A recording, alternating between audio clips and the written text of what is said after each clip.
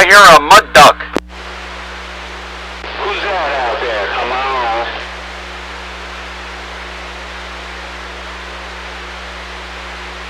Come on, have at it for those mud ducks. Where are you at? Red alert. Who's that out there? Come on, bring it back. Break up, break up.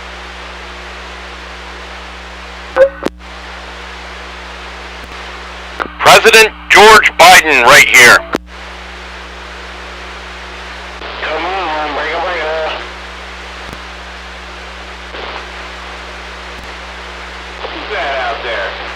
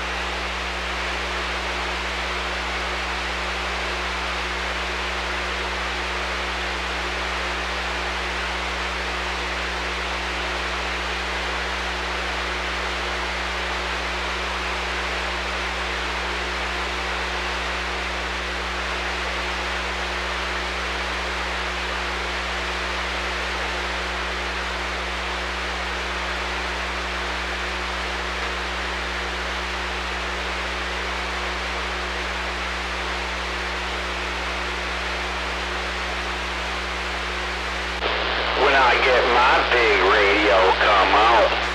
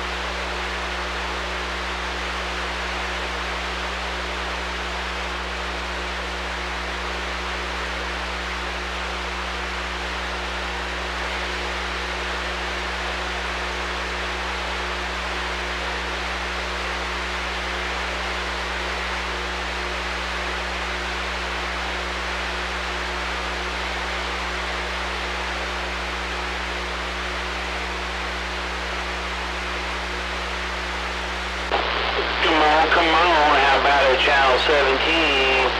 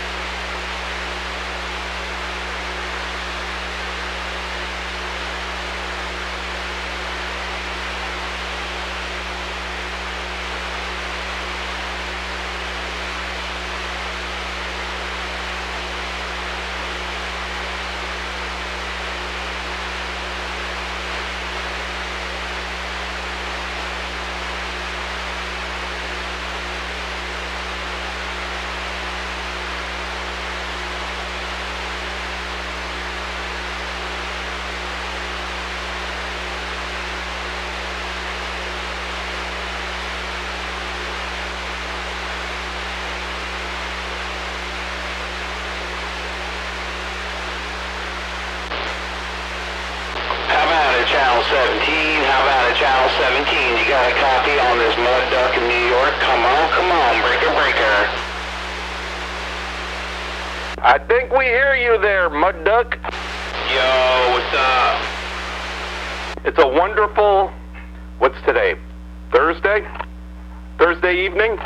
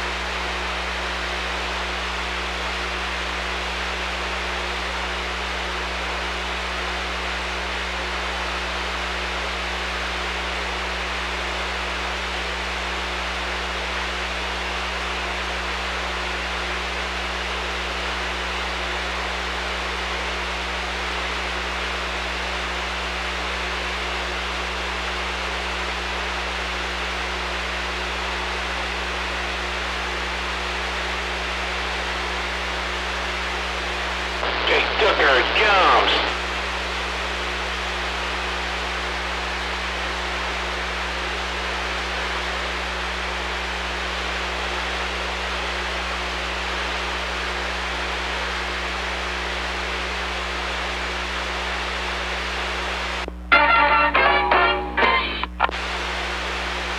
What are you doing out there? Working on a car radio. It's an Android one, and I think the software got erased because I just get like the backlight comes on. That's it. Oh boy. There's no like recovery mode or the dead Android. You know when your phone gets fucked up and that green dead Android just sits on the screen. I have a Samsung. I don't know, is that an Android now, right? Yeah, that's Android.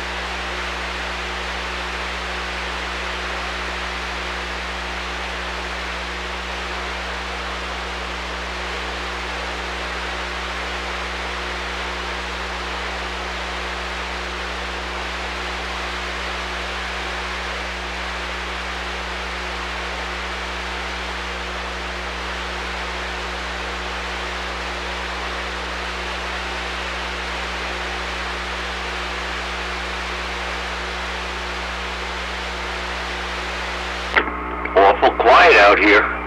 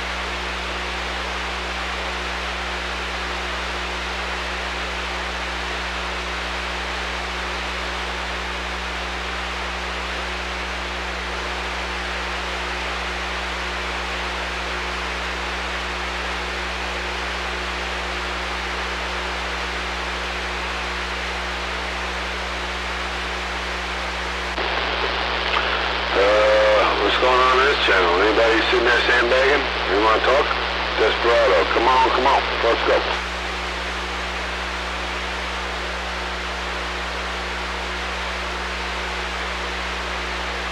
Are you kidding me? This fucking shit's just dead? You guys are suck.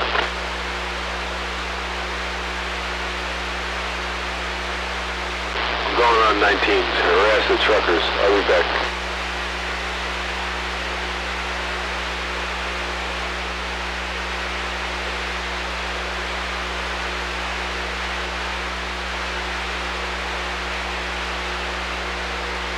All right, guys, Desperado's gone. Let's start talking again.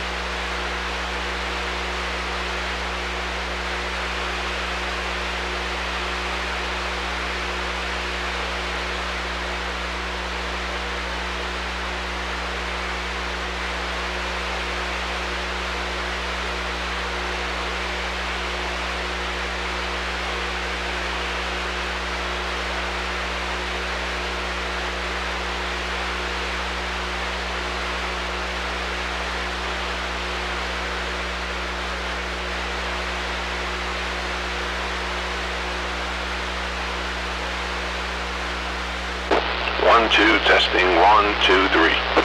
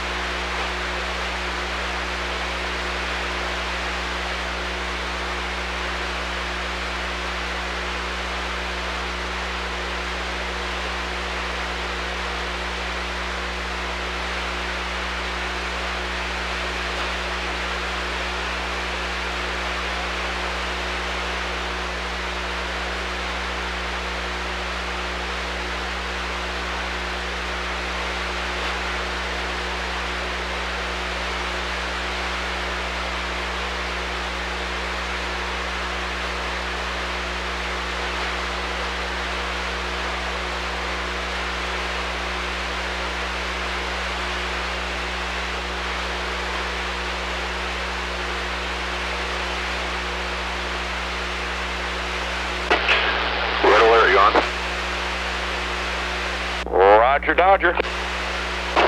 Cobra looks good on camera. Well, let me take a look. Oh, yeah.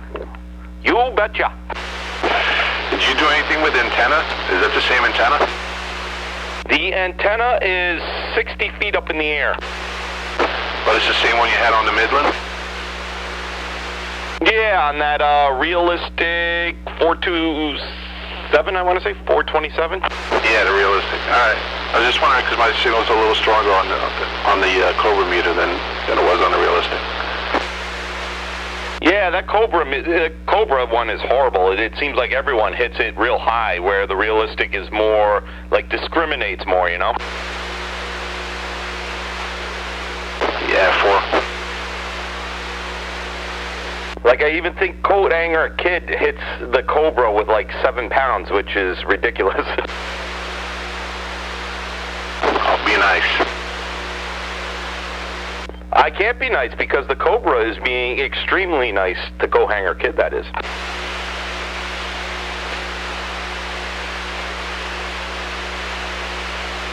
The other thing I don't like is the hum is back. I got these little transformers, the 1-to-1 audio transformers. I got to solder one of those in and see if the hum goes away.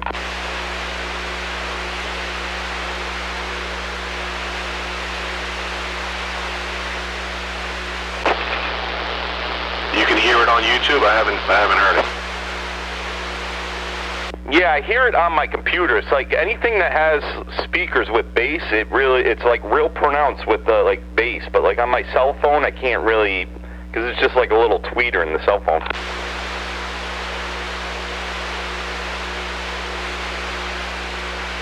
It sounds like a kind of like a train you know, the little train transformers we had as kids. Is like that. Yeah.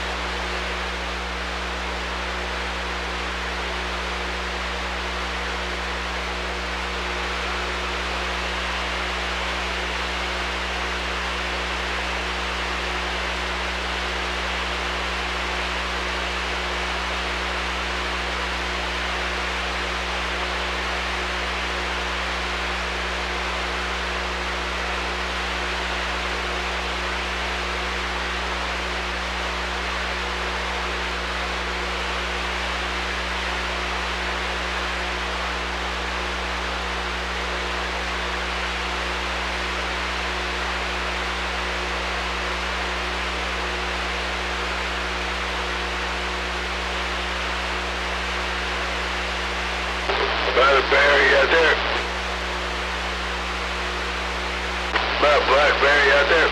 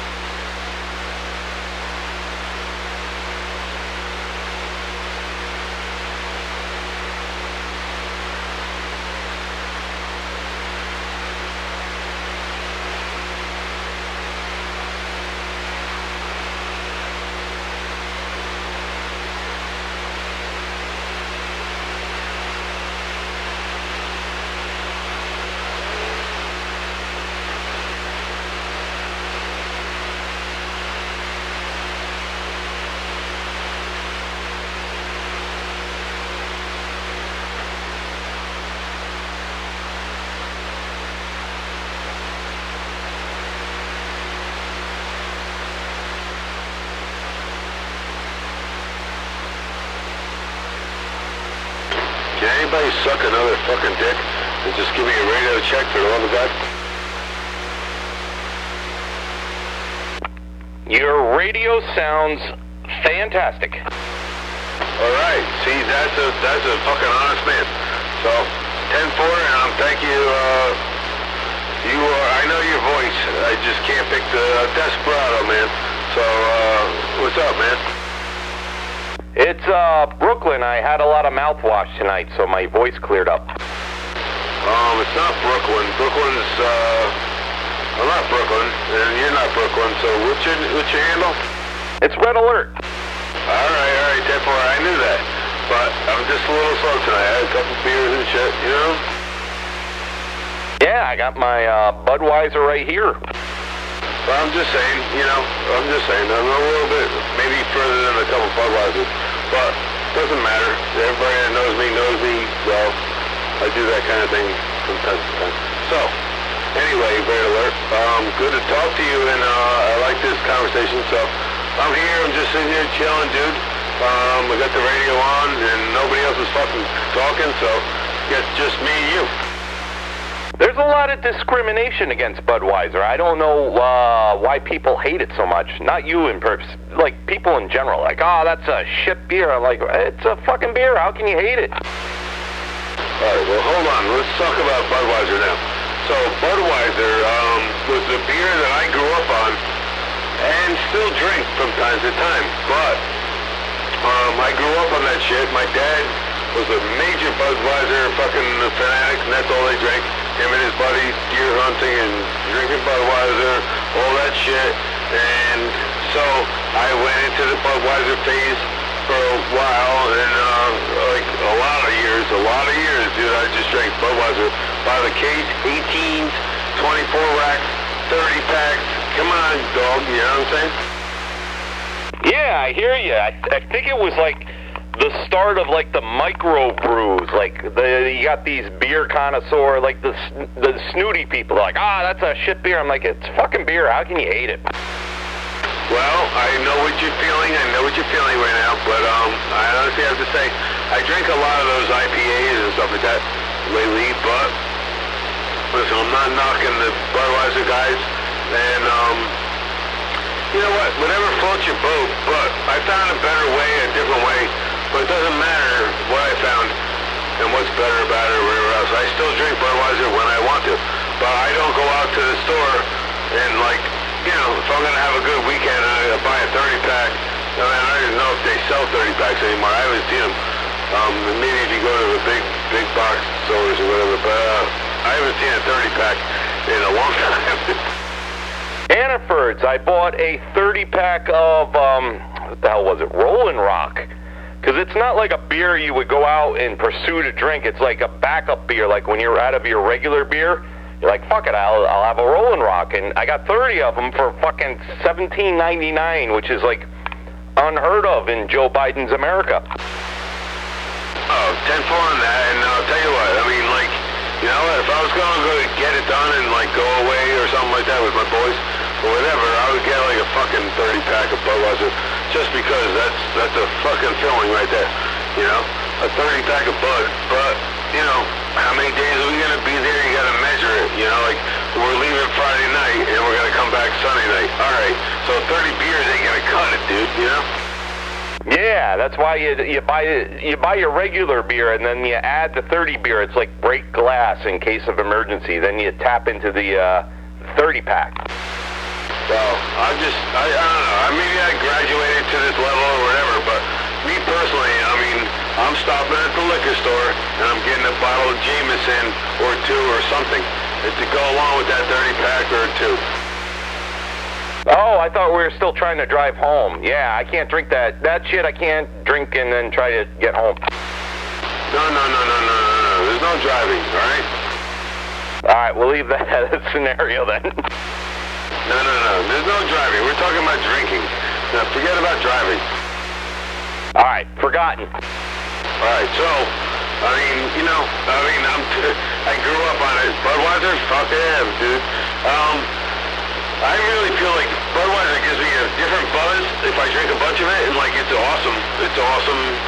I mean, sometimes I've known to piss my pants, dude. I got so drunk on Budweiser. But I don't know what that means, but I'm like, I haven't drank Budweiser in a while, and I haven't pissed my pants. But I've been so drunk where I pissed my fucking bed and everything else on Budweiser. Yeah, I think it's like a good keeps you going. You don't do anything stupid beer, Like I could drink it all day and still function. Where like, yeah, you're drinking the hard stuff and you're setting shit on fire and blowing things up. Yeah, I don't know. Well, you know what it is? Maybe people don't drink like I do. And I know there's guys laughing their asses off right now that are just sandbagging out there. You guys can still sit there and sandbag, that's cool. And keep it on, write it down. But, Desperado, Brandoni, everybody knows me from a different way. When it comes to drinking, I drink. So let me tell you, I drink. Hey, did you put up X-rays antenna? We were busting your chops about that a couple weeks ago. Wait, I got an antenna in my sister. Oh, I got an incoming call. All right, hold on, stand by. Hold on. I'll be right back. I'm gonna come right back. Okay, we'll all be here, including the sandbaggers. No, there's always sandbaggers, dude. You gotta know that. There's a lot more sandbaggers than there is people talking, because me and you are the only ones talking. So that's the fucking final answer with that. I know there's people listening, because that's the joy of having a radio. Look at it, dibble and dabble and trying to make it better, think they know something, or whatever. But I gotta stand by for a minute. I'll be right back in a couple. Roger, Dodger.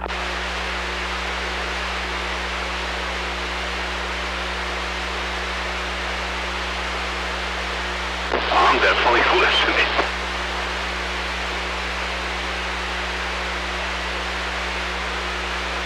Holy shit.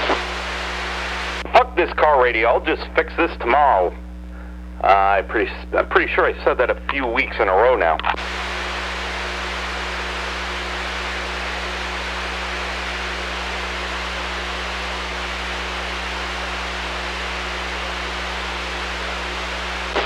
My eyes are tearing. I can't even take it. You must be cutting up onions then. That's the equivalent of. Indeed.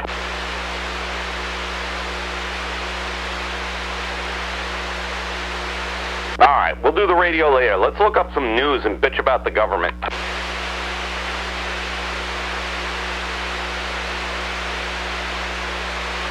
Cuomo getting slapped up a little bit today. We got to. It's Friday Eve, right? That's how I justify it.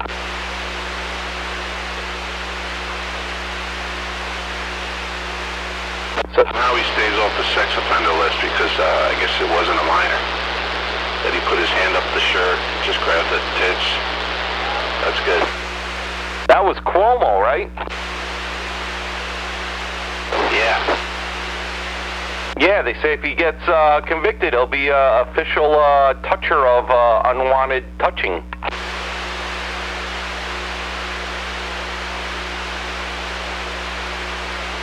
Andrew Cuomo is charged with forcible touching aide who claimed he groped her breast. Shamed ex-NY governor faces up to a year in prison. Yeah, that'll never happen. I would think it would be ironic if he got a year in prison for that, but not for killing all those old people in the nursing home.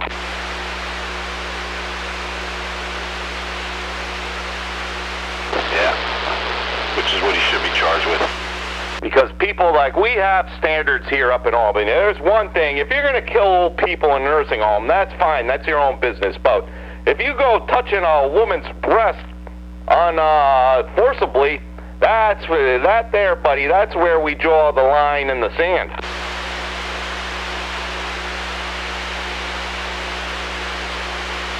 Now, Mr. Cuomo, if you'll sit over there, we are now giving $450,000 per family separated at the border.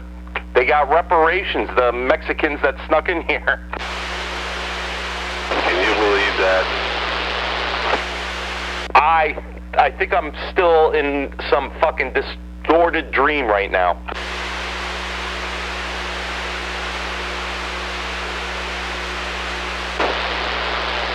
And meanwhile, cops, firemen, and nurses are getting terminated because of a shot. Yeah, thanks for helping out last year. By the way, you're fired this year. From hero to zero, right? Within 1 year. The frontline workers, they were the greatest person last year with this year, forget about it. Now they're the scourge of society. They They want the Civil War. They're pushing their hardest to start this fucking Civil War. And my wife just said the same thing a few minutes ago. Every time I bring it up, people are like, don't say that. I'm like, think about it, though. All the signs are there. Like, what kind of government acts like, well, overseas, obviously, but it doesn't happen here. It never happens here.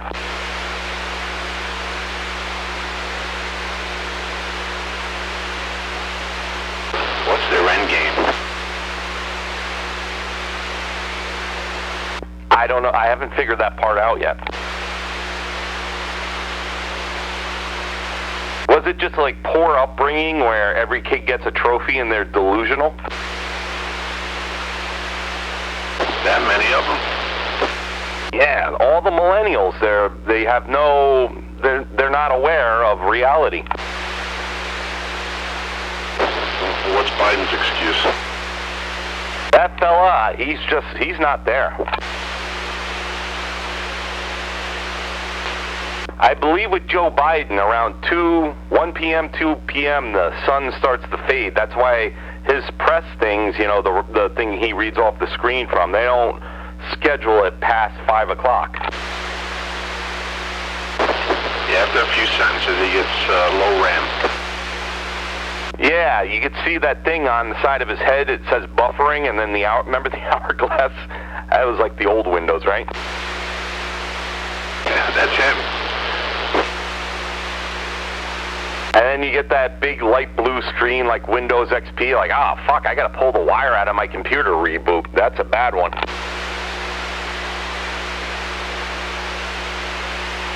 Blue screen of death, I think they used to call it. That was it.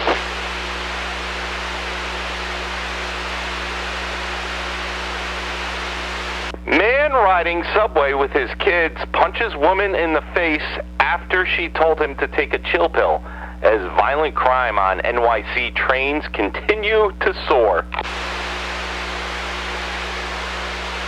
And people just stand and watch it and film. The girl has like pink hair, and I was like, if it was like a normal girl, I'd be pissed off right now.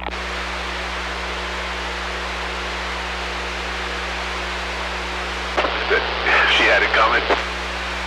I think so, because like you see the boyfriend, he's like, whoa, whoa, whoa. He's like, God damn, I've always wanted to do that.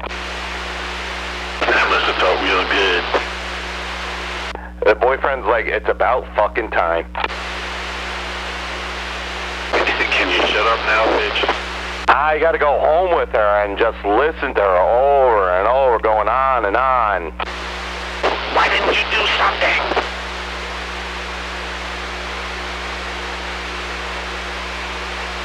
It's a step towards equal pay, because they say, like women, there's a big divide between males and females.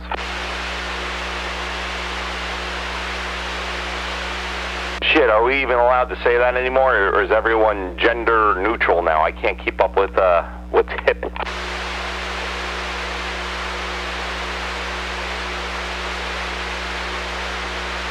I don't know. I think this is the last censored medium. I know, until the FCC gives our bandwidth to Verizon. Verizon would be dumb enough to buy CB bandwidth.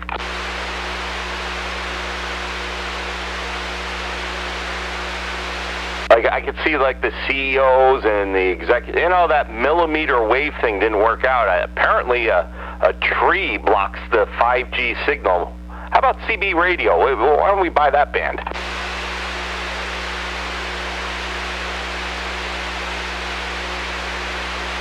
We'll get some big amps. Yeah, because, you know, the little community we have here, we're not going to give up real easily. We're going to put fucking amps on our cell phones and shoot skip to cell towers over in Alabama.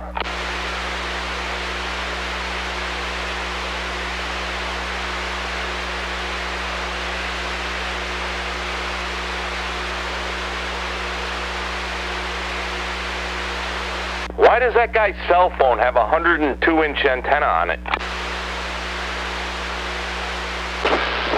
And how did he get it so resonant?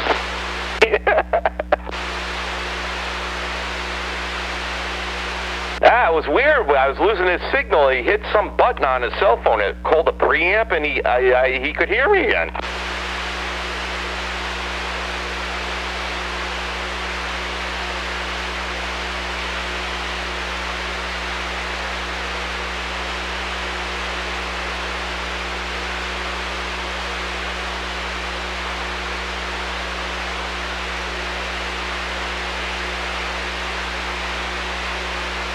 I think Brandoni passed out. Oh, best conversation ever. I'll be listening to that again later for enjoyment purposes, entertainment purposes only. I'll have to edit it. We can make a best of clip, like the best of 2021. Oh, it was so great. I'm here laughing my ass off. But then he says, I know there's somebody out there sandbagging laughing. That was me. Brandoni knows all. He's got like a crystal ball, and he's like, there's fucking 6 sandbaggers on this channel right now. I know you're out there, 380. Come on, key up and say something, you introverts.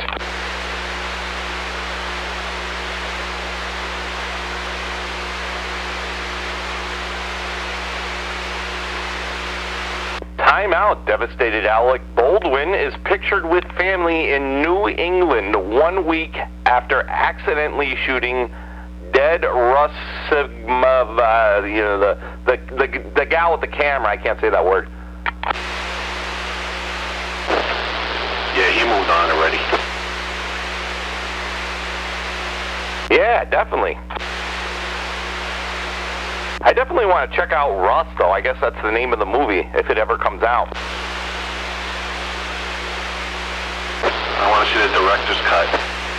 Me too. I want to get on IMDb and just write, apparently, the director shot the fucking camera, the cinematographer, the camera broad. Because you can't call him cameraman anymore. Is the cinematographer the boss of all the camera people, or is just every camera person is a cinematographer? Well, the way I interpret it, it's like the Secret Service. Like, you fire a gun, and she's first to take the bullet. And then the one behind them, who's the second one? Right through her, and then it went into the other fella.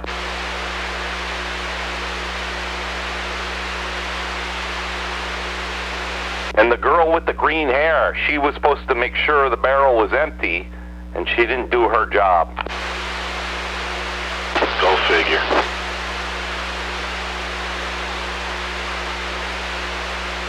What was Alec thinking, not checking? Come on, buddy.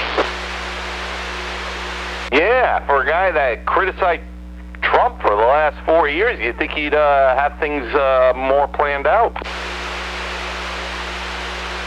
He should talk to his producer. Oh, wait, he is the producer.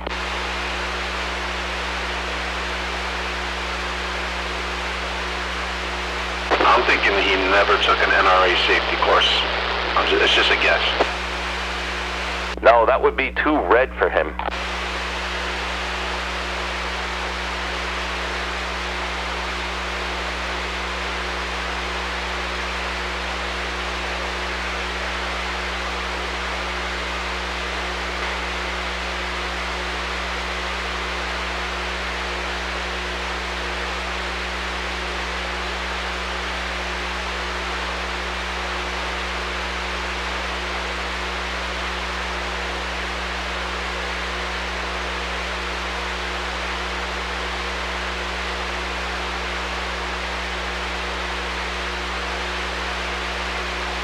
U.S. jobless claims dropped to new pandemic low of 281,000 people, with 2.2 million people collecting unemployment checks, down from 7.7 million 1 year ago.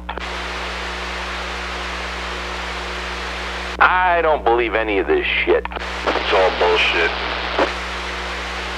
Absolutely. I think there's fewer... How, you're telling me there's more people working now as they're getting fired for not being vaccinated? Yeah, it's just, some just doesn't equate. I'll tell you what I want to do is dress up like a Mexican so I can get the, what is it, $450,000 of reparations? Think about how many 30 packs you could buy with that. That's a lot. I could probably buy them down in Mexico and bring them over the border.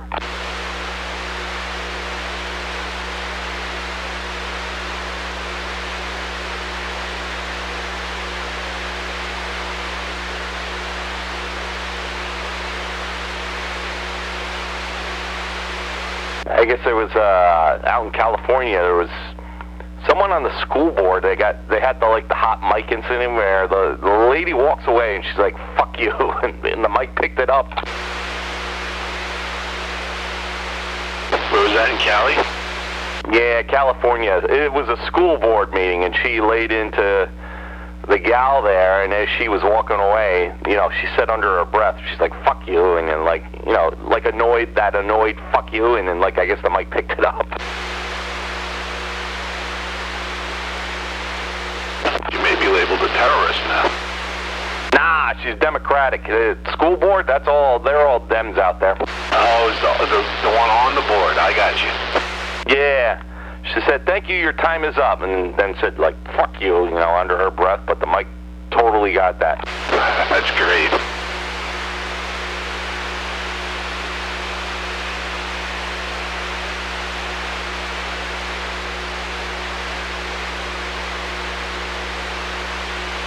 The anti-Biden song, "Let's Go Brandon," knocks Adele off the top of iTunes chart despite being banned from YouTube. That is fucking awesome. But that just goes to show you, man.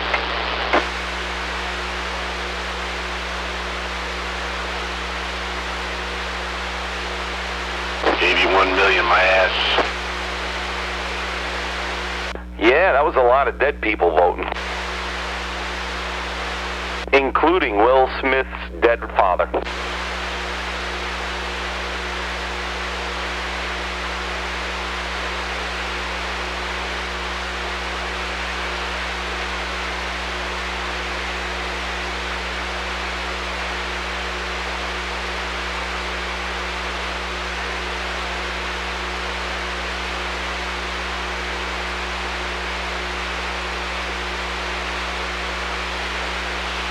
Brandoni, the sandbaggers are getting impatient out here.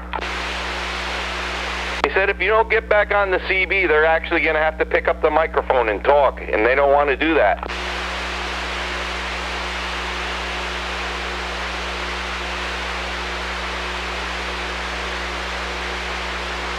The Jameson is flowing.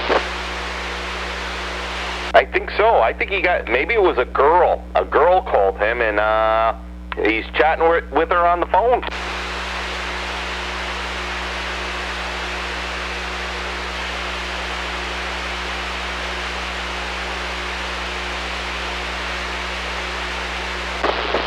It's the girl trying to sell him an extended warranty, though. That's the problem.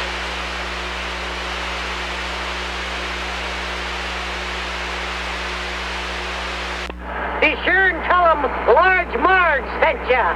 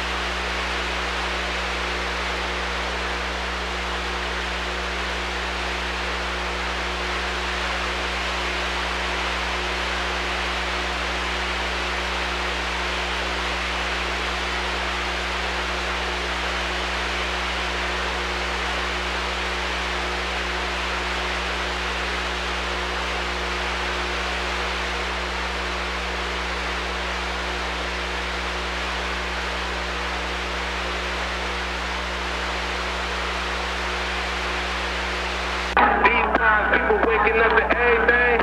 Go Brandon, but we all know what the saying means. Let's go Brandon. Let's go Brandon. You know what they saying, ho? Let's go.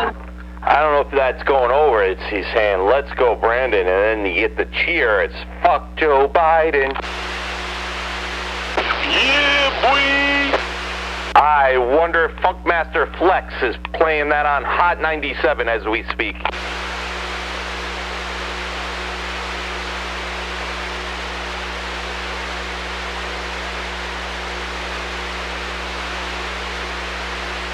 If Casey Kasem was still alive today,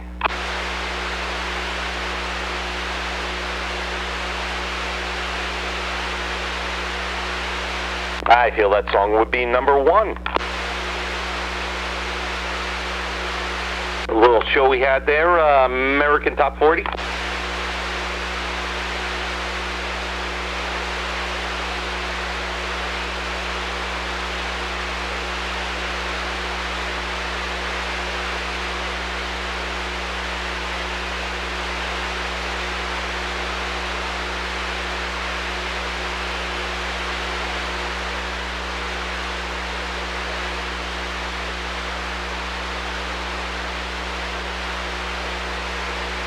To the hottest videos in the land, along with extra reviews from the tops of the soul, country, and album charts.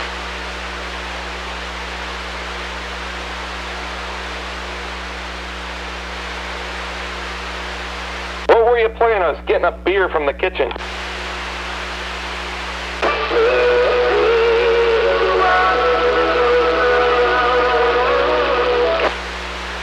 Everybody, welcome to America's Top 10. Last week, Heart went to number one for the very first time in C3. They have the Heart to hold on for a second week. Let's find out. Yeah, that's right. That was Heart, right? The Heart was like kind of rocking in the 70s, and then they started turning out that shit in the 80s. Barracuda! Great guitar riff. Dun, dun, dun, dun, dun, dun, dun.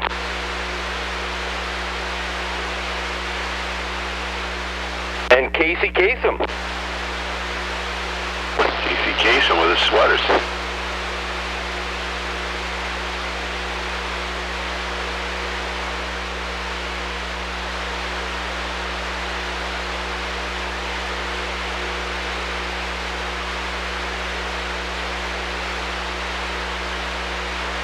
I want to change that song to Let's Go Brandoni.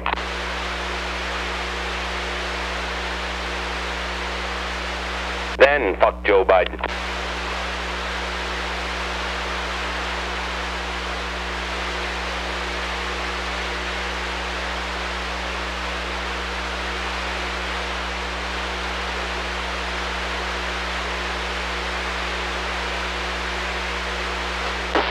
I love it that it's gotten so far. I mean, you have senators saying it in the chambers. It's great. Yeah, and they really can't say anything because Let's Go Brandon, it's not derogatory.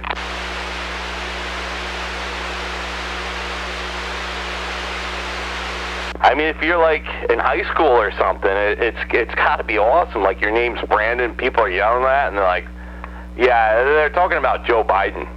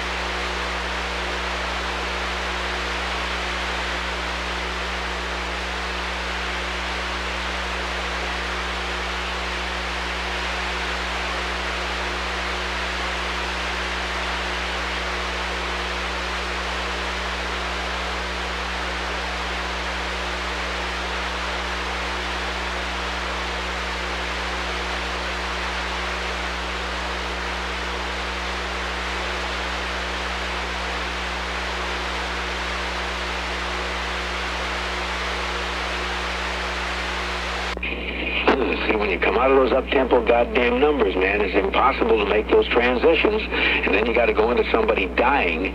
You know, they do this to me all the time. I don't know what the hell they do it for, but goddamn it, if we can't come out of a slow record, I don't understand it. Is Don on the phone? Yes, okay, Don. I want a goddamn concerted effort to come out of a record that isn't a fucking up-tempo record every time I do a goddamn death dedication.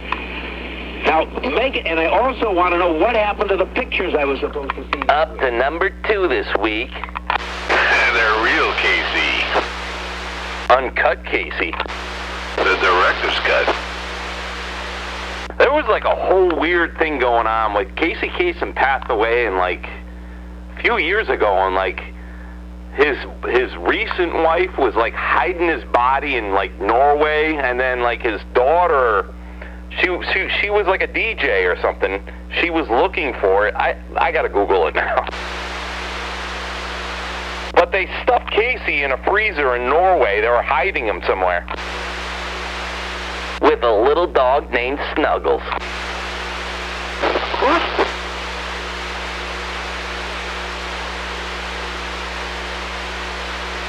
Is Don on the phone?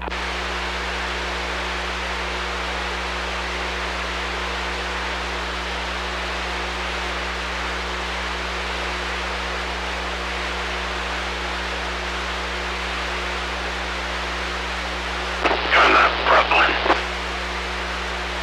Yeah.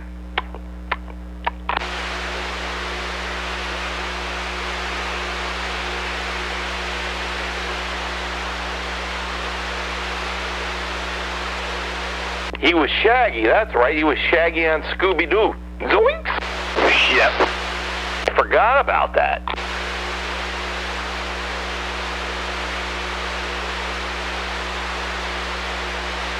Probably made a fortune doing that, too.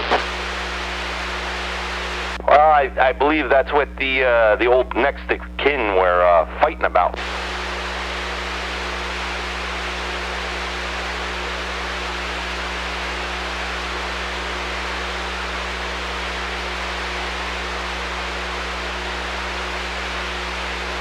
Casey was a dedicated vegan, supported animal rights and environmental causes, and was a critic of factory farming.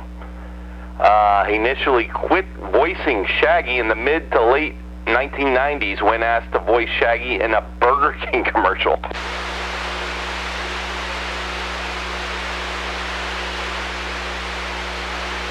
Nah, he sounds like a douche. How can you can't trust someone that doesn't eat a steak.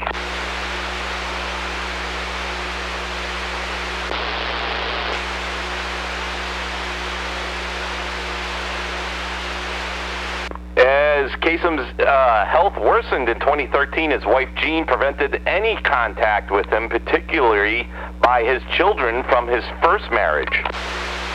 That was nice. That's an overprotective, I think they call them gold diggers.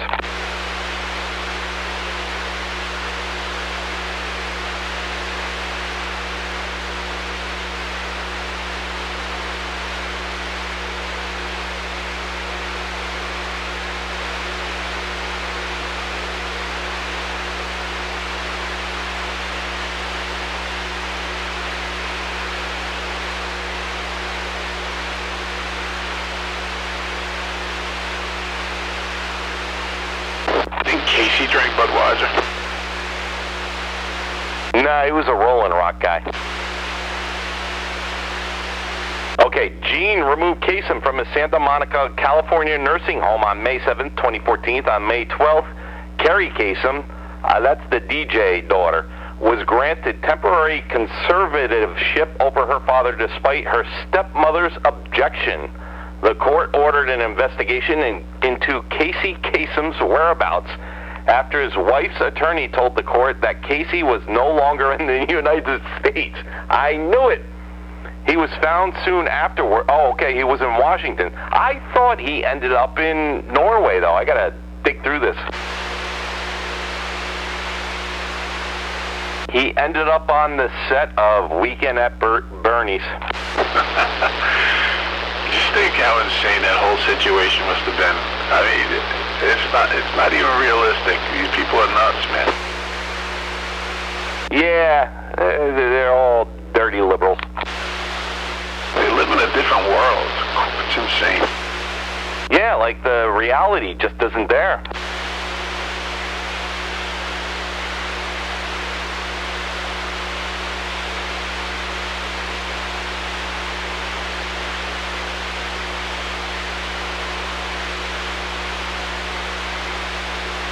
Okay, but Jesus Christ, this is like Where's Waldo. By July 19th, a judge had granted Kerry Kasem a temporary restraining order to prevent Gene Kasem from cremating the body in order to allow an autopsy to be performed. However, when Kerry went to give the copy of the order to the funeral home, she was informed that the body had been moved at the direction of Gene Kasem. Kasem's wife had the body moved to a funeral home in Montreal. Okay, so now we're in Montreal. We went from Washington. Now we're in Montreal. This was July 14th of 2014. Casey Kasem had more frequent flyer miles dead than I have alive. On August 14th, it was reported in the Norwegian newspaper Verdens Gang that Kasem was going to be buried in Oslo. I think that's in Norway.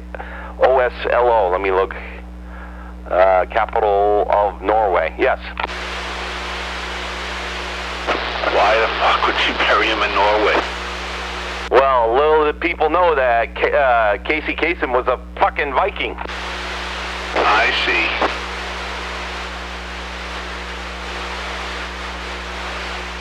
In November 2015, 3 of Kasem's children and his brother sued the widow for wrongful death. Oh my God, the lawsuit charges that Gene Kasem with elder abuse and inflicting emotional distress on the children by restricting access before his death. I'm going to say, I think Casey Kasem's wife is a cunt. That's all I got out of this whole article. I'm not one to jump to conclusions, but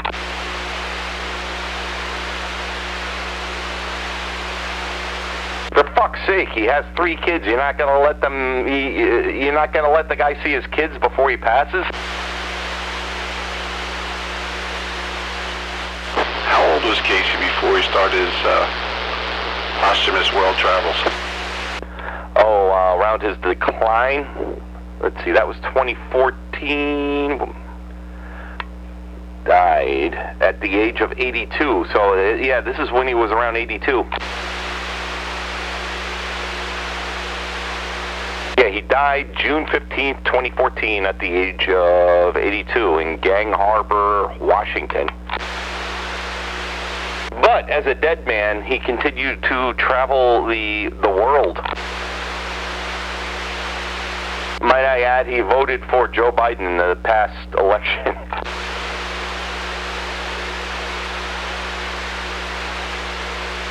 It seems like Casey's bucket list outlived him.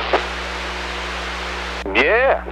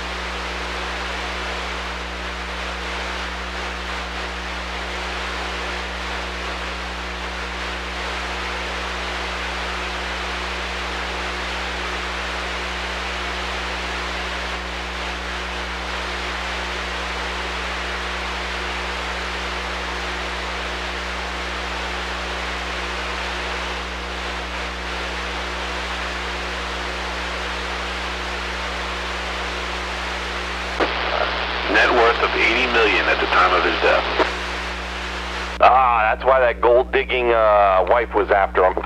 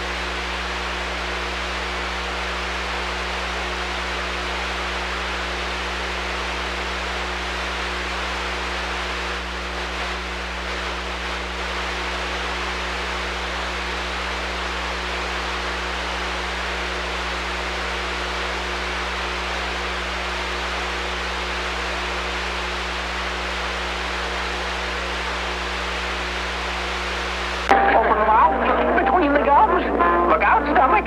Here it comes. Like no one's here, Scoob.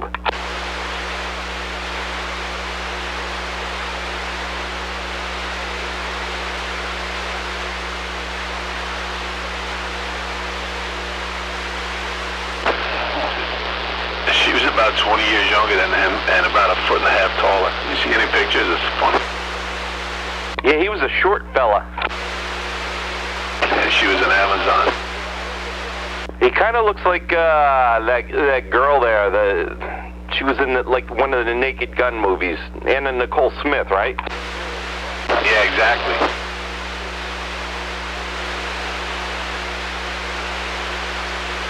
I'm Casey Kasem. Keep your feet on the ground and keep reaching for the stars. That was his catchphrase.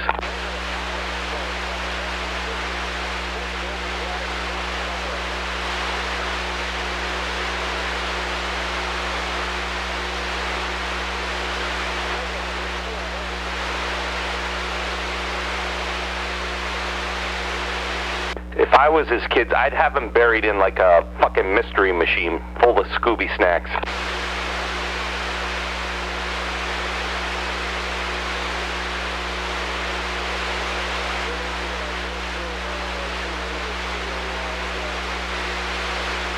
Wife she's kind of ugly, man. She's got like a man face.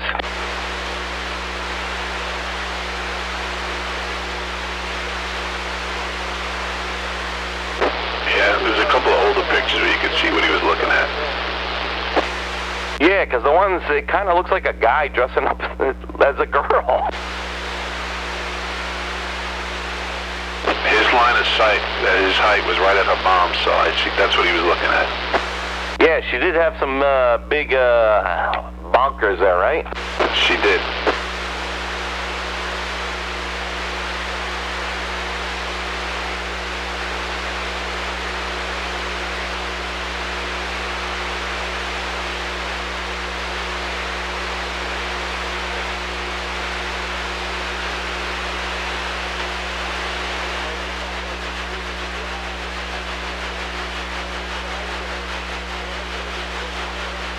His daughter Kerry was a little cute.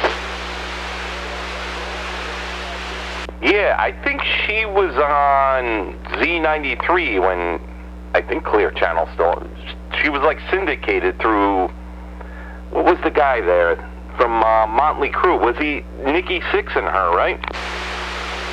Oh, yeah? Yeah, Nikki Sixx and Carrie Kasem, I think her name was. They had like a show, like a PM drive show there on Z93. Well, all the Clear Channel. And then all that shit went down with like her father, and I think she just walked away from it.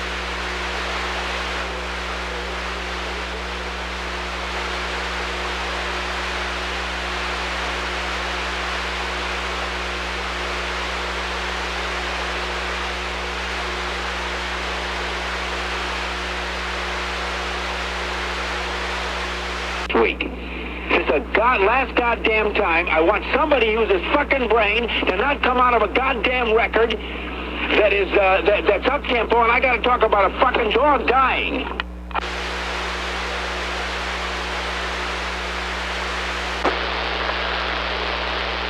How great would it have been to have an uncensored Casey Kasem show? And he did the top 40 with all the expletives. It would have been amazing.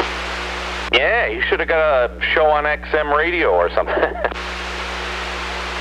So listen to this fucking record. Ah, it fucking sucks. That's some balls putting that out.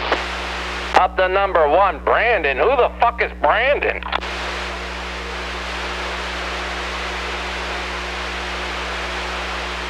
Andres.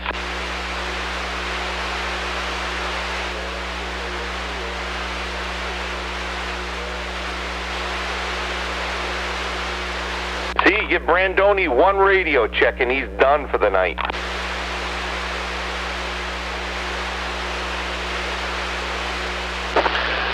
Yeah, I think he was a little done before he asked for the radio check.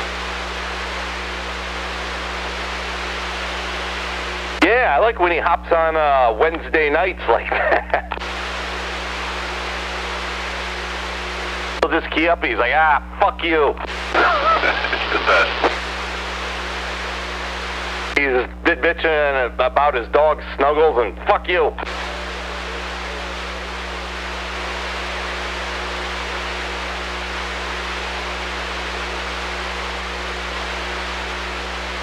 And I gotta talk about a Briggs & Stratton generator. Ah, fuck it.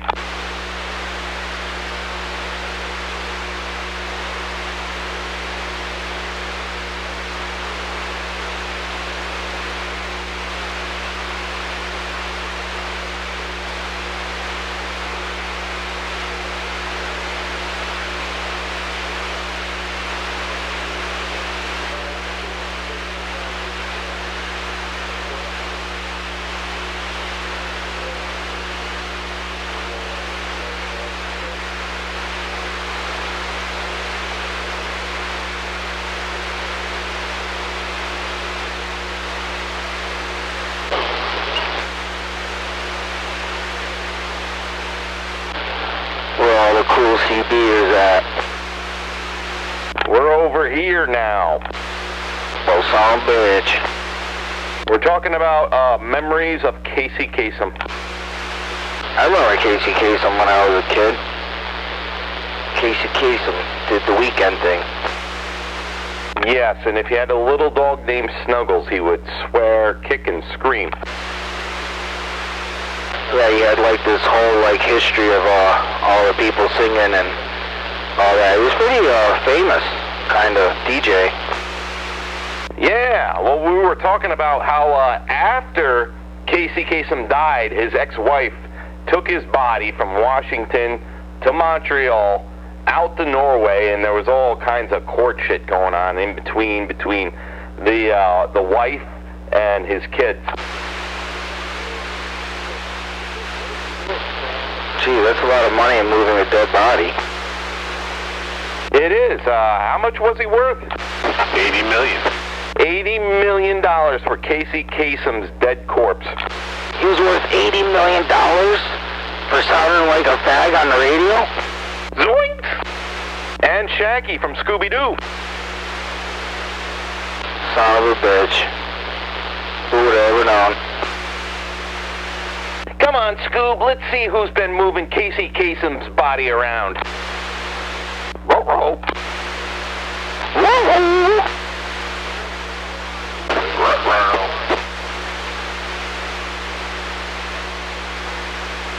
I don't think they're allowed to play Scooby-Doo anymore. Yeah, have what is it, cancel culture, the millennials canceled it yet? Who the fuck knows? They're all fucking... don't get me going.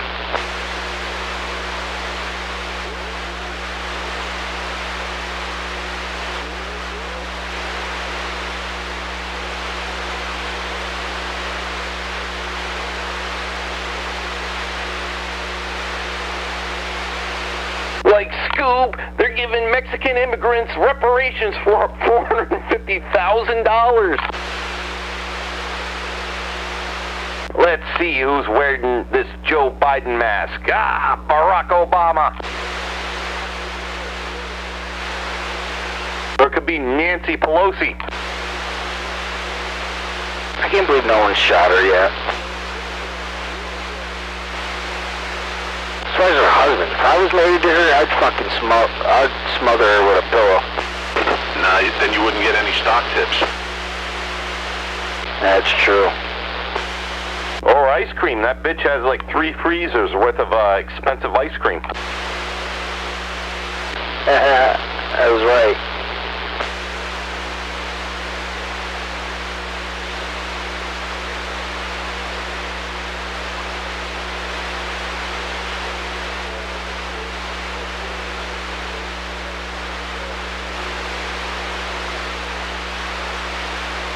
They ought to make her fucking retire. They make federal workers retire at the age of fucking, I think 50. My friend's father was a prison guard for, over 20-something years, and once he hit the age of like 55, I think, or something like that, when it was close to 60, they were like, you gotta retire.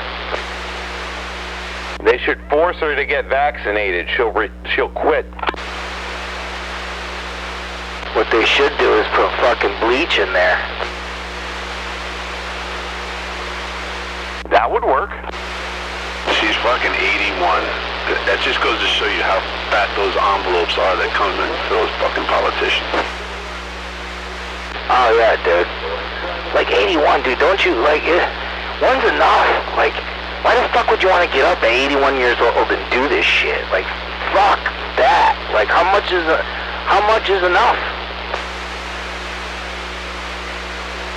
And she's worth probably 50 to 100 million. So I don't know what the hell she's doing. That's what I'm saying. Like, when's enough is enough? Like, get the fuck out, bitch. Yeah, go down to the beach and drink a glass of wine every day. With your fancy ice cream. Yeah, fancy ice cream. 114 million she's worth. Her whole life as a public servant. $114 million. Sickening, right? And they're telling us that we gotta wear masks and do this and get vaccinated. Fuck them.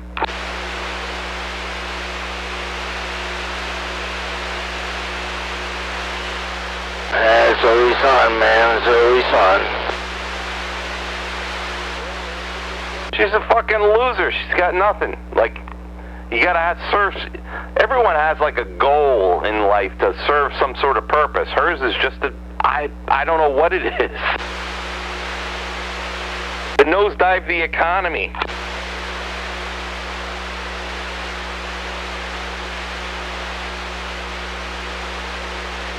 I love it though.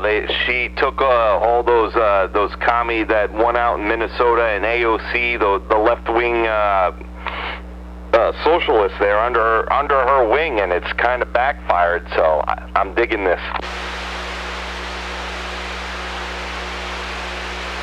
I'm gonna dig this bong in 2 seconds.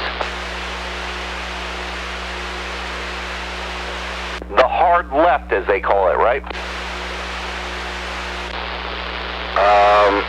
I hold it in my left hand, sure. Brandoni, we're talking about drinking and driving again. You better get back on the radio. I don't drink.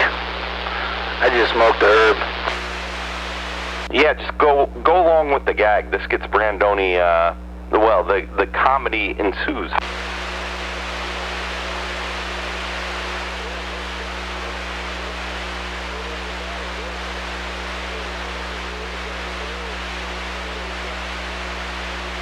So anyways, let's rewind. About an hour ago, I'm down here dicking with my radio. I hear Brandoni yelling, sandbagger this and sandbaggers never talk, and I was like, well, they are sandbaggers. So I hop on, I'm like, hey, what's in? We're shooting the shit about beer. Next thing you know, Brandoni had a lot of one-liners that were classic, and he gets one phone call, and he's done. He's been gone. Who are you talking about?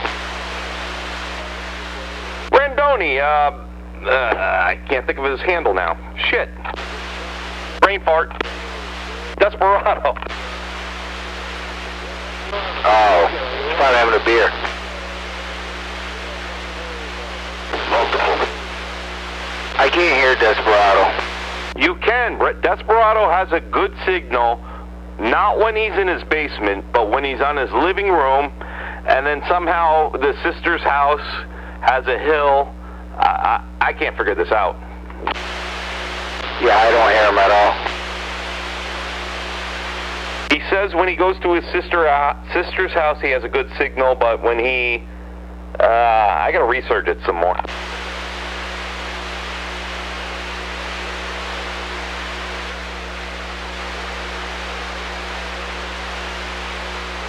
I don't know, when I go to his sister's house, I always have a good signal. Zoinks! Scoop!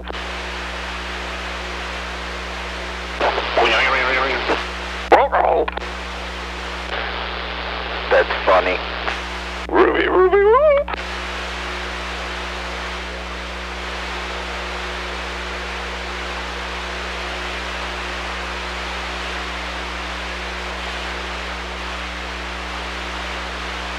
Now Daphne was which one was the cute one? Daphne was the dorky, or there was Velma, or is that fucking Flintstones? I'm getting these mixed up.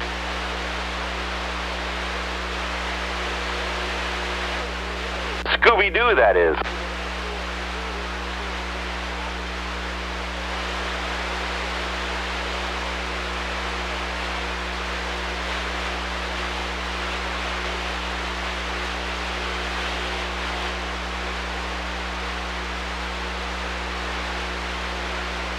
This is where I need one Adam 12. He's our statistician of Channel 17 trivia.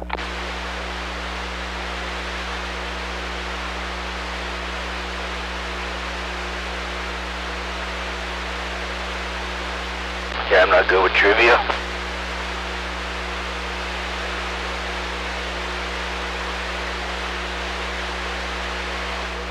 Shaggy's catchphrase was zoinks. Zoinks!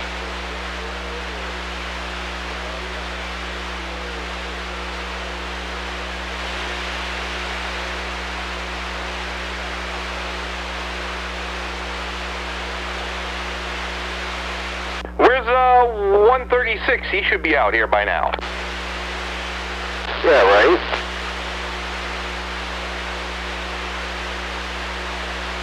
See, we had zoinks, jinkies, jeepers, roll. Let's set a trap. My glasses. That was the midget one, right? With the glasses. That was Daphne, right? Yeah, Daphne was, I think, hold on, let me look. Who was the redhead? Not from Gilligan's Island, but from Scooby-Doo. It wasn't Daphne. Well, Daphne had the glasses. Which one was that? I think Daphne was the glasses. All right, let me look. I gotta look now. Somehow it came up on catchphrases.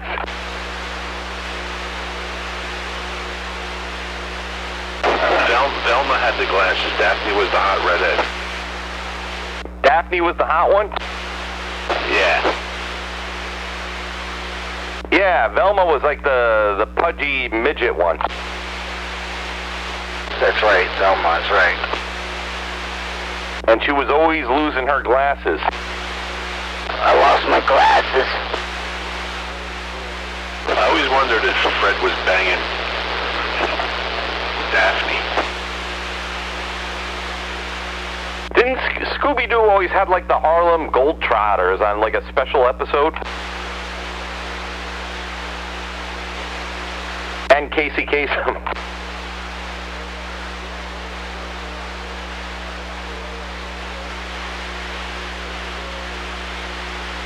Well, it's a good thing you lost your glasses, Velma, because our special character this week is Bill Cosby. flizzle flop. Is he back in jail? He got out, didn't he? I don't think he went back in. No, I thought maybe they got him on something else. Like, Bill Cosby was like the underground rapist of the 80s and 90s. Just like, listen, here's a little advice. You're going to go to Cosby's house later. Don't drink anything. Another twig getting away with murder.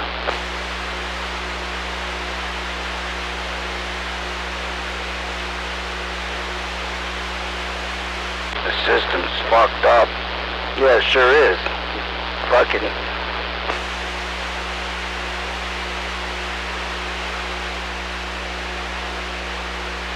That was a white guy, they would have hung that motherfucker. Not so fast, gang. Let's see who's wearing this Bill Cosby mask. Jeffrey Epstein. Yeah. Zoinks. Like Scoob, I don't think he really hung himself. Nah, that was the Clintons fucking getting rid of him. Ruh-roh.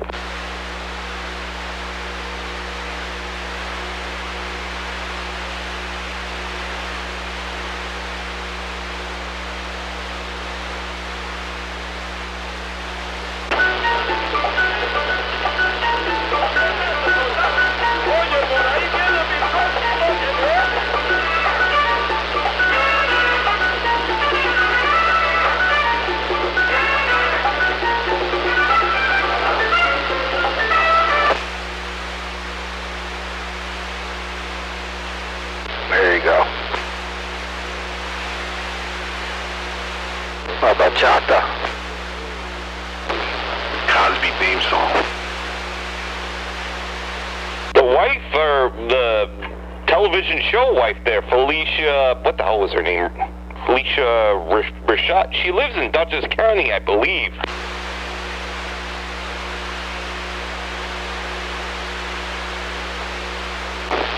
Yeah, I think when she married Ahmad Rashad, I think they moved to like Mount Vernon.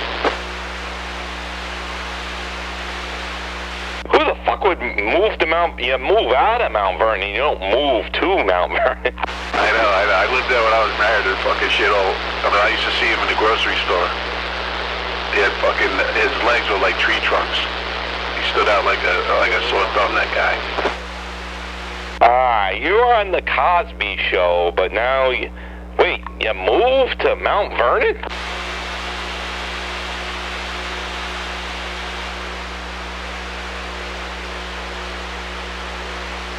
Maybe it's just the one place where Bill Cosby wouldn't come and rape her.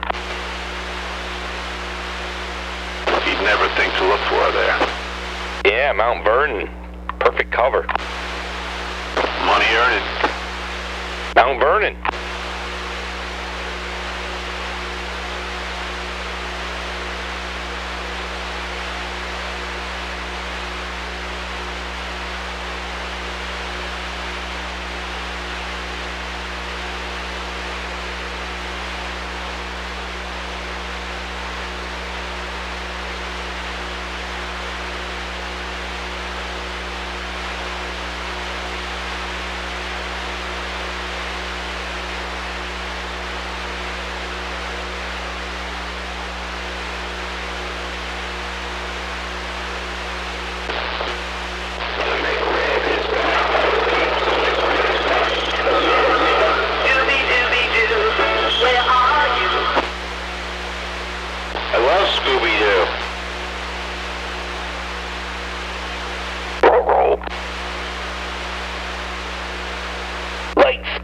Who's the mud duck out there? Ruh-roh.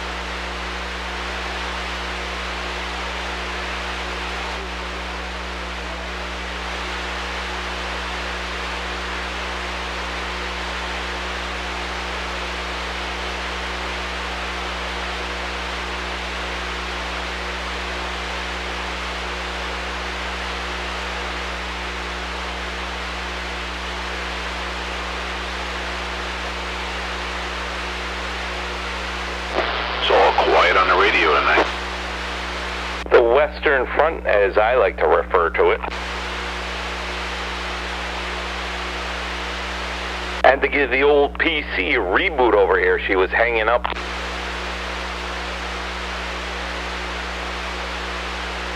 That's Windows 10 though. They fucking nag at you. They nag at you. You gotta update. Like, oh, now I got all this shit I don't want on my computer and it's slow as fuck.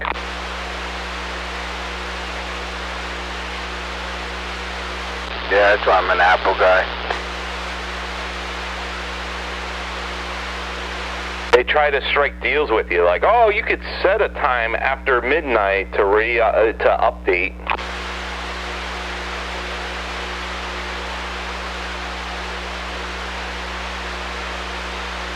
All right, we're back in business. She's coming up.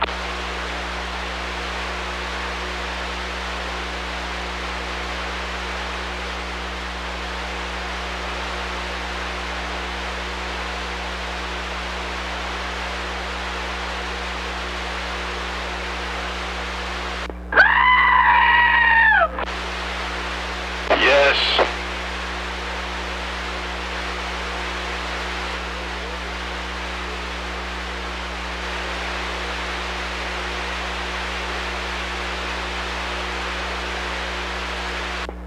I am drawn to them, as if by a power greater than my wiener.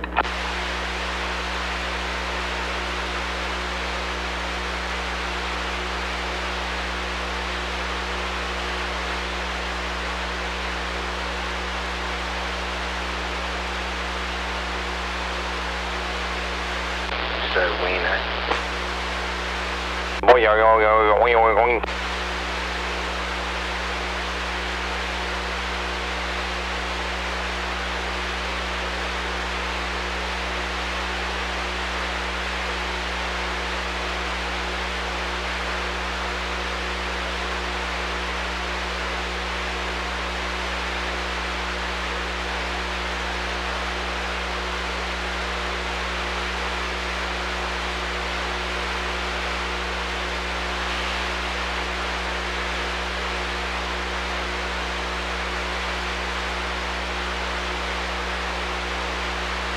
I don't know, it's kind of a slow night for news. Hey, no news is good news. Yeah, I think so. I dig it.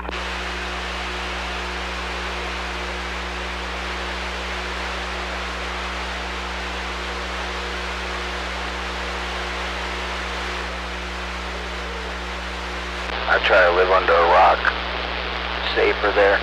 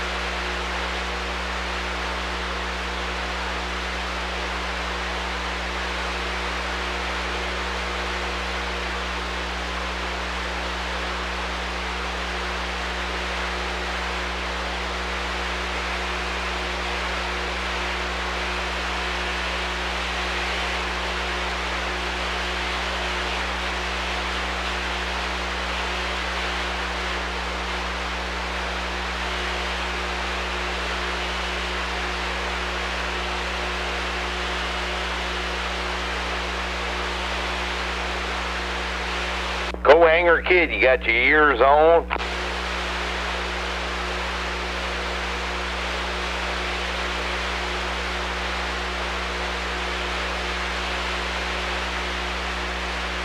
JoJo's like a little whore. Comes and goes. Yeah, he's like a barfly then, huh? Oh, yeah.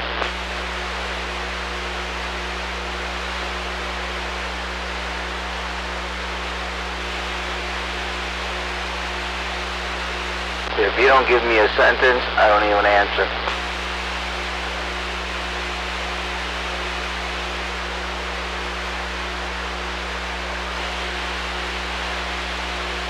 sitting there talking to yourself and shit. Yeah, I do that all the time. Just like working on shit. I'm like, and people are like, who the fuck are you talking to? I was like, yeah, I don't know, myself. Yeah, well, that's okay. You know, thinking things out. When you think someone else is on the other side of the radio, and you're like asking a question and they're gone, you're like, you fucking dick. Yeah, you get accused of being a sandbagger. Oh, JoJo's bagging right now. He's probably putting batteries in the goat. Putting batteries in his butt and feeding his mouth, probably. Took him out of the goat.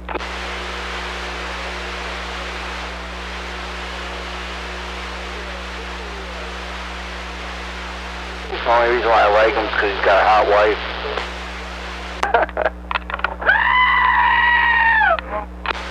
Told you he was listening. Come on, JoJo, key up that mic, you mud duck.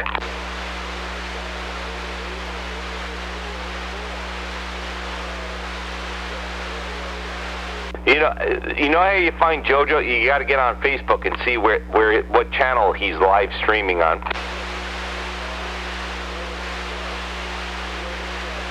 Yeah, I don't know what it is. I always get his announcements.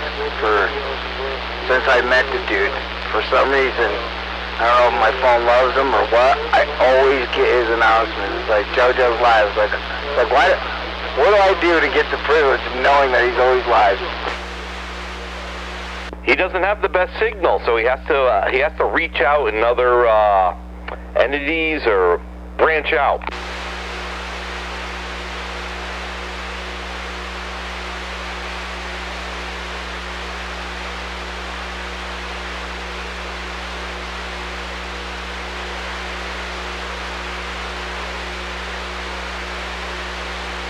One of these days we're gonna see him fucking stripping.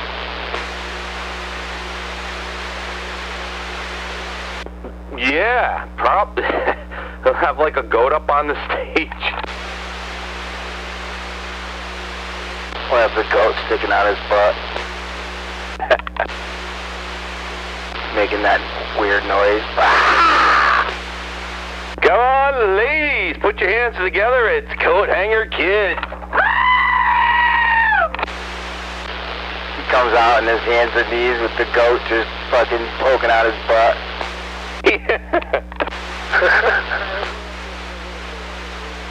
For like a minute or two, then he's got to run down the street to the next strip club.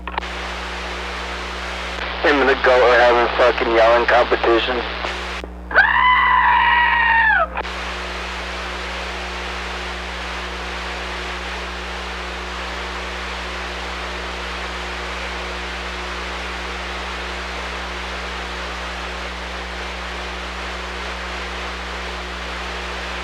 We all have to put our heads together to come up with a way to get cheaper gas. How can we do it? Fucking steal it, that's about it. I think in San Francisco, as long as you don't go above $999, it's not even a felony. My brother lives in San Diego, and he's up here because his mom passed away. My dad passed away a few years ago, and we got to get rid of the house and all that shit. And so he's up here, and he's like, "Man, gas is cheap up here." And I'm looking at him like, "What?" I'm like, "What?" And he's like, "Oh, it's fucking worse than Cali." Yeah, I think there was one town that had it for like $7 or $8 a gallon. Yo, it's ridiculous, dude. They dude, they take us out to dinner, and I'm like, "Oh, what do we owe you?" Like, "Oh, nothing." Like, it's cheap here. And I'm like looking at him like, holy shit. I'm like, I don't want to ever fucking go to California. I'd be fucking broke. I don't know. I don't get it, man. Like, what the hell's in California? Well, it's the politicians and the taxes, obviously. Well, his fiance is originally from Cali, and she's really smart.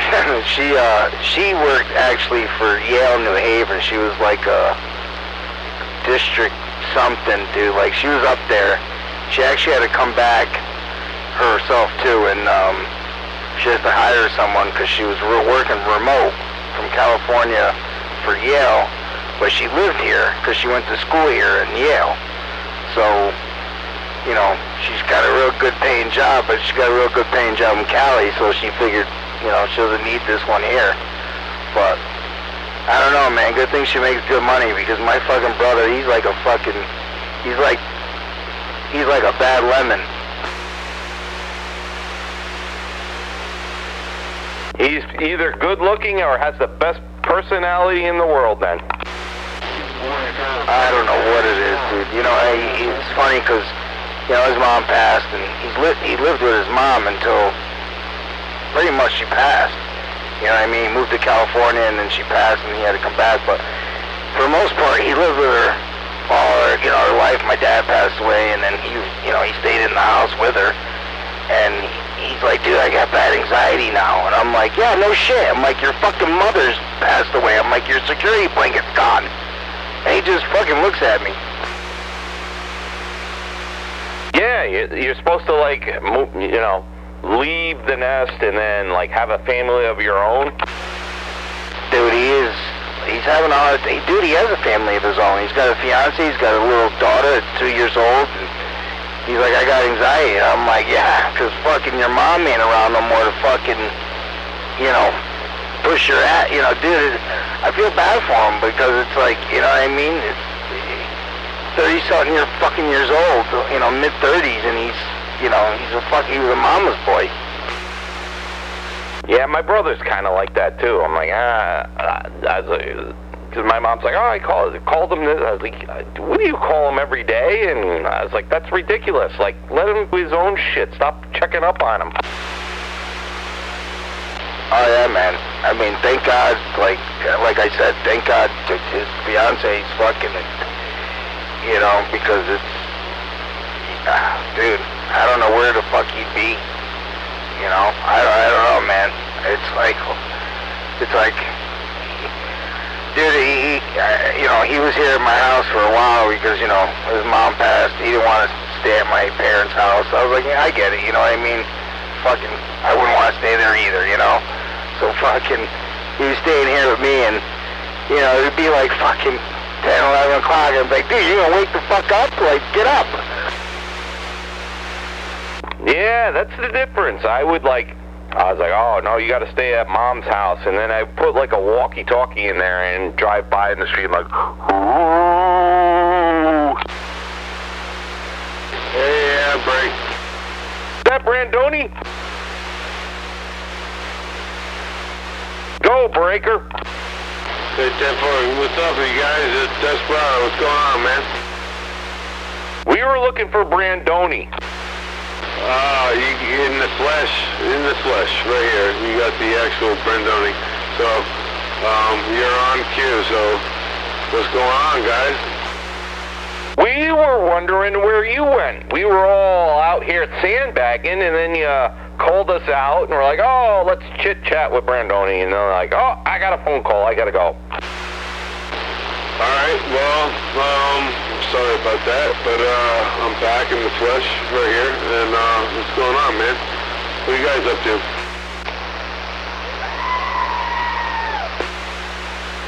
It sounds like you got a house full of loud shit going on over there. I got the radio shit, but I'm just chilling, man. What's up? All right, who were you talking to? Was it a girl? I'm talking to everybody out there, you know. Roger Dodger. I'm sorry, I don't want to break up your queue, so you guys go back to talking. I'll be on the side saying begging. No, Brandoni. We want to get you involved. Hey, I'm all good. I don't give a fuck, you know that. We like uncensored Brandoni. Listen, you know, I'm special in my own way, so I'll just sit back and be back quiet God bless you guys. I love you. Oh, I love you all. I want to go on the next TV break. I want to meet everybody. Anybody that's never met Brandoni, Desperado over here, well, they need to meet him. So everybody show up to the break. I'll make an extra effort to be there for this time for you guys. Yeah, but at the last minute when X-Ray wants his antenna put up, you have to like disappear because we got to keep this gag going on. Well, you know, I'm a busy guy sometimes. Think of X-Ray like the Trix bunny rabbit. Like the Trix bunny rabbit's about to get tricks, but then at the last minute it gets pulled away. Don't insult me anymore. I mean, you know, I love you guys, but yeah, I am capable. The capabilities are endless, honestly. I could put up the ultimate antenna. It doesn't even involve buying some expensive tower or anything else, because I'm a tree man and I can make glory. But with guy wires and everything, I'll show you sticks that stand fucking 120, 130 feet tall, taller than any tree in the fucking northern eastern hemisphere, dude. Taller than a tulip tree out there. Yeah. Okay, you can put X-Ray's antenna up, but you have to forget to hook the coax connector at the bottom of the antenna. You got to forget to hook that up, and then next time you'll remember to hook it up. Yeah, all right, go easy on me, all right, please. I've had a long night and stuff. I love you, but Jesus, Lord Christ. I gotta get up early in the morning, go to work tomorrow. I do it every day. This is just another day, man, for me. But capabilities are endless with me. And if somebody needs something, I know X-Ray is really dying for it. He unfortunately didn't talk to anybody else that really knows me. That way they could describe it on a private matter about what's my deal. But I'm a busy guy, except that I'll be right down there. But somebody's got to come and get me. That's all. Talk about it.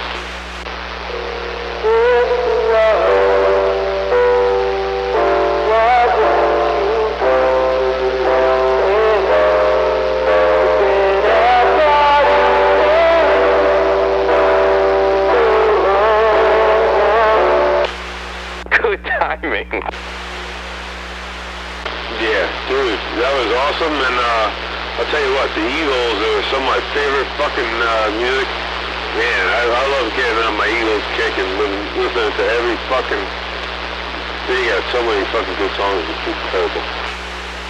The dude would disagree with you from the Big Lebowski.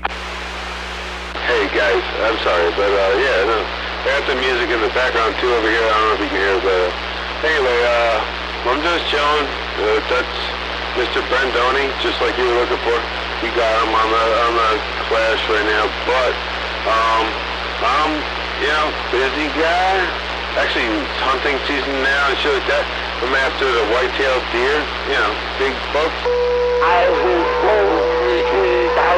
I'll be with you guys soon. My brothers are from another mother and all that kind of shit. Come on. Cool deal. I know, I'm a little bit extreme, but, it's only to the love of God. That's all I have to say. How long's hunting season for deer? Goes through December? Yeah, absolutely. Almost to Christmas, to be honest with you. Up here, it dies off like the season ends like in the teens of December, so to speak. Almost to the 20th, around there. Yeah, I'm trying to remember. Like this year, I haven't seen that many deer, but like the years past, it's like you're driving and you gotta fucking dodge them, man. But this year, I haven't seen that many. Well, that's honestly because there's a disease that's killed off probably thousands of them in the last 2 years. This EHD, they call it. It's epizootic, fucking hypothermic. It's like there's some disease that's out there that's fucking these little gnats bite the fucking deer and it dies 3 days later. It's if that happened to humans, we'd be fucked. Oh no shit! I didn't hear. No, I had no idea. I'm sure it came from China though. They say that like it doesn't affect any other animals except that cows can get it, but I don't hear much about it with cows. But I hear is a pretty big thing for the white-tailed deer for some reason. I mean, no other species. Like, they say you can eat the meat that you kill. If it was, like, infected, you probably wouldn't even get it, you know, even as a human.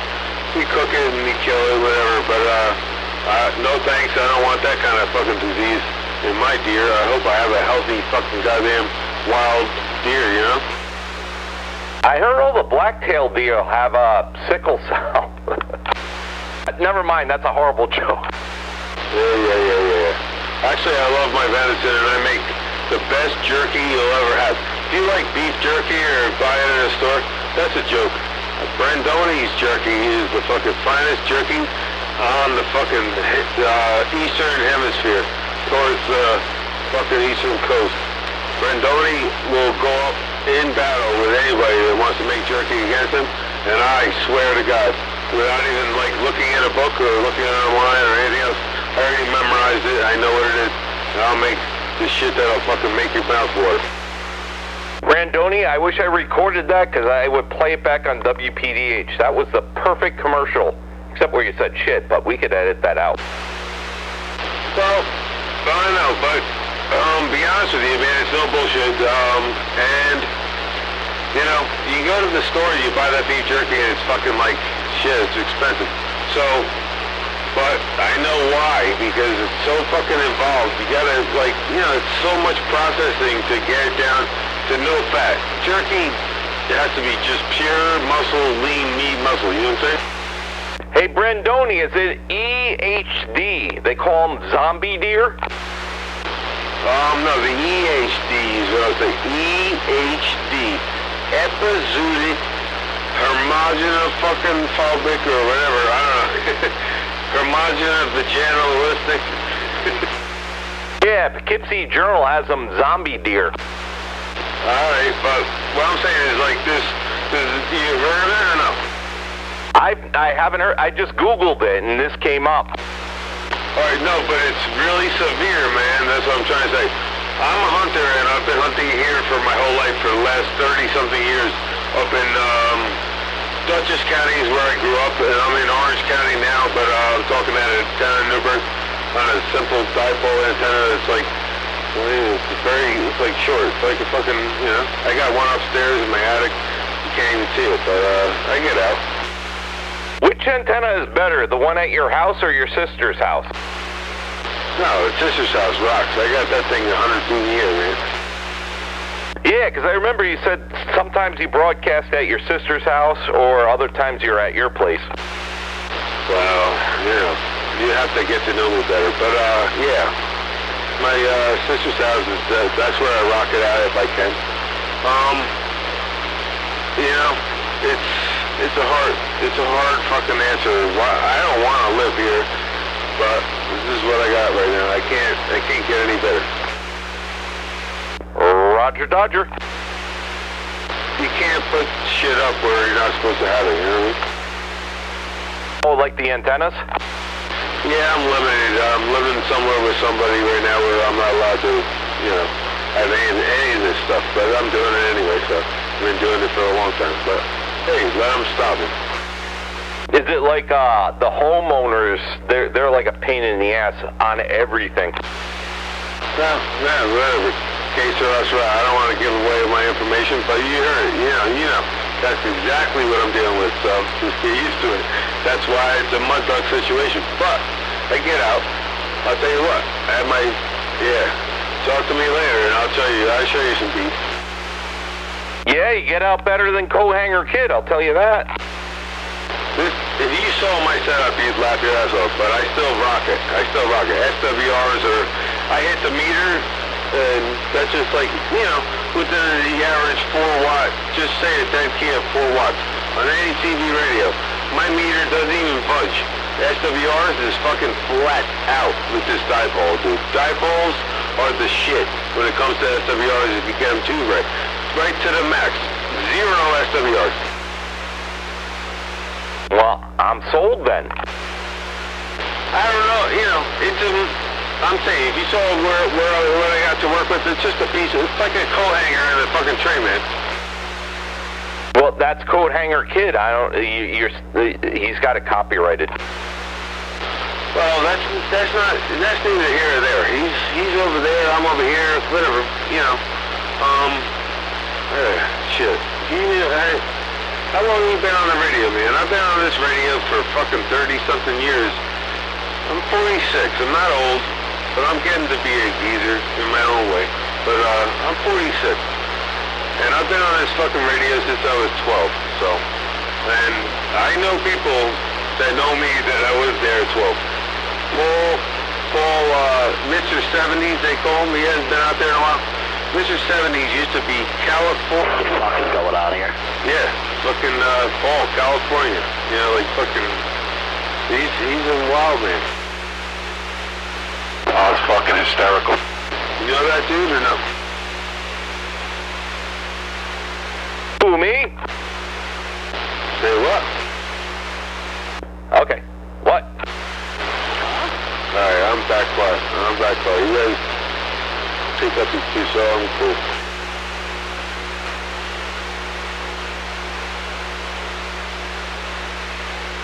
What's today? Thursday? Friday, whatever. Oh, today is Friday Eve. It's the eve before Friday, like Christmas Eve. Yeah, I know. It's Halloween. Blame it on Halloween. Yeah, that's Sunday, right? Yeah, man. I'm looking forward to it. I'm not going trick-or-treating or even bringing my kids. My kids are older and shit. I got 2 kids, but they're older girls and 21 and shit like that. Once they're 21, they're on their own. They're gonna go party on their own. Yeah.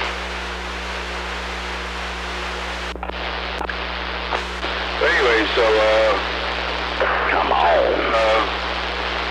So what's your Come on. about? You know, give me a roughie. I'm in Wappingers.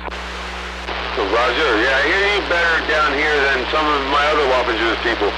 But being from Wappingers, you should know California Cruiser or Mr. 70s, right? Yeah, I think he was on when I was on the radio back in the 90s, and then I haven't been on forever, and I go down in the basement, and I won't talk to you until tomorrow. And then put my CV on, talk to my buddies out there. Come on, guys. Yeah, we don't want any sandbaggers out there. Key up. Well, I'm just saying, that's how it was, or how it is, or, you know, or however you want it to be.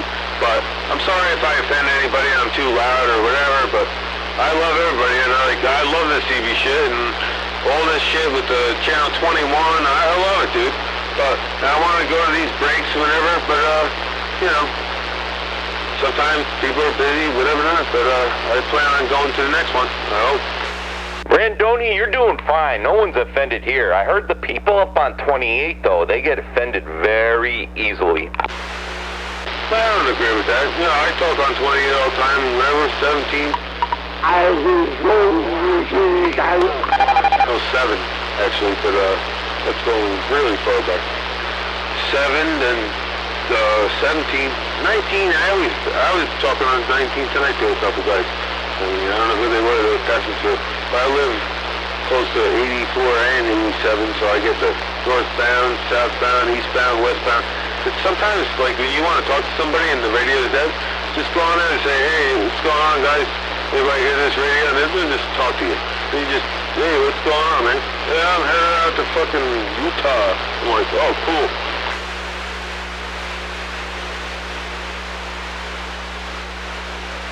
Cool deal. Who else we got out there tonight?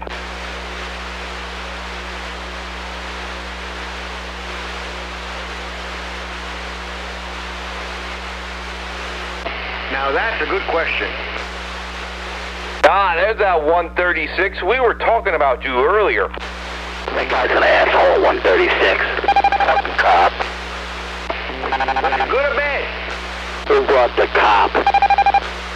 Alright, take it easy with yourself. Yeah, someone was like, who brought the fuzz?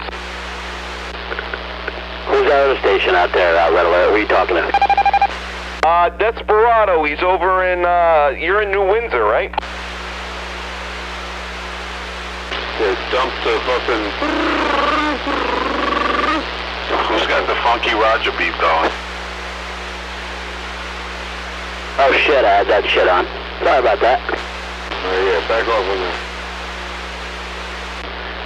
I want my Roger beep on, I'll have it on, but I didn't have it on. I didn't want it on. I thought my cell phone was ringing. Oh, but, no.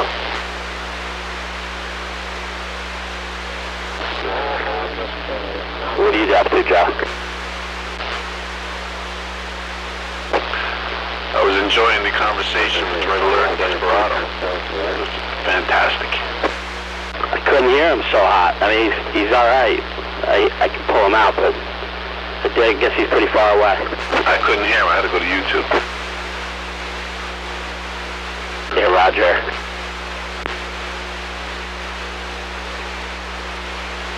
Desperado, we gotta put your antenna up a lot higher so these fellas can hear you. Nah, you don't understand me, but that's okay. You don't know me very well. I got antennas. I got antennas higher, and I'll put out better than you, wherever you are. Over there where I got at my sister's house, it's higher than your shit, dude. That motherfucking thing is 85 fucking feet in the air. Are you pushing 85 feet? You can't even do it. I'm in a tree. That's what I'm saying. It's not a tower. It's nothing. I can't collapse it or nothing else. If I have to work on it, I'll climb that motherfucking tree again. That's Desperado. You gotta get to know me. I'm a mean machine. Watch out. Alright guys, Desperado wants to get to know you. His antenna's in a tree, and it's 85 feet. Yeah, I heard him. That's up there pretty high. He's got, he got a dipole up? Want help? I'll push yours up too. Let's get to know each other. Let's be friends. I'm not trying to get you a dipole. Just saying. You want to get your shit up in the air? You're talking to the man right here. So, let's get in touch. That's all I'm saying, guys. I'll help you. That's what I'm trying to say. It's a dipole antenna? This piece of shit that I'm talking off of right now is a dipole antenna that's 20 feet off the ground. And that's a joke, and it's behind a building. I'm sorry to it's disgraceful, but that's why I said you had to see this, what I'm talking about right now, and still talking loud and proud. But, hey, anyway, I got some other shit. Man, if I had some land and a tree.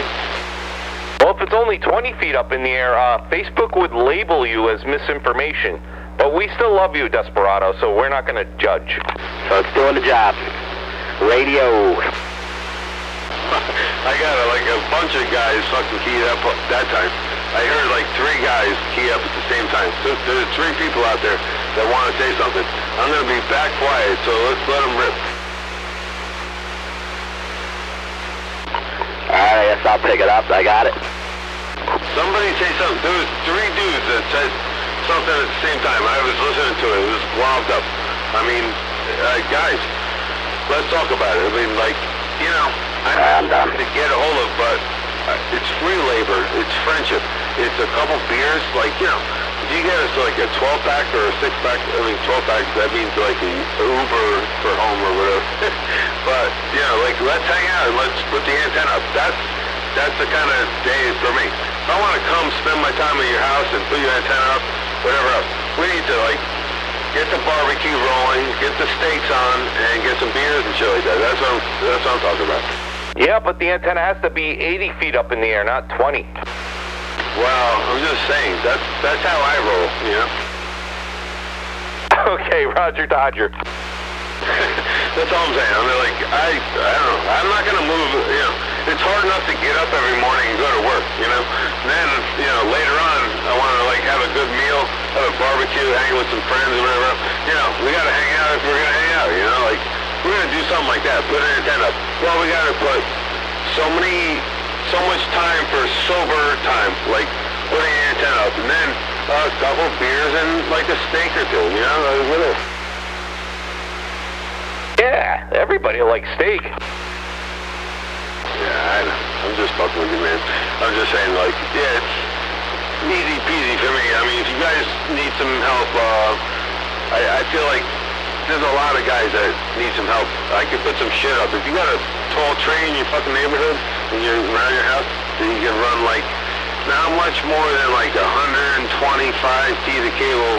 Not because I'm afraid of it, it's just because any more than that, unless you got like a really height, you got some height, you got a really tall tree, it's, you know, 125, 150 you could actually run. Other than that, you're going to get some loss, you know?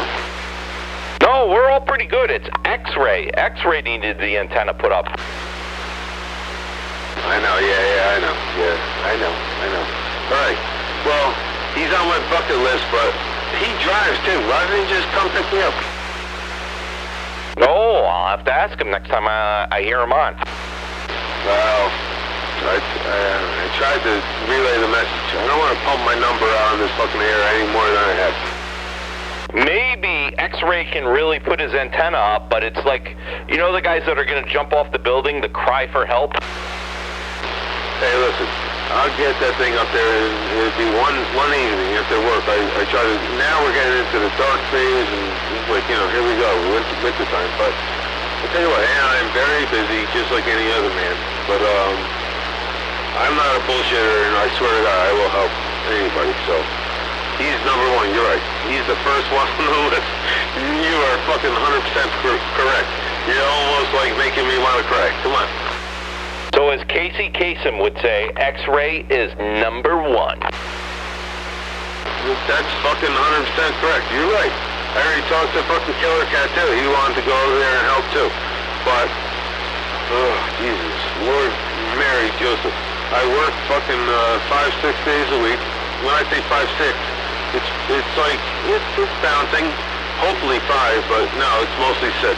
And then, you know, come on, man.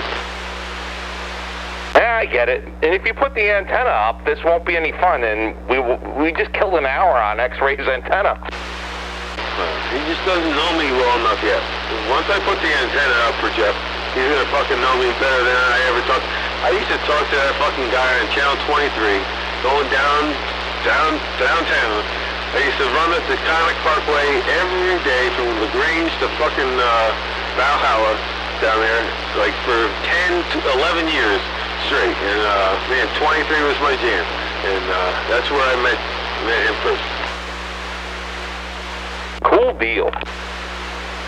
And shit like that doesn't happen anymore. I mean, I don't know. Is 23 still alive down there? Is there anybody still running the Parkway still talking on 23? I mean, I bet you there is, you know? 136, can you hear, Desperado? Yeah, just Spacey. He's just above the noise level. You're doing pretty well, Desperado. A lot of people can hear you. I'm just running off a coat hanger, man. So I got a couple of jingos behind me, but whatever. Roger, Dodger. Yeah, tonight I'm actually switched it up. I brought the radio from my sister's house for over here. I'm on Galaxy 2547. You ever hear that? Nah, I don't think I did. Alright, well, it's one of the newer base station radios that Galaxy came out with. It's alright, it's a cool radio, but I don't know. If I had to do it over, I probably would have skipped it, but it's not bad. I like it. It works.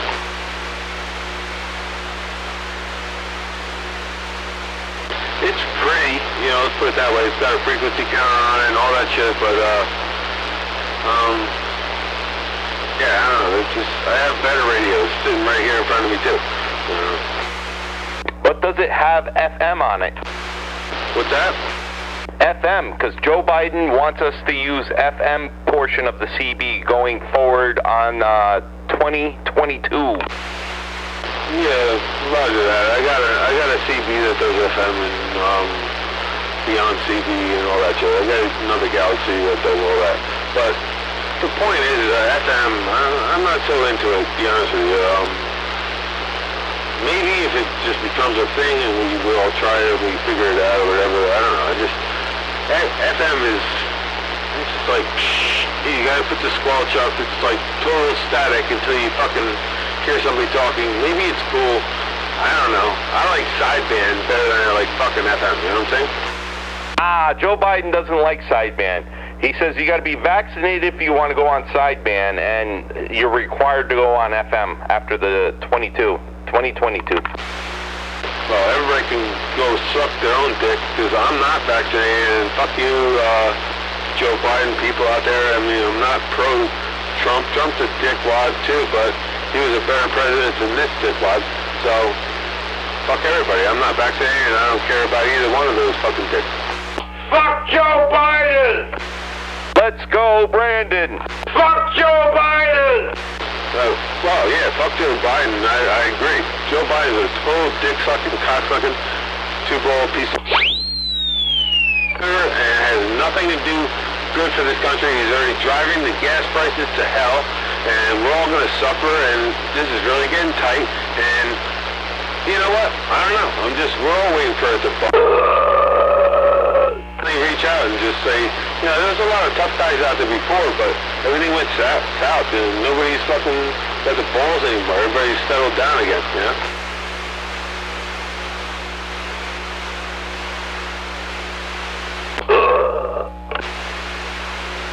I don't know, but I see a lot of weakness lately. It's not weakness, but it's like everybody's like that. I mean, even myself. You know, just like, hey, you don't want no trouble, you don't want to, you know, but everything's so upside down. Alright, let's fuck's doing something about this. What's going on? Baba Booey. Like, let's jump on it. Come on, let's get... Gang, gang. Are we doing soundboards again? Nah, you know...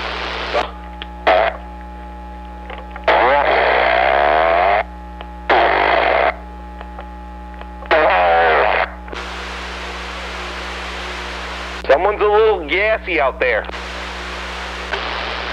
What?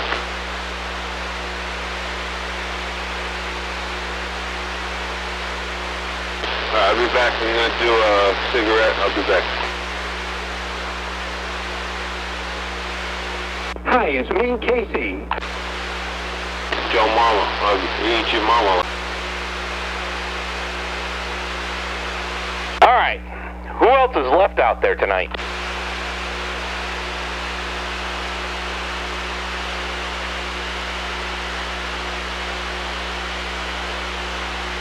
We gotta get Brandonia like a late night show. Yeah, you better fucking hope that I didn't leave the room yet, too, before you talk shit about me, motherfucker. I would listen to the late night with Brandoni. Yeah, so I'll tell you one thing. And I know there's other people, these jerkies, but nobody is ever gonna fucking take one down from this guy.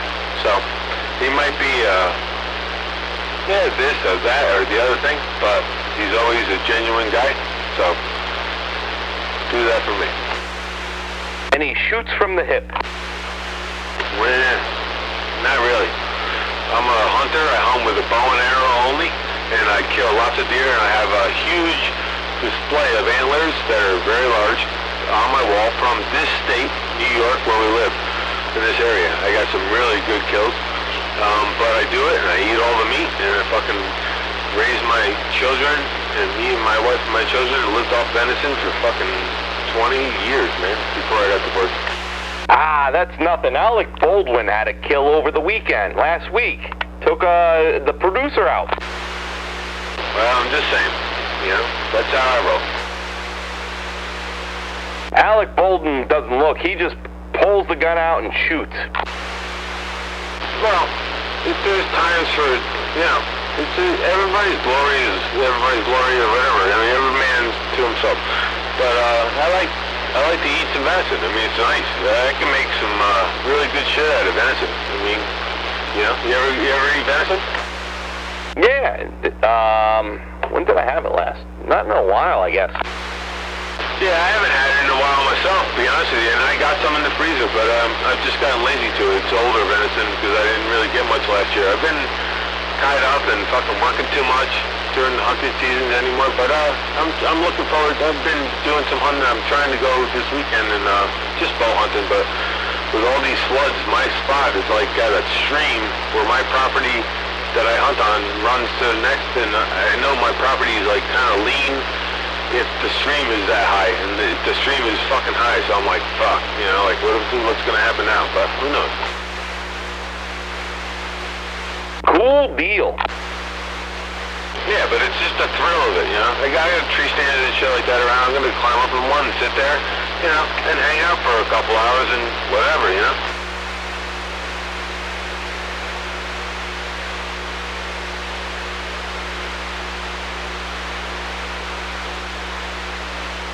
Now, on with the countdown. All right.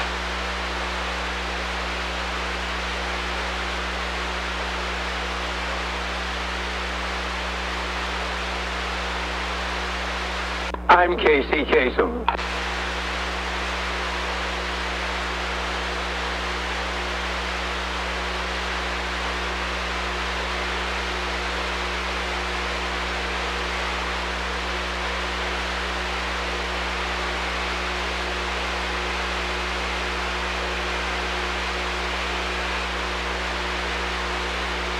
Alright, who's taking over? Because Red Alert's winding down. I gotta head out here in about 15 minutes. Night crew's coming in. Yeah, who's got the late shift? Who's the nighttime supervisor? You are. You're the Conan O'Brien of, Channel 17. It's all yours. Late night with 136. That's it. He's got the white shirt on. Tonight, his special guest is Alec Baldwin with Gun Safety. You had a brown badge too, didn't you, Joe?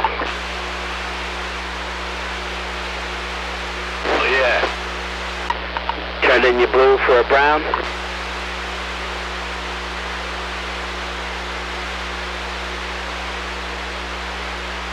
Or did they get rid of that shit after my time there?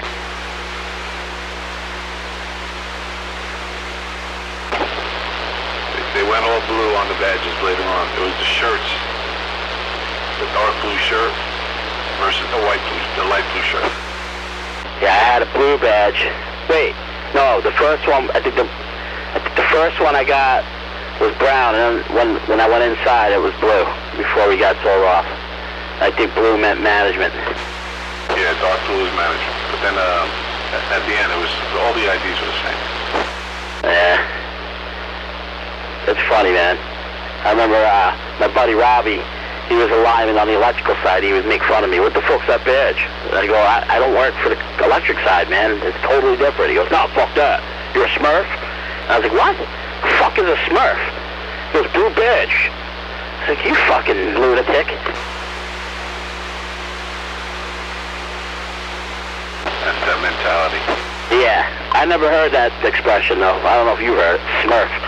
No, I never heard that. That's what he called me.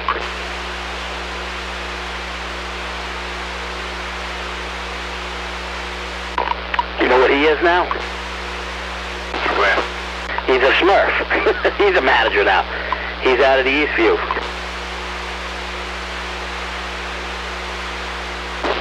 You should break his balls. I did. I told him, man. Remember that time when you would break my balls? Look what you're doing now. You can only stay outside for so long.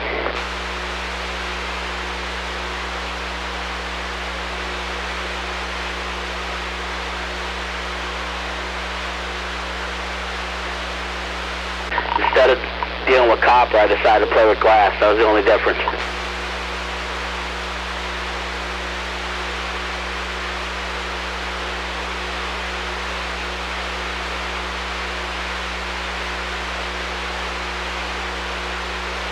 How's it looking tonight, Lou? You got a full crew or what? Yes, sir. Oh, boy. Don't talk to him. I heard he's a Smurf. I'm not a Smurf. I don't work for the company anymore, but yeah, I was a Smurf. Don't get Smurfy with me. Right? I kind of remember that cartoon as a kid. Me too. I thought it sucked, but I watched it anyway. It was one of those. Remember when we only had one day of cartoons a week? It was all, what was it, Saturday or Sunday? I can't remember. Saturday, right? Yeah, it was all Saturday morning cartoons was like the big thing. They don't do that shit anymore, probably, right? No, it's probably all woke shows or whatever the fuck kids watch now. Kids don't watch TV, man. I got a little one. I got a 7-year-old. She don't even watch TV. They just watch their fucking iPad. Yeah, it's all, what the hell, my kid's 7 too. He plays, Roblox. My kid too, man. Roblox. and that shit is weird. I try to play it with her, and I don't know, I don't get it. She plays Adopt Me and plays the other fucking game. There's a couple of them, but Adopt Me's her big one. My son, he was like shooting zombies on. I'm like, I think this is how like those mass shootings start. Like this is the shit that starts it. Yeah, probably, but it could also be beneficial, you know, learn how to aim and shoot before he's old enough to actually do it. That's what I like about it. It does the hand, because his coordination was shit when he was a toddler. So like the eye-hand thing, it like refines it. Hey, break, you motherfuckers. Go ahead, Brandoni. Hey, what's going on, dude? Come back. Oh, we're talking about Smurfs and iPad video games. Wow. I know. Smurfs were a big thing in my day, back in the day. I had Papa Smurf. I used to watch I've seen every episode and shit like that, and then I collected those fucking little Smurf shits, you know. But they're probably worth money now, but I have none to shit for. People collect that shit. I wish I knew when I was a kid all the toys I had that are worth fucking money nowadays, you know? Yeah, I know. There's sick, stupid shit like that. There's fucking Smurfs. I mean, now they're worth something. I mean, like, you know, for a long time, I'm not even sure what they're worth, to be honest with you. It's not that bank, but, I mean, how much can you get for one Smurf? I mean, how is the highest price? Come on. Tell me something in the thousands, please. I'll tell you this. I had this fucking boat. This was in the early 80s. I had a G.I. Joe fucking aircraft carrier boat. And I was watching some show with my kid, and they were talking about the value of some of these toys nowadays. And somebody had one of them boats and sold the fucking thing for $3 grand. I could not fucking believe it. So that's what I'm talking about. That's what I'm talking about. Like, if you can show me some bank, and I tell you what, I don't have any of those fucking Smurfs anyway, so it doesn't matter. But, man, you know, is that really what these things are going for? Yeah, who knew? I mean, when I was a kid, I used to light the Smurfs on fire. We used to dump like lighter fuel, you know, Zippo fluid on them and fucking melt them in the driveway. Yeah, 10-4 on that, man. Yeah, I know. Back in the day, it was like different, right? You know, everything was fucking different. There was no cell phones and shit. Yeah, now kids are way different nowadays. That's for sure. Yeah, it's a totally different world now. I got nieces and nephews and, you know, getting older and shit. But, fuck. What the fuck happened, man? This technology just, like, ruined this. It's great. I mean, don't get me wrong. I love it, but, it's fucking sick.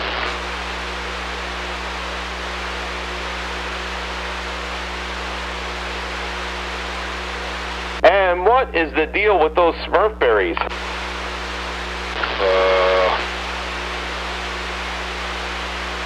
The fart berries.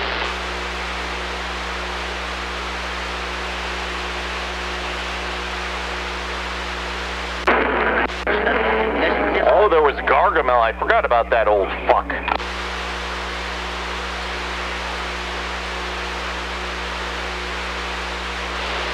Come on. And Azrael was a cat, right? Yeah. Talking about the Smurfs? Gargamel. Yeah, we're talking about Smurfs. What's going on there, Red Alert? We're talking about Smurfs. What else were we talking about? Brandoni was talking about beer and venison and zombie deer, and Casey Kasem. I think we covered everything tonight, right, fellas?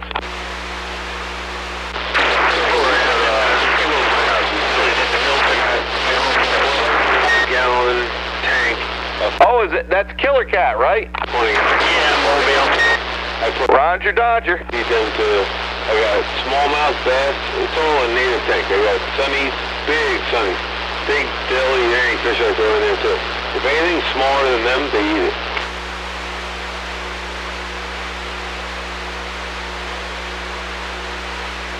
I built some native tanks. I have eels in there and shit.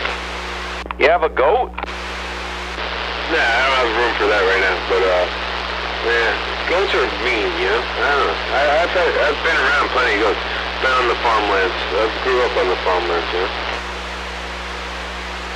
Well, I'll be dipped. Well, I'm just saying. I don't know. I'm not in the farmland anymore. But I'm that kind of redneck, yes.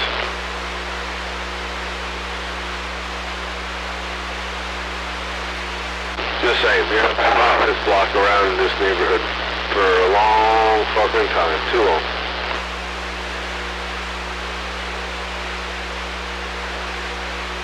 Bob left us. No, I'm here. Time to go. You have to cut any trees for that paint? None at all. Probably don't make much money, but I'm going to be a fishing mate, you know, a fishing boat, like Forrest Gump. I have like a 50-foot radius around the house where there's no trees that can touch anything. Bubble gum, baby. The angle of that picture looked like the tree was a little close.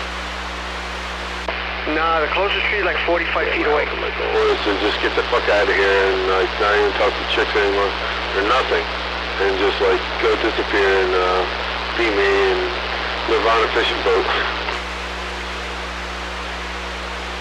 Would you name your boat the Jenny? I might, because Jenny's, she had a sweet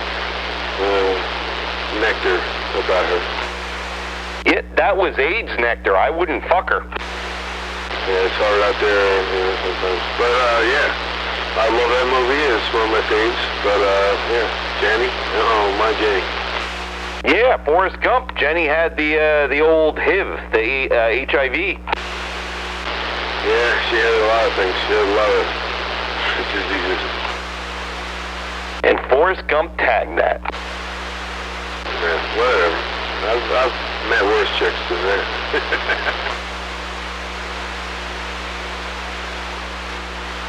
But you know, I'm still here. So whatever hasn't killed me yet. So God bless me.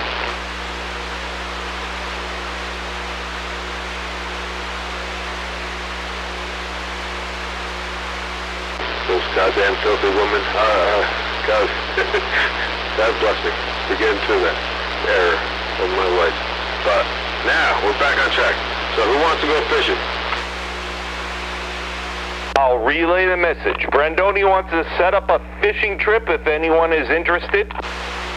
Yeah, absolutely. And actually, we could postpone this and make it a free trip.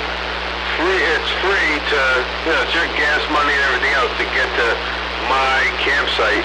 But Brandoni actually has a campsite, and I will broadcast it, you know, when the time's right. So just keep that in mind.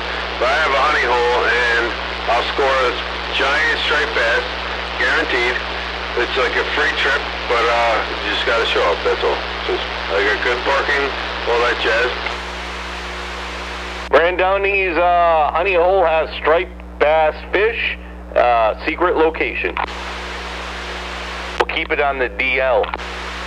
That's a fact, that's a fact. It does your own thing, you don't have to buy, no blood worms involved, and shit like that. We catch herring, and we'll do it Brandoni's way, and we catch a big giant striped bass.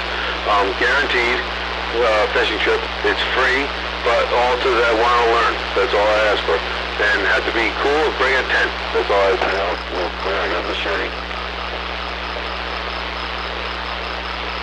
I want to catch one of those mudfish. They're like invasive, and apparently when the puddle dries up, the fish is like, fuck it, I'm gonna walk, and it just kind of flip-flops down the trail to the next pond. Mud skipper. Yeah, I want to catch some mud skippers. We keep getting all these cool invasive species courtesy of China. Nah, not the striped bass though. Yeah, China's becoming kind of a pain in the ass. Ever catch striped bass before or no? We got this, our newest collection is that lantern fly thing. Apparently this thing, it just came in fresh from China, and it like just, it devours like grapes and fucking apple trees. No, I'm asking you a question. Have you ever fished for striped bass in the Hudson River? No? No, the Hudson, I heard the Hudson has a lot of mercury in it. You're not supposed to eat any of that shit. Well, this goes beyond eating fish, man. It's It's a sport fishery. It's one of the best in the world, and that's a fact, Jack. So you never did it, you never did it. That's fine. Negative. All right, I'm just saying, you're missing out. You should try it sometime. One of these days. Well, it's just not your thing. It's not your thing. I know a lot of guys that don't fish, but I'm not knocking you. But I'm just saying. But this is not a joke. It's a fucking.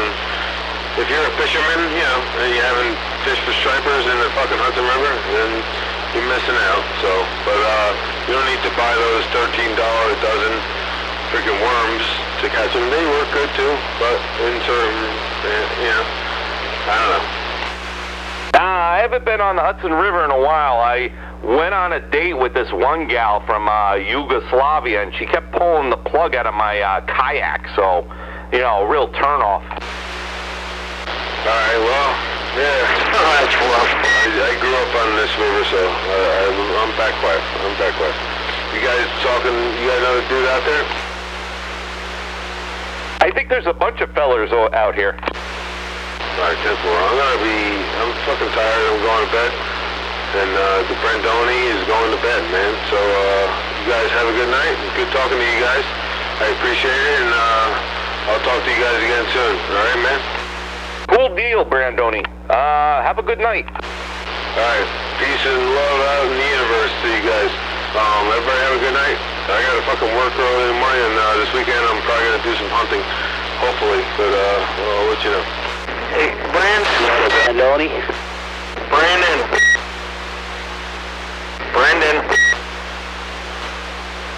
Brandon. I think you can hear me. Brendan. No, Killer Cat, that was an abrupt. I think he signed off. He did a Dave Chappelle, and he dropped the mic. Shit. I'll text him. I'm confused. Because I've spoke to Desperado before. Is Desperado's real name Brandoni? Why are you calling him Brandoni? His name's Brendan. Gotcha, so that's his nickname. Yeah, I think Dave called him that. I think it was like Dave gave him that nickname. Alright, copy that. I got confused for a minute. Yeah, and then we made up a whole side story that he has an Italian restaurant called Brandoni's. I believe they only serve cannolis, though. Well, I can tell you one thing.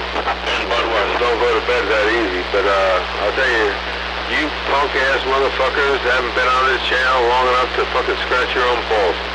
I've been on this fucking goddamn... Okay, he's back. For 30 fucking years. He's angry. And 17 was born with niggers like me. So, get used to it. Brendan. Brandoni, Killer Cat's calling for you. Killer Cat can suck my fucking left testicle. And he knows that. He can laugh and giggle. I don't give a fuck. It's Thursday. I'm supposed to suck your right one.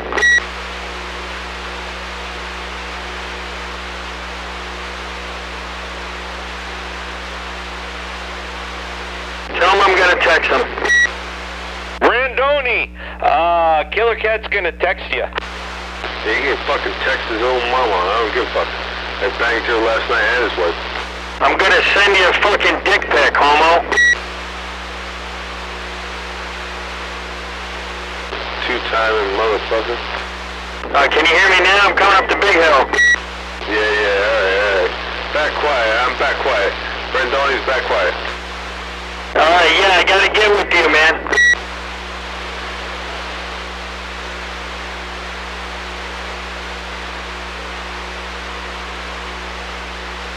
Damn gay people.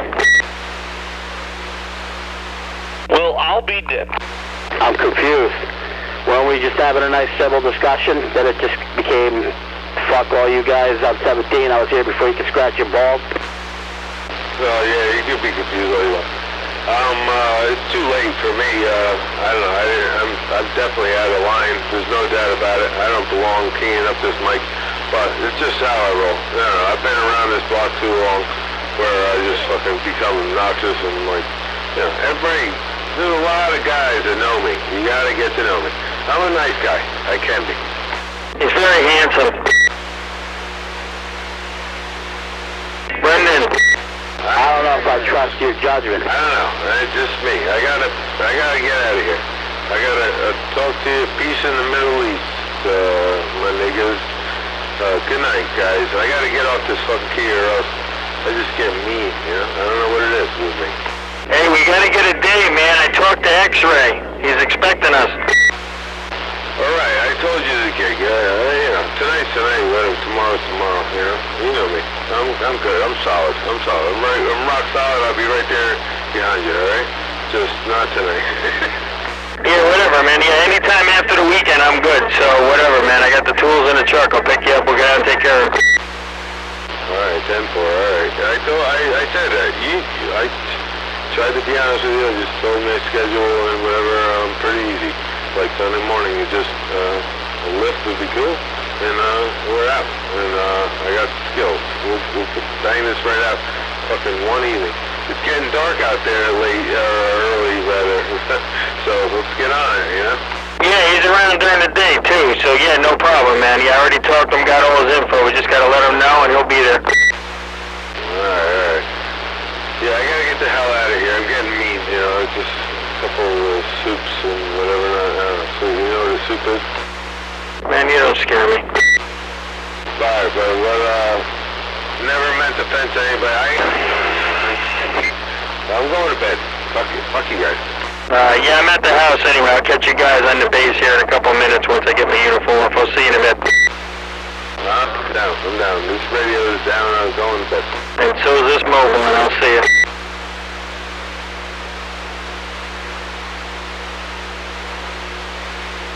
Well, I'll be dipped. I don't know, you starting shit. No, not at all. I don't know if Desperado remembers. We spoke a few times, but I don't know what you got them all riled up, man. That wasn't very nice of you. I don't think it was intentional if I did it. Come on. We need the goat. The goat keeps everything civil here and peaceful. The goat is the peacekeeper? Yes. I don't want to. JoJo's got a copyright on that. I can't play that too much. I got to give him a nickel. That's right, you gotta get royalties. Yeah, that's what I'm thinking of, royalties.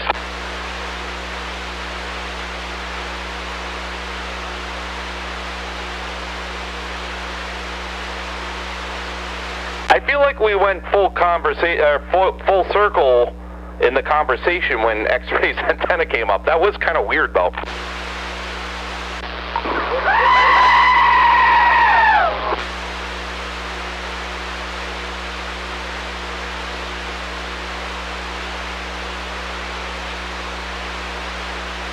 That sounded like double goat.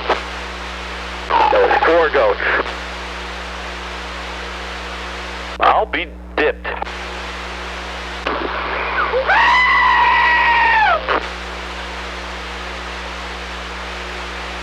Yeah, that signal was too good to be a co-hanger, kid. Nah, that was a coat hanger, right? Co-hanger, is that you?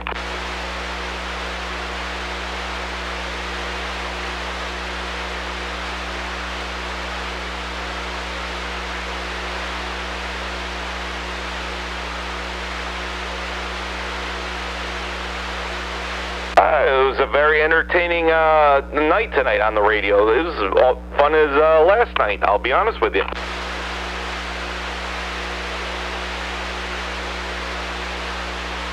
I blame the goat.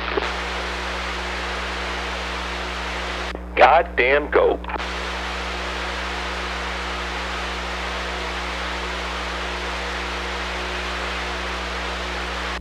Hey, goat! Did you guys listen to the fuck Joe Biden hip-hop song that's #1 on the charts right now? Yeah, I think I still have it up here. Hold on, let me see. As I pull up in the Aston, don't nobody like his ass on. Tried to cover up. There's a couple of them. I like this one the best, though. But we know what they saying, though. That's the one. I listen to that. And I don't like rap music, man. I just don't. It's not my thing. I mean, I listened to that song at least 40 times today. It's the greatest thing I've ever heard.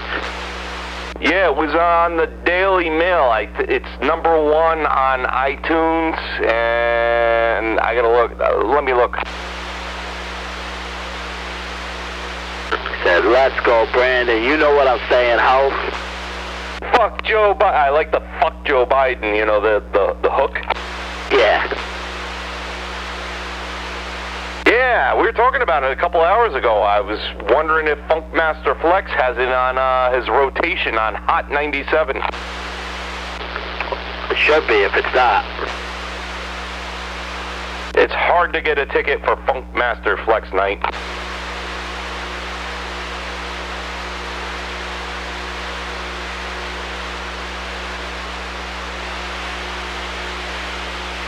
You could always call it in and make a request from the Crazy Joe Show. I'm not even going down that alley tonight. You can get lost trying to research that guy. Yeah, absolutely.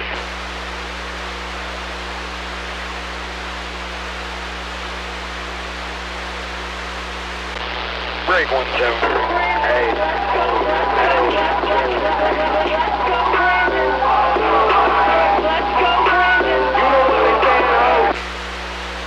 Oh, you know what it was? It was the Let's Go Brand. I'm like, oh, God. Radio check. Cool. We got a breaker out there? 10-4, yes indeed you do. Who's that? That's Night Owl, you got Night Owl on the air. Roger Dodger, can you guys hear Night Owl? No, I don't have a copy of Night Owl at all here. Hey, where are you, Night Owl? You got a 20 at the intersection of Route 9 and 84. Fishkill. Roger Dodger, yeah, he's in Fishkill, but he's mobile. Yeah, we're not getting him here at all. Yes, indeed I am. What am I picking up? This is Red Alert and Wappingers, and we got 136's over in, where you're in Carmel, right? Yes, sir. Yeah, for some reason I always think you're in Connecticut. No, that's me, 878 Connecticut. I can hear him on your feed. That's funny, man. If I turn my preamp on, I can pull him out a little bit. But yeah, if he's mobile, that's a tough pull. Yeah, because you're talking. I hear both. You know, I can kind of pick up both. Well, my voice isn't doing the best tonight. It seems like I got a case of voice. Night Owl, are you got a bass too, or are you just mobile? Just mobile, no bass currently. I used to have a Cobra 2000, but I had to go by the wayside for a little while. Oh, okay. Yeah, that's a great radio. Like the friggin' Mustang of bass stations, man. I love that GTL. Cool deal. You got back into the hobby? I got back on here in December. Yeah, about 2 years ago or so, a little bit here and there. Like I said, I got a mobile in the truck. I just got a new unit then. I used to have a PC-78 Elite. I was all worked up in the mobile, but I ended up getting rid of that. I tried this new unit then, Bearcat. Right, yeah, Bearcat that I got here with the sideband in it. It's a nice radio. It works. It performs. Ah, cool deal. The fellas, every Wednesday they check in, 9 p.m., Channel 21. There's a guy, it's 321. He's out in the Catskills, but he hears everyone. He's like 10,000 feet up in the air. Oh, yeah, man, that must be nice. You must have teams and everything. Must run a little bit power up there so you will pick up on all love.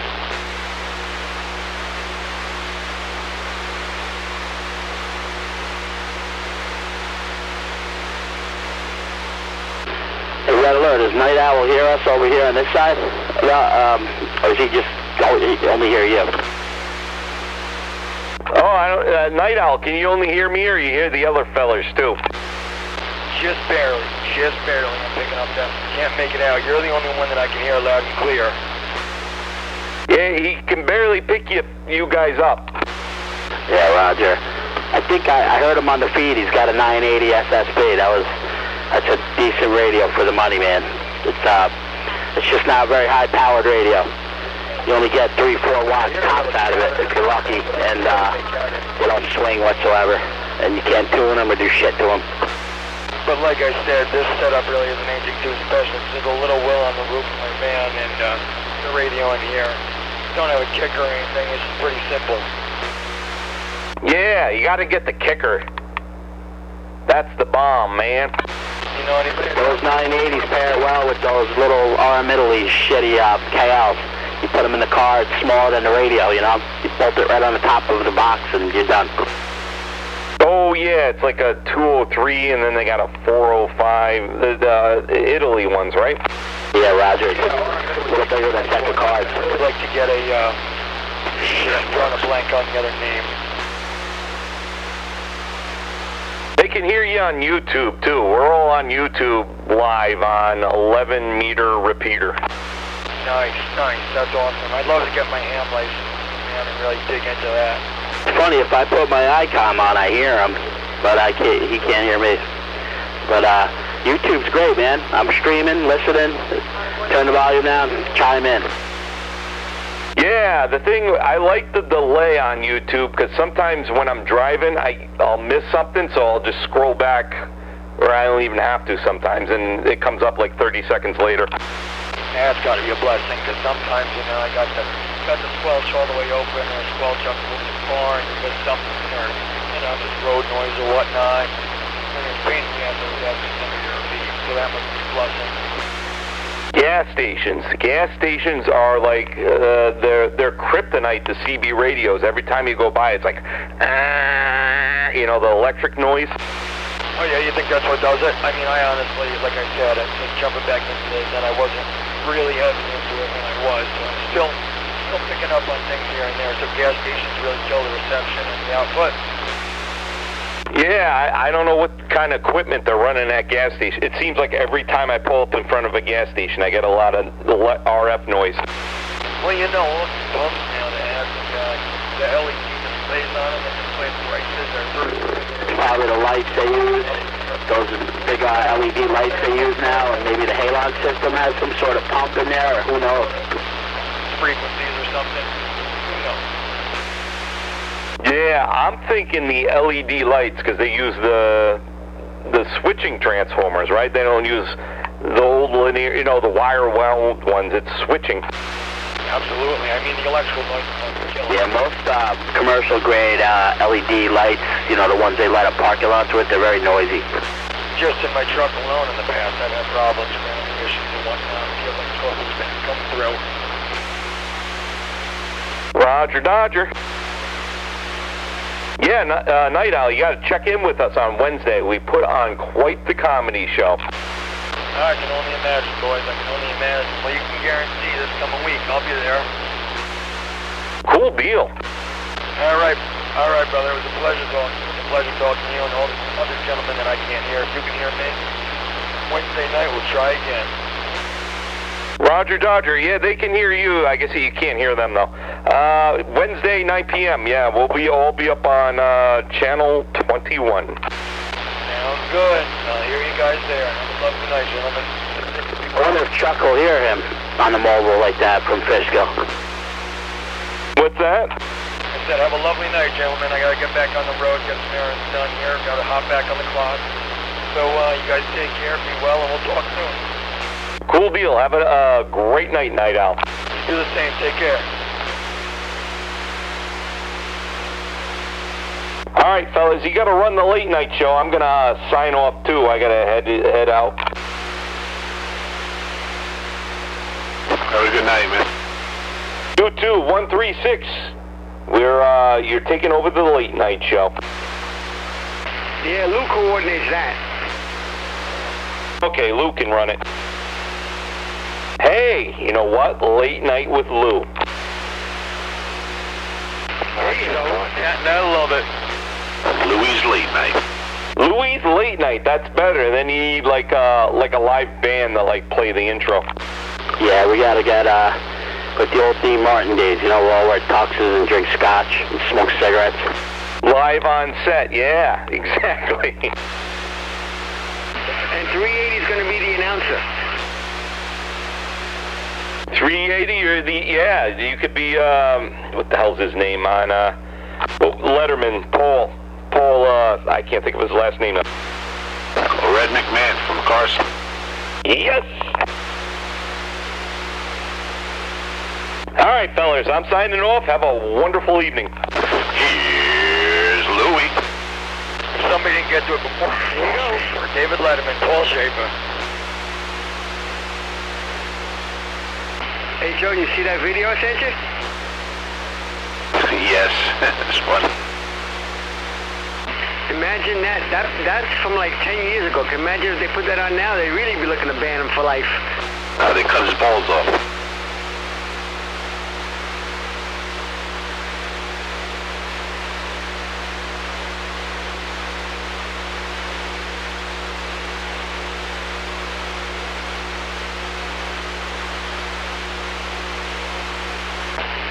The Hispanics claim Elian Gonzalez.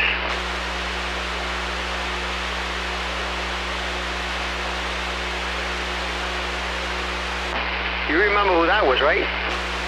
Who? Where on the video it says they claim Elian Gonzalez. You know who he was, right? Who? He was the kid that came over with his mother on a raft from Cuba, and then the cousins put him up there, and then they wanted him back in Cuba, and Customs and Border Patrol raided the house and took him away at gunpoint. Oh, shit. They sent him back to Cuba. He became like a folk hero for Castro.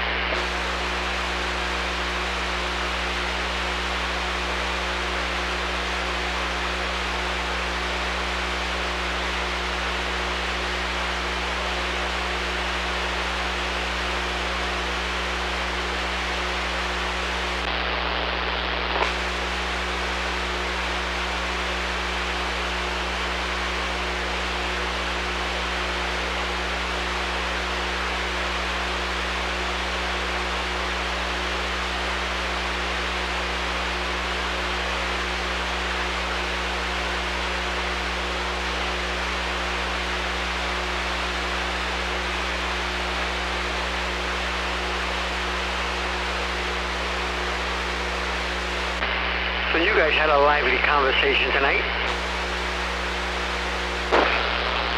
And he had me cracking up. A red alert, man. We're going back and forth with Desperado. I was in tears over here. It was hysterical. Oh, it's entertaining to say the least.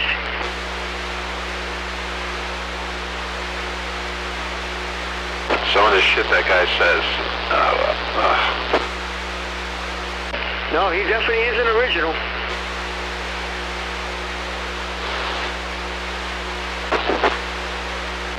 It's funny though, when you get him going, you don't even realize his humor. Sometimes you take him literally and you go, what the fuck am I, like, I'm falling into his trap. Yeah. He's like ultra sarcastic. Yeah, it's funny. And it's natural. You can tell it's not an act. And then he was dragging the guy along. It was so funny, man. The shit he was getting out of him. He should have his own talk show.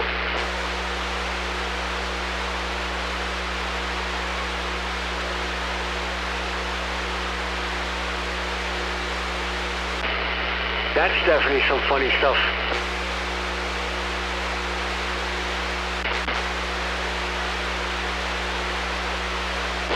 So you don't remember that night I'm talking about, huh?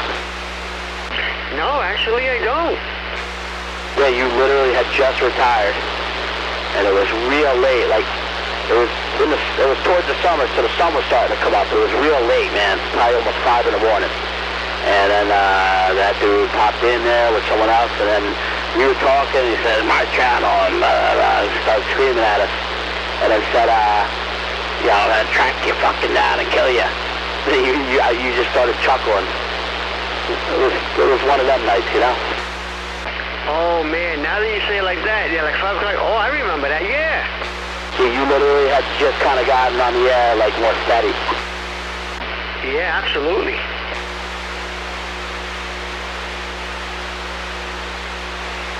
I do remember it now. Yeah, Roger. I noticed Hollywood disappeared as soon as that started going on. What happened to him? He did a sleeper. He fell asleep. Dips in and out.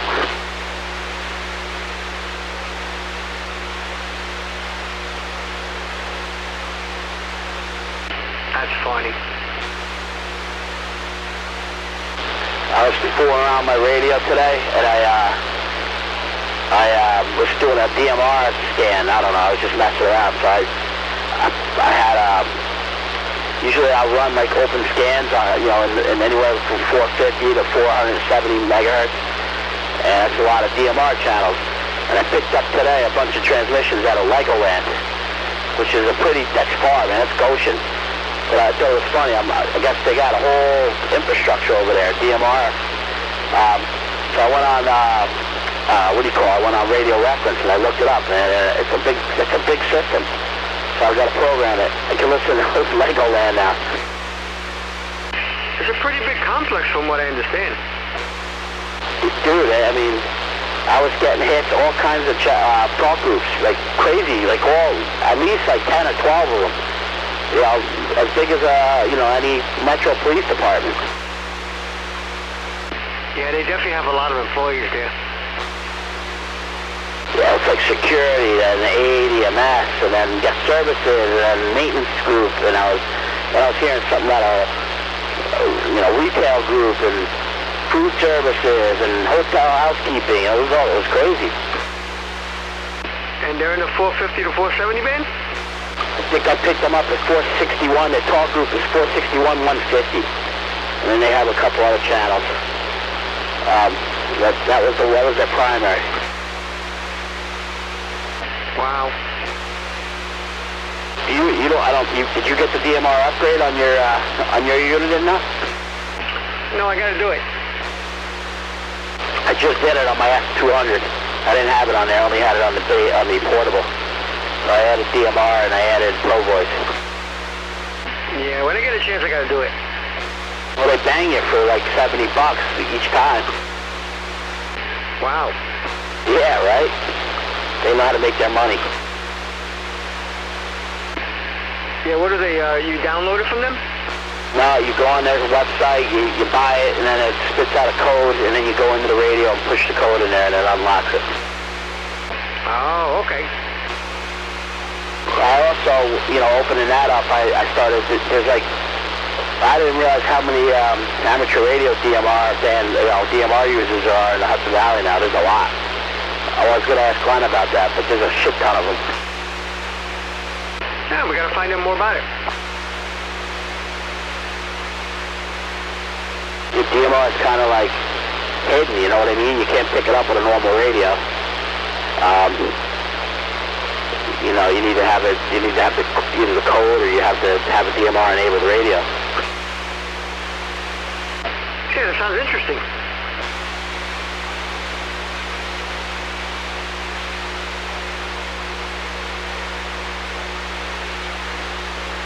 Oh, Rich Krebs says hello. He texted me about a half hour ago. You know what? He texted me last week, and I never wrote back to him. He was showing me his construction of his antenna. That thing is nice. Yeah, he showed it to me tonight, and him and I think one or two of his friends are putting it up on Sunday.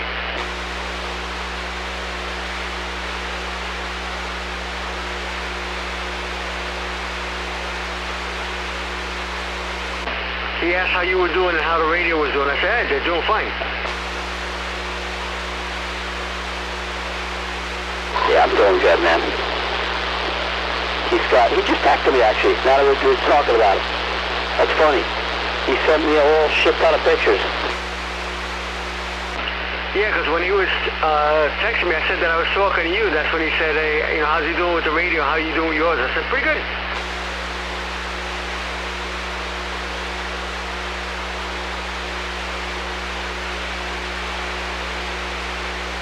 everything's golden over here, man. Yeah, he definitely, he's a good guy, man. Nice guy. Yeah, no doubt.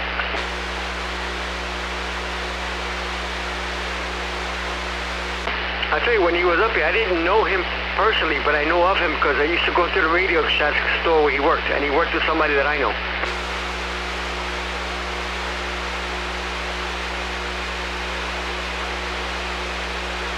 Where did he work? What Radio Shack?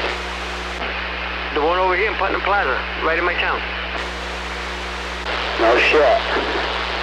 I've been there. That's been gone a long time now, man. Yeah, he used to work in there for a while. He lived up in Poughkeepsie.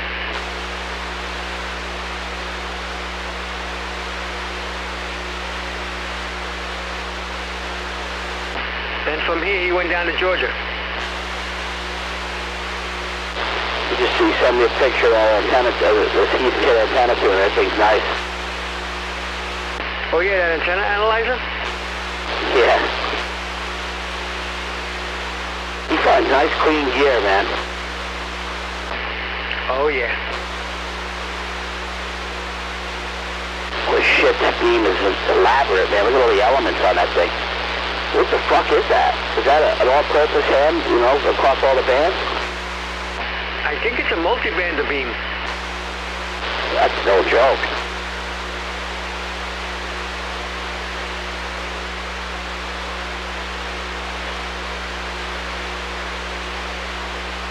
I'm looking at the picture now.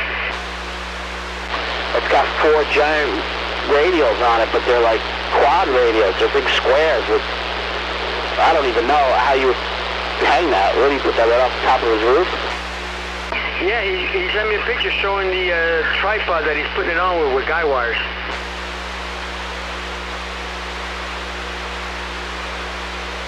He's got a cool wife. My wife will give me hell I put that on the roof.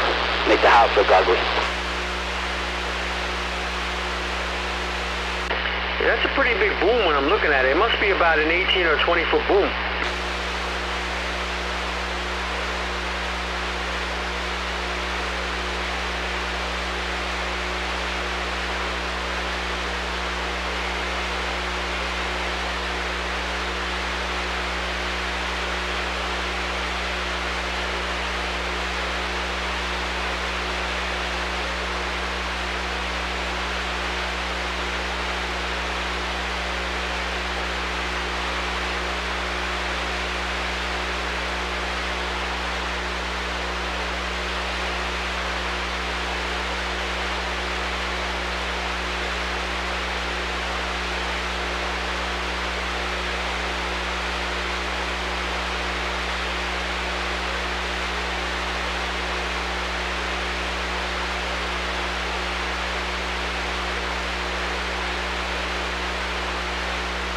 Yeah, I just sent you the new tripod where he's putting it.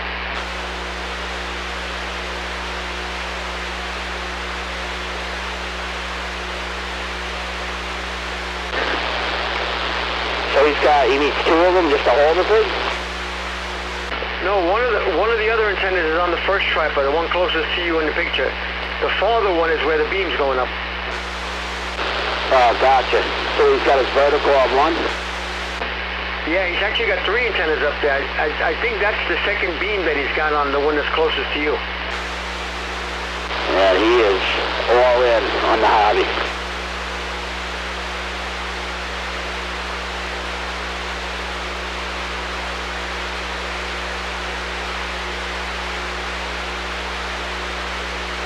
Yeah, you're gonna need at least 3 or 4 guys to put that up, even though his roof is not pitched that bad.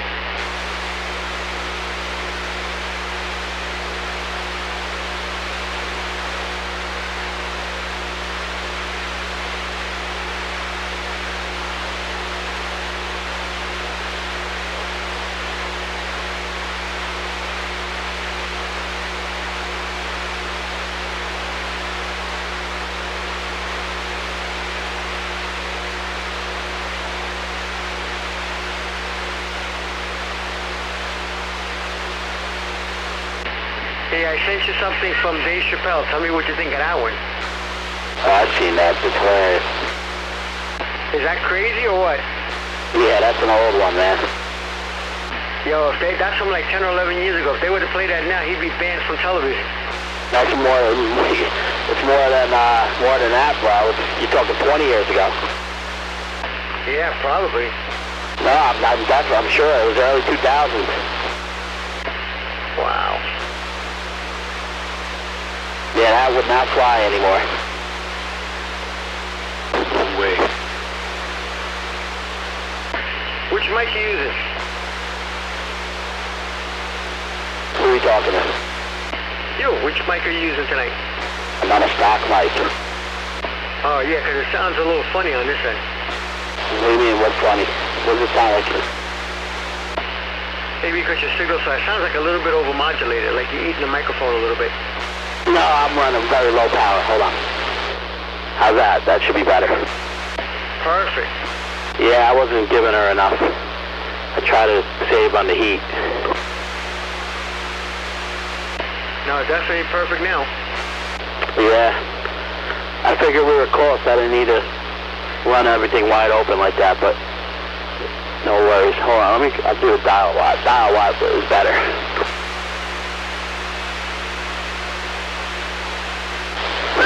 Hold on. Alright, dead key. Alright, how's that? Is that better? Yeah, it's fine. Alright, 10-4. Yeah, it sounded like you weren't driving the amp enough before. It was like, overmodulated, breaking up type of thing. No, I wasn't. I had... The needle wasn't even moving.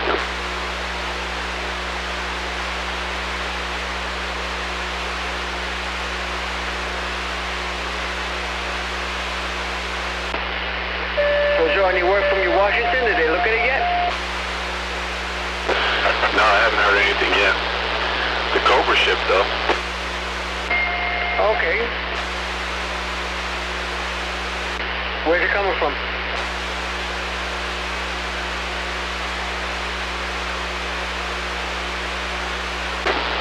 Matt? Oh, so you should have it in 2 or 3 days. Probably, maybe even by Saturday.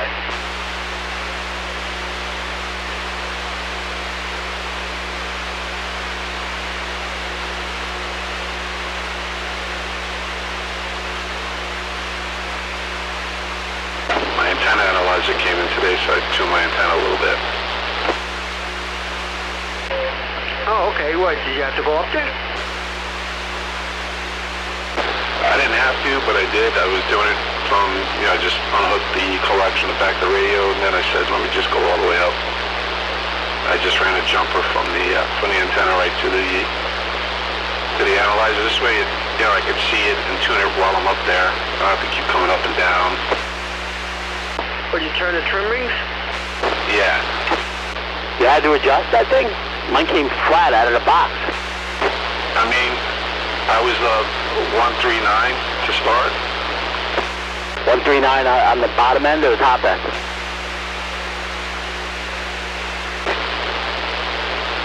On both. You had the same SWR at 1 that you did at 40? One was like a 141 and 139 on the top, so it was close. No shit. And I'm surprised that a lot of guys, well, I guess the newer ones are a little different, but a lot of people, find that you pull that thing out of the box, it doesn't really need much. Oh, I got lucky. Mine was flat, right out of the box. I was stunned.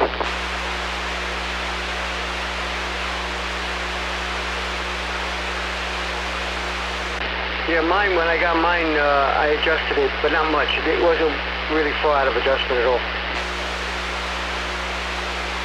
Yeah, they're pretty good antennas, but like I know people shit on them all the time, but I mean, for the money, they do the job, man. They're not expensive. They are now, but they weren't then. I got mine for $110, man. I think when I put mine up here in 96, I think I paid like 95 bucks for it. And the radial kit, the ground plane kit was another like $22 or something.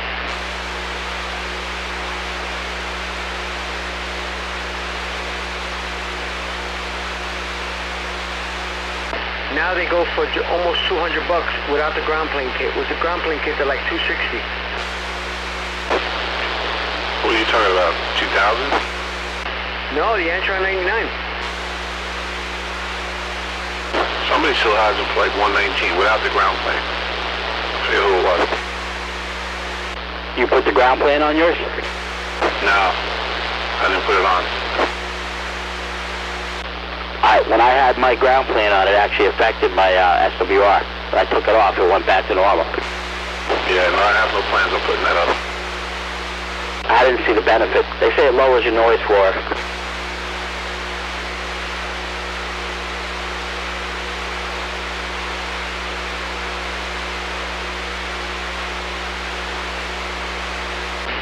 My noise level's pretty far down tonight. Yeah, I'm at a 3, which is still high. The last few days I've been up pretty high. Yeah, mine is just under a 3 now.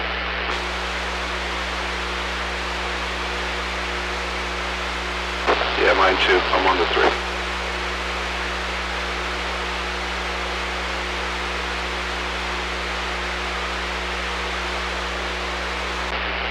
So I took my old dishwasher back to the place I bought the new one from, and they refunded me my installation money because they couldn't do it because when they came to do it, I had to put a new adapter on the pipe and put a dedicated outlet for the dishwasher.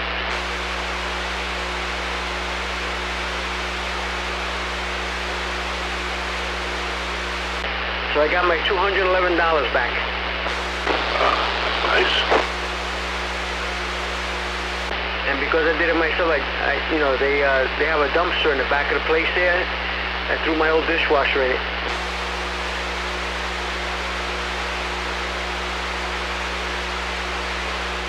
That's cool, yeah. Getting rid of those old ones are a pain in the ass. Gotta go with dump or something. Yeah, I think they have a guy that goes back there and disassembles all the stuff and breaks it down into its recyclable parts. Because this place has like 3 dumpsters in the back. One for like plastic, one for aluminum, and one for other stuff.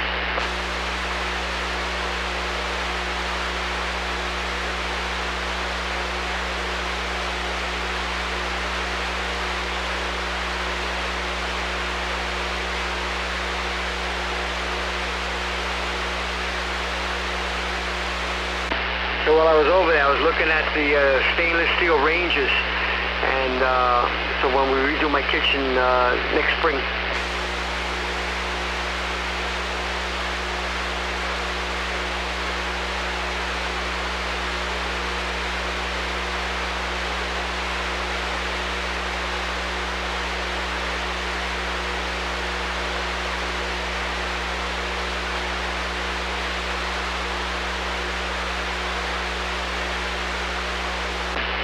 I gotta go over to Mavis Tire tomorrow. I got a bubble in one of my tires on the Pacifica. And I got the road hazard warranty, so I just gotta tell them to order me a tire. When it comes in, I just gotta have it swapped out. Nice. Good to have that warranty. I actually need new tires on my car. I'm gonna get. I have sport tires. I want to go for more of an off-season, like maybe a Grand Touring type tire, a little more comfortable. Yeah, my son on his Fusion, man, he got 19,000 miles on it in each tires because it's got those low-profile, high-performance tires. They're like $250 a tire. Yeah, they're expensive. You know, they have good traction, but they have very little tread wear, man. You know, they don't last.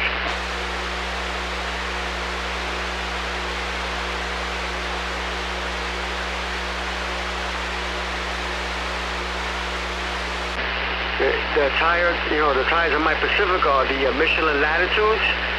Those fucking tires are $242 a tire. They're big, probably. What are they? What size are they? 20s. Yep.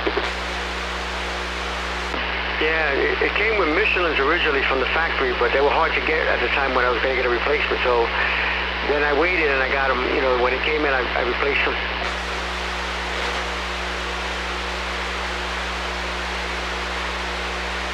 But you know, the Pacifica's all-wheel drive. In the rain and in the snow, man, it's a monster. Those tires do make a big difference.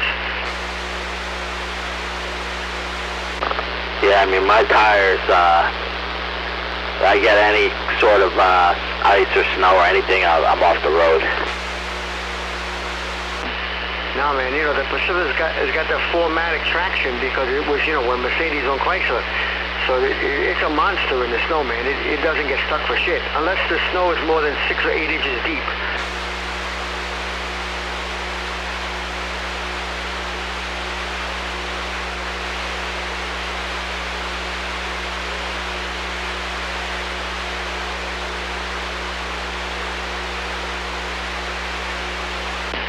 But now that my son's pickup truck is here, man, that thing is a monster in the snow. So if it gets bad, I go out with that bad boy.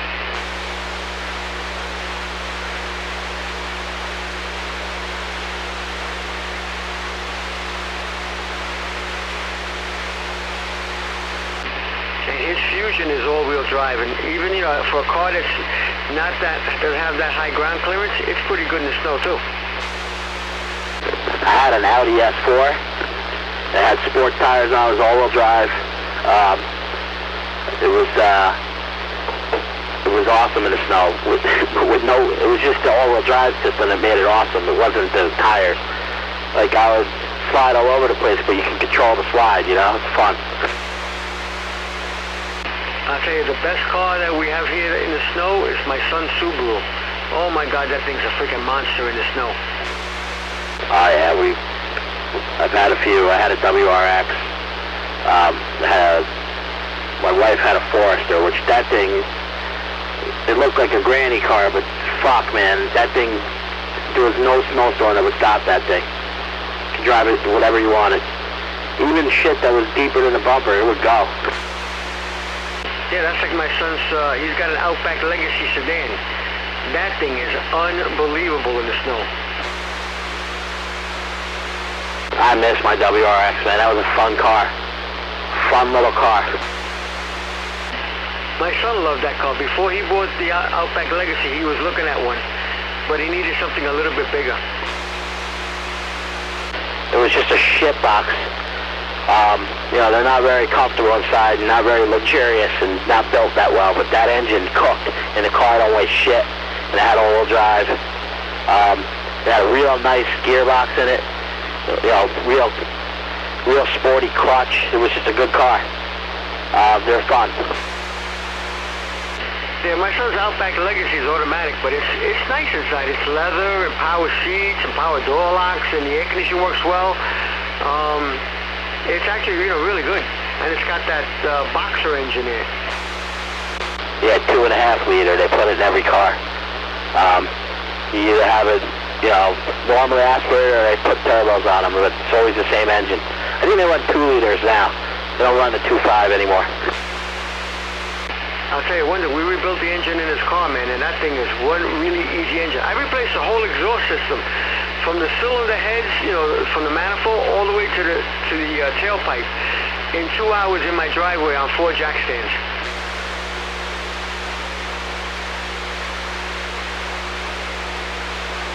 And that was removing the old one and putting the new one in just under 2 hours.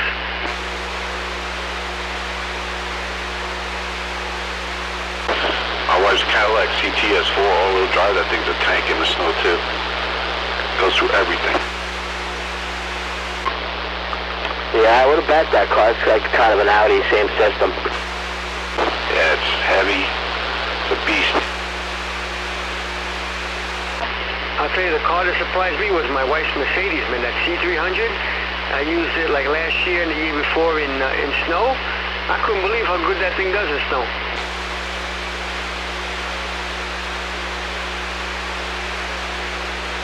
It's 4MATIC. Yep. Yeah, those go.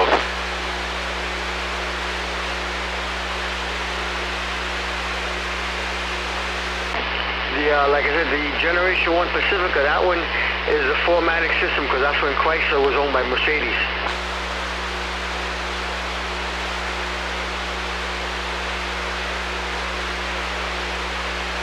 They say that the Pacifica, the Generation 1, had 27 features right out of a Mercedes E-Class.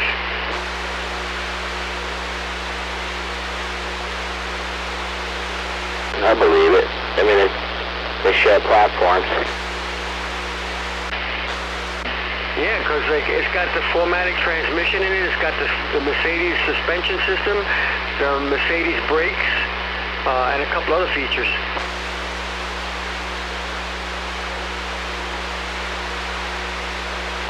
Doesn't that jack up maintenance costs? No, not really, because Chrysler was making its own stuff at the time, so, you know, you could interchange the Chrysler part with the Mercedes parts because they were just basically the same part labeled in a different box.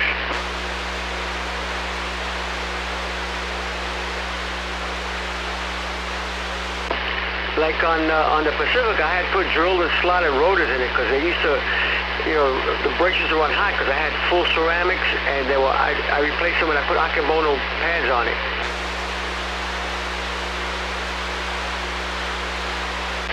Once I changed the rotors to drilled and slotted, never had a problem ever again.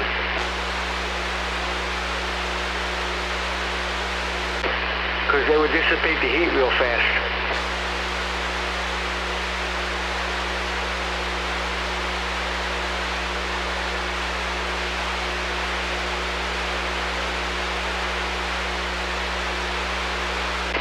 And then, like, the alternator they used in it was right out of a Mercedes.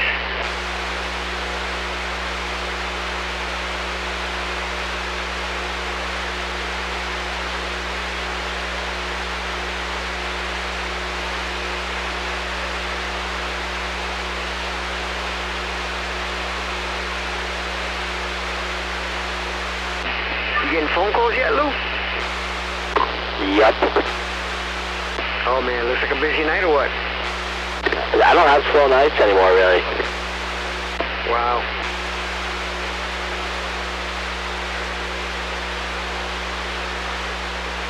Now it's call the boss for everything. Yeah, Roger.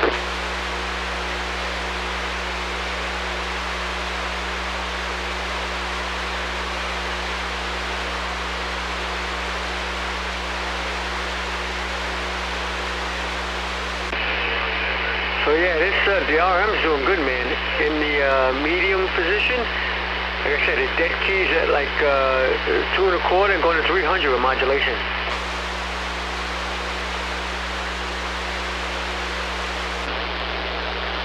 .380 get one yet? 380 shopping. Told you, I got a nice 667 here.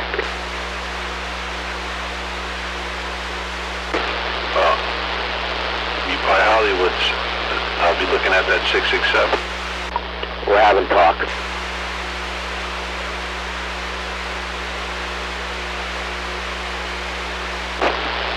I was talking to him today on the radio. Yeah, I've been texting with him. I'm trying. Let's see how this goes. Yeah, he sent you that video of the big boy. No, but I've heard, you know, I live a few blocks with him, so when he goes on the air with that thing, I know he's on the air. It's all 40. Yeah, I bet. It's funny. Like, he'll tune and load, and I can turn the dial and see it, you know, pin the meter on every channel. It's fucking crazy.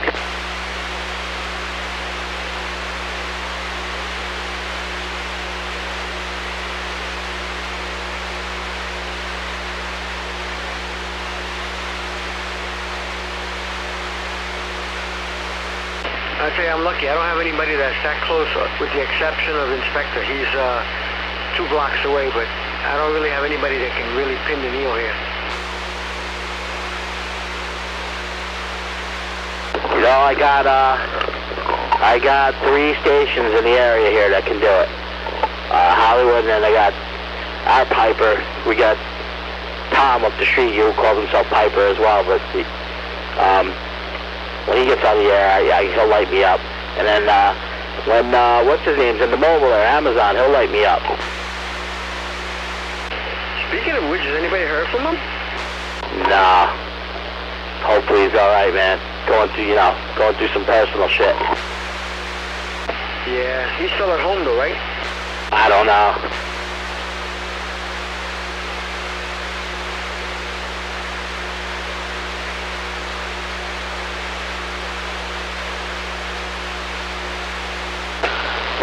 got to figure out how I'm going to drive whatever it is I finally get.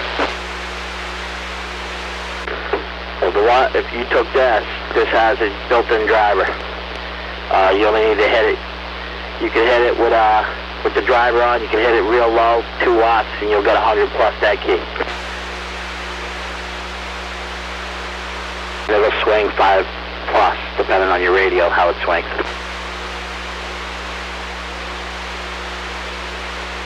And if you want to, you can also hit it 2 ways. You can hit it, turn the driver off, and then you can hit it with a little more power and run it as a straight 4-pill and use the variable and just control how much output you have, so you can do whatever you feel like.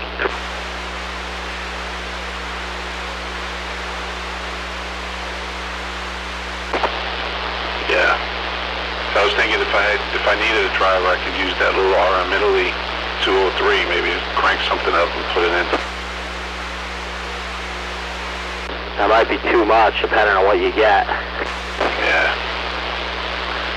Well, see, that's why I need to get all the radios back and then play around with, with the meter and see what everything's putting out, how low I can go.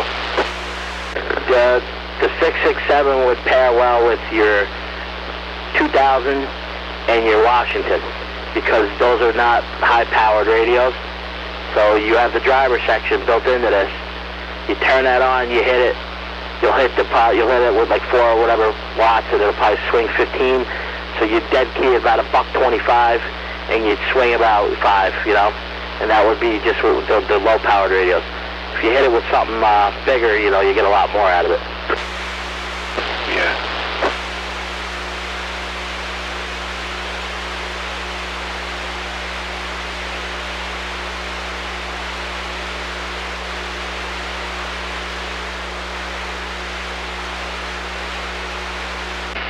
Yeah, tomorrow if it's decent, I gotta go out and cut some shrubs and brush back some more, now that the leaves are almost down. I had a tree come down. I gotta go cut that shit up and get it off my lawn. I was lucky this summer. I didn't get trees down, but I got like 4 or 5 branches. Nothing real thick though, and like the thickest branch I had was maybe 1.5 inches, 2 inches thick. That was it.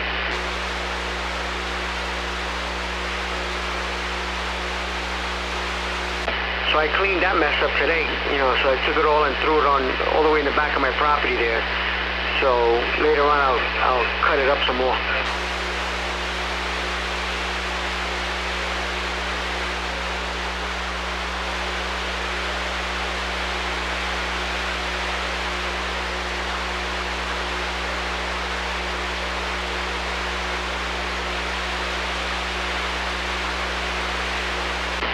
I gotta put away some of the stuff that's on my rear deck, so I gotta put that away in the garage.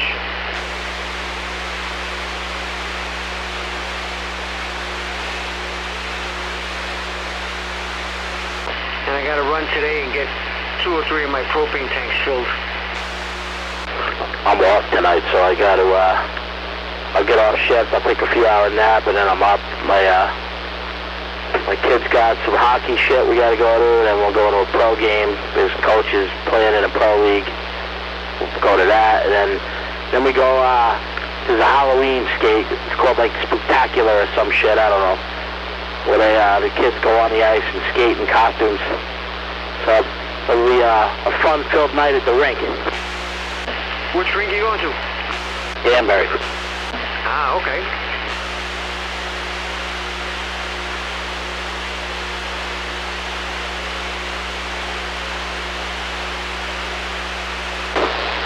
Trying to hunt for a siding contract. You gotta put up new siding? Yeah, I'm getting tired of painting, man. I got cedar clapboard now, but I gotta go vinyl. Tired of this shit. Yeah, I've had vinyl on the house as I bought it, and then I went to replace a few panels that I had a tree limb come down and hit the side of the house and break about 5 or 6 panels of the siding. And when I went out to get it, the only one that still stocks it and deals with it is Lowe's.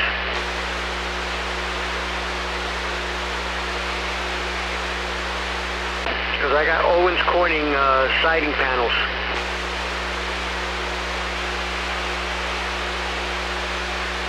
But it was good, man. I got the exact same color, you know, and matched perfectly. When I put the new one up against the old one, I was like, damn. So I bought 2 boxes of 24 panels, and I said, if in case I got to replace panels as they go along, I know I have them here. My neighbor just went vinyl. Fucking looks good. I was like, shit. It's funny, man. I'm thinking of going the opposite.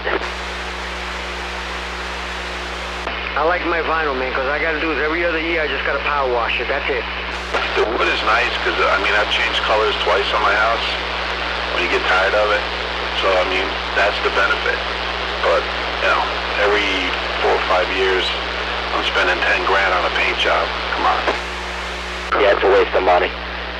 I hate the color of my house. The vinyl on this house is you know, what came with the house when we bought it. We want to change it to a different color. But then I'm thinking, like, let's, you know, plank the house and paint it. And then I hear your story, and I'm like, fuck that. Because I don't want to spend 10 grand every few years. The siding on my house is the original siding when I bought it 25 years ago, and it still looks good. My house is like a cream color. I hate it. We want a darker color. We want like a dark gray or ship gray, something like that, with like, my wife's thinking blue, with blue like shutters and like a bluish kind of door. I don't know. I don't mind that look. It's kind of the colonial West, you know, Connecticut look. Yeah, no, my siding is sky blue.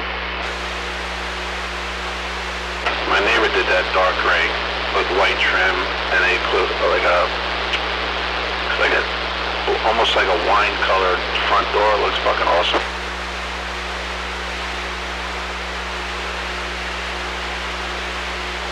I like the gray look in the type of siding I have. I saw that at Lowe's. That's a nice color.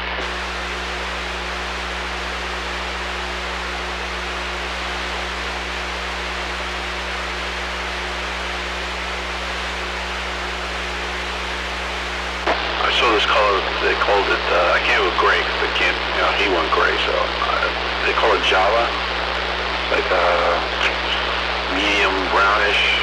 But a nice looking color. I might do something like that. It's amazing the color, you know, opportunities they have now. I know. It's tough to pick. I have a contemporary colonial, so yeah, I got to keep that in mind too with the color. I can't go too old-fashioned.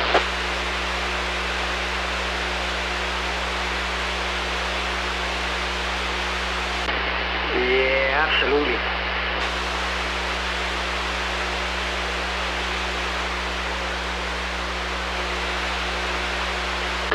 What's that beam on your roof now? Television? Yeah, that's the old one. That's what's coming down, and that's where the new one's going. You use that thing for TV still, or no?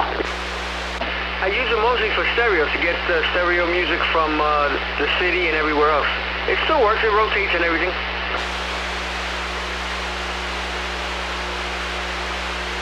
That's not the rotator you're going to use, though, right? No, the one that's going up for the beam is a little bit bigger.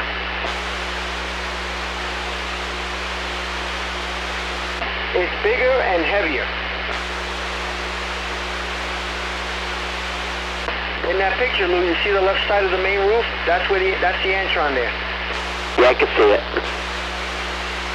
And then to the left, on the lower roof on the garage, that's my ground plane scanner antenna.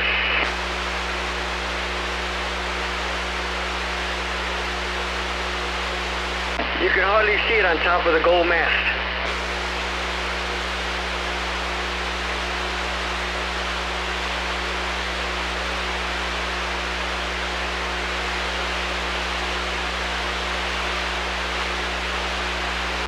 That antenna up there, I put that bad boy up by myself.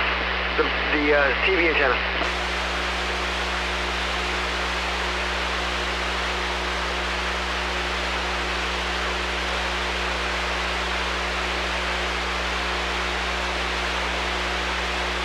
And if you see below it on the deck, those sliders, those are Andersons, man. I had those replaced about 4 years ago. Man, that fucking door was $3,700 bucks.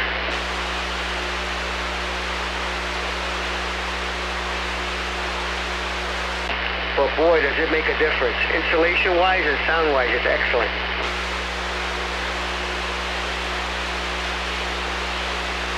That thing's fucking huge. Which thing, the beam antenna? The TV? Yeah. That was the biggest that they made available at the time. It's called a long-range fringe antenna. Let's put it this way, when I spin it north, I get stations from Rhode Island and Hartford with no problem whatsoever.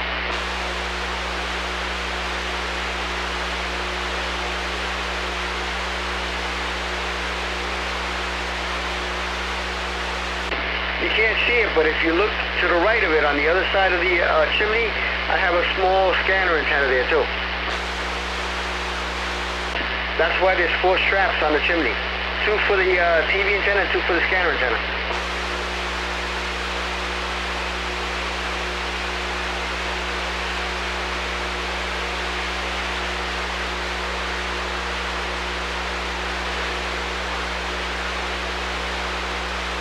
And you see my porch underneath it, right?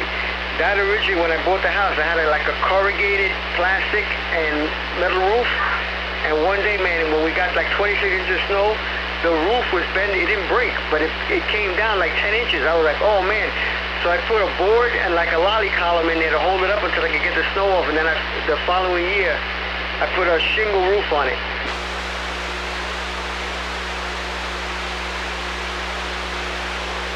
I put 5/8-inch plywood and a shingle roof on it, and then it's insulated. So it has electricity inside of everything, but I got to replace those windows. The windows that are on, I want to put Andersons in there. Why, it gets drafty and cold? No, yeah, they're not double pane glass. They're single pane sliders. So I'm going to put, double pane sliders in there. And it's all insulated and has electricity and everything. Yeah, 10-4. The only thing, it has no heat, but, in a bind, I could put 2 small ceramic heaters in there and get the temperature in the winter up to like probably just under 70 degrees.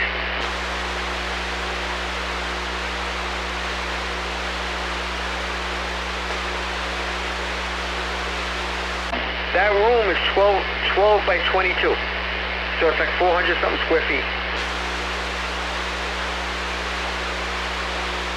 Or 300 square feet, I should say.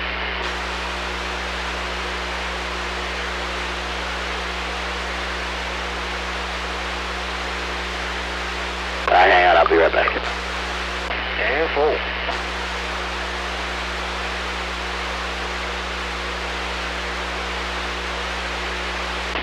I don't know if you can see it, Joe. See my son's 15-foot sailboat on the deck?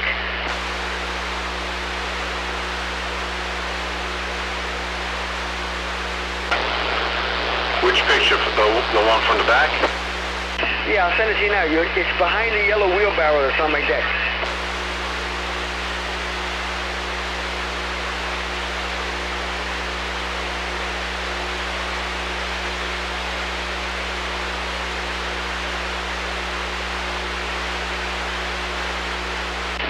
Yeah, if you see the yellow wheelbarrow and to the left of the umbrella, you can see my son's like 15-foot sailboat sitting on the deck on the trailer.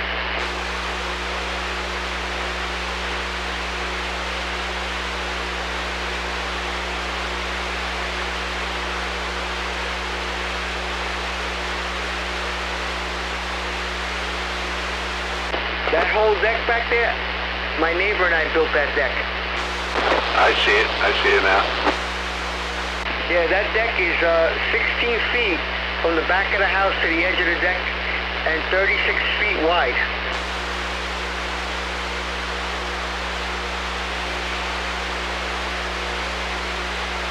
I put 29 4-foot footings underneath it.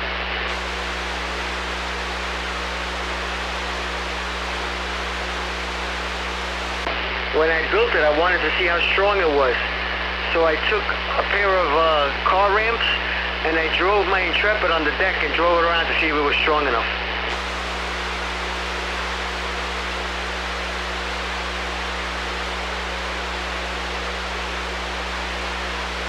In that picture, you can see the Antron 99 on the top corner of the house on the right, and on the left is one of my scanner antennas on the gold mast.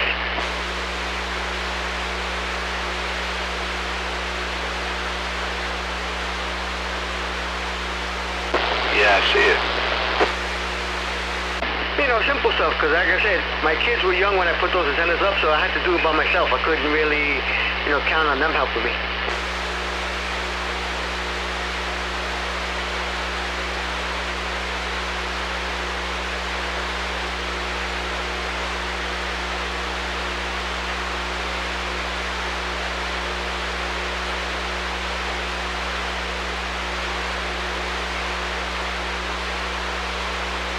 And then the windows on my house, I had put those in, I think 1996. Yeah, just before the winter of '96.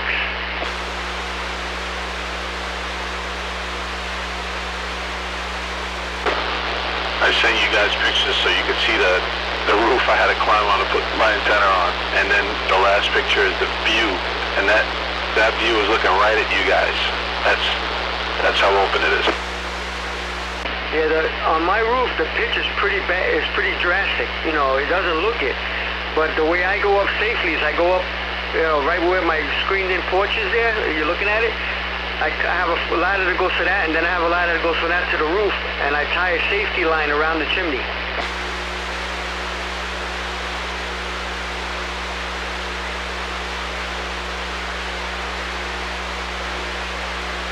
Now you look at my roof. That roof is 25 years old.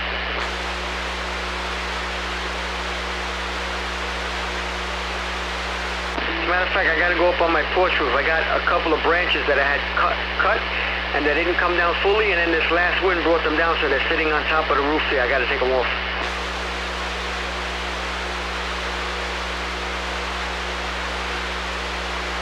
Like that tree in the last picture I sent you, that you're looking at, the tree is in front of my house.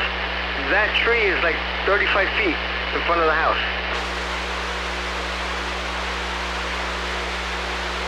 So although it looks like it's close, it's actually like 35 or 40 feet, you know, from the house. Now the view you're looking at now, that's facing south.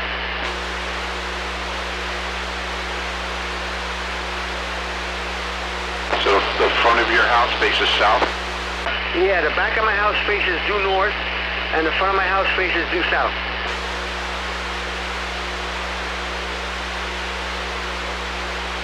That's why on the back side of the house, I always get that green shit on the siding, and I just go up and down with the, I have a telescopic pressure washer boom that goes 18 feet, so I don't even have to go up on a ladder. I just put it all the way up and takes it right off.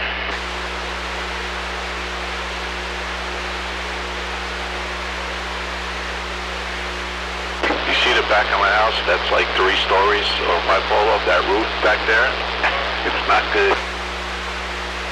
No, see, when I work with my safety line, if I fall off my roof, I land on top of my screened-in porch roof, which is only like 9 feet from the edge of the top roof. So it's not, you know, not a bad drop. I mean, I've gone up there with my safety line and slipped once or twice, but I never moved more than a foot.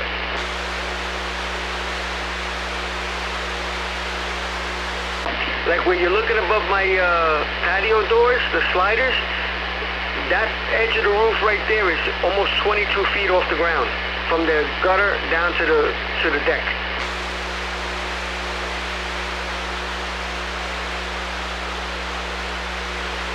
Right above the screen, you know, the sliders. That gutter is 22 feet, because when I have a 28-foot ladder, and I have to extend it pretty far up in order to get up to that part.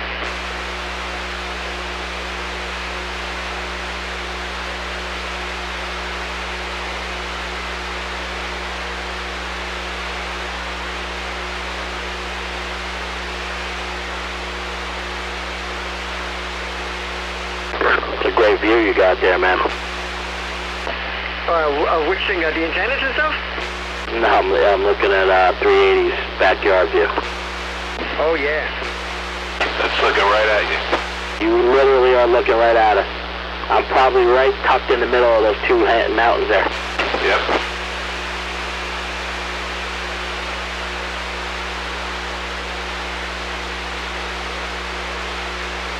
That first ridge is probably right over Candlewood there, between Brookfield and Danbury.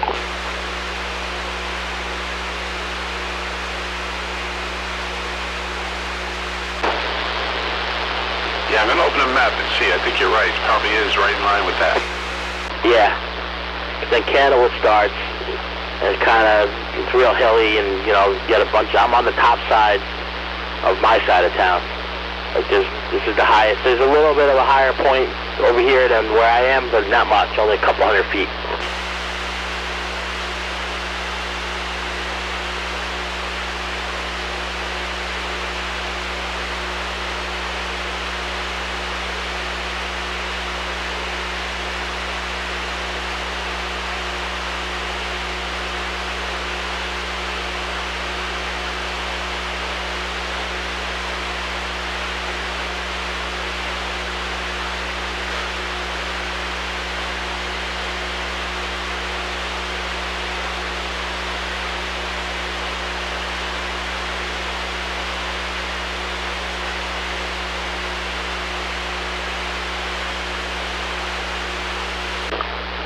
Sorry, I was barraging you with all the features there. I just wanted to let you know what that thing has, because it's not a normal 667.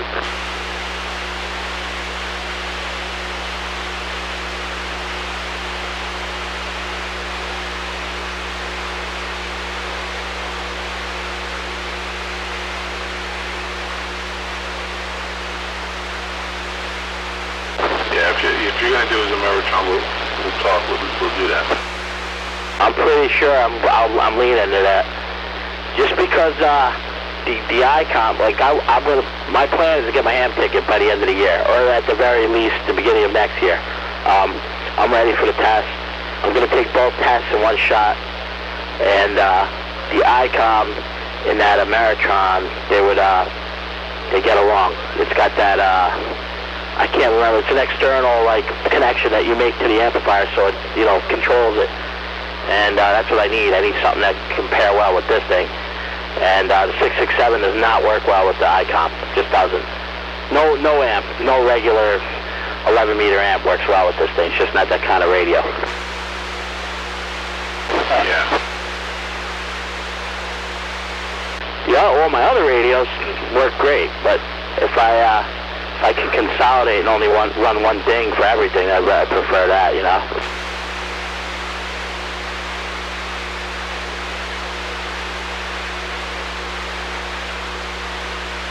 Yeah, that Meritron is nice. And like I was telling you, the way this is set up, your older radios will bang on this thing.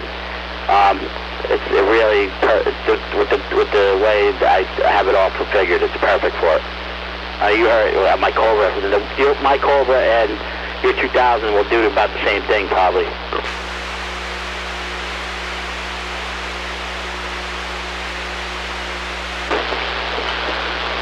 Yeah, because obviously I can't run those flat. They just don't have any power. Maybe I'll get next door. That's it.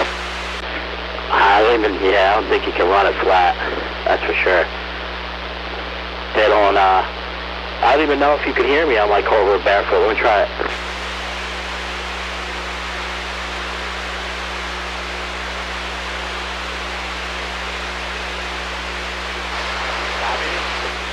Oh yeah, I got you pretty good. That's surprising. So this is, let's see here. 10 meter down. 2 watts. Swinging about 12. I actually hear you with no problem. Yeah, that's the mountain I got. Yeah, exactly. Can Bob hear you? Yeah, he can hear me.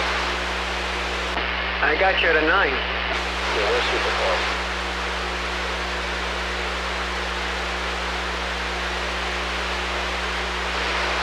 Antenna's up real high too, so I think you and I are just line of sight. Me and Bob are just close.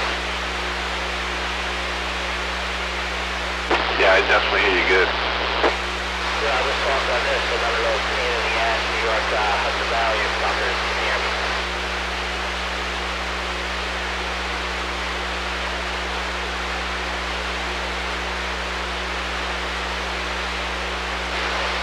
I don't even know if it's gonna work.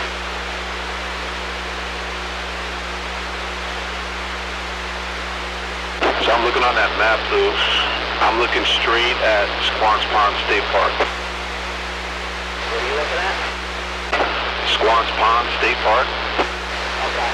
So that's the piece of land between, so where I live, I'm on Ball Pond. So you got Swamp Pond, and you got the Candlewood Lake. So I'm on the western side of town. I live right on Ball Pond. So you're looking, right over me.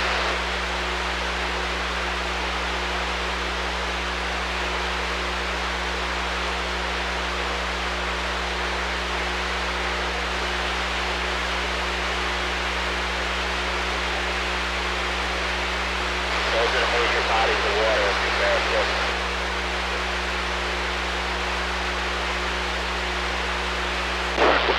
Yeah, I normally rent a boat out of the marina over there once a year. Swan? There's no marina over there. The marina's on Fullfield side, right? Yeah, Candlewood Lake. Yeah. My brother-in-law's got one over there. We said I'm buying, my wife and I talked about pontoon maybe in the next few years. Now the kids are a little bigger,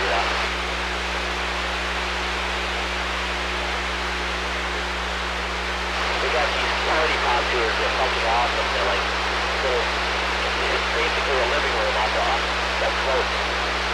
Like just wraparound couches, pop-up TVs, got this full wet bar, retractable canopy, killer sound system. We got like dance parties out there. Yeah, they're nice. I rent a pontoon from Echo Bay Marina over there. A lot of fun. Yeah, they are. And you can even, they cook it up, but you can cruise off it, you know what I mean? They're not complete balls anymore. Yeah, we rent it too, the water sport package, and we use the pontoon. It works. Yeah. They used to be, the old pontoons were slow and they were very agile, but the newer ones are nice.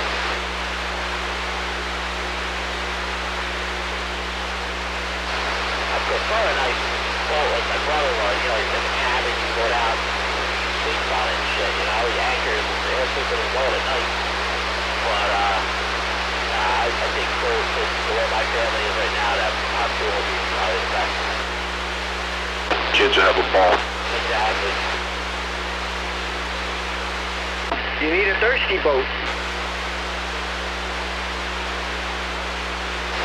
Yeah, Thirsty's got a nice boat. This boat's big.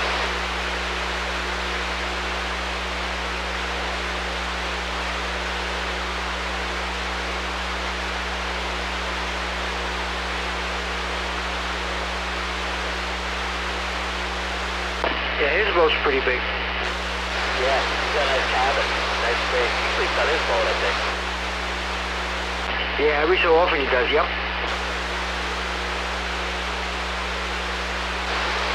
John, I'm gonna turn on the amp on can here, so let's see what it jumps. Alright, that's 2 watts in. Amp on. That's up to 200 dead key. And that's swing in 5. Yeah, perfect. Yeah, and that's with the Cobra, so. And the amp is running at a 6 on dead key and a little bit over 7 on the needle, so it actually has a little more room in there. But that's perfect. That'll keep it nice and cool and make sure it lives, You don't want to drive it too hard. Yeah. It sounds clean too. It's got a nice clean sound. Yeah, it's set up perfectly, man. I cannot complain.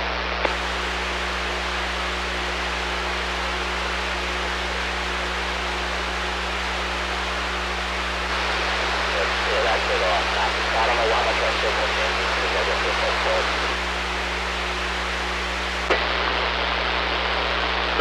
The carrier drops a little. I mean, you drop down to about a 7, but I can hear like noise through your carrier, like fuzziness that totally clears up with the amp on. Yeah, environmental noise, I guess, I take it over all that.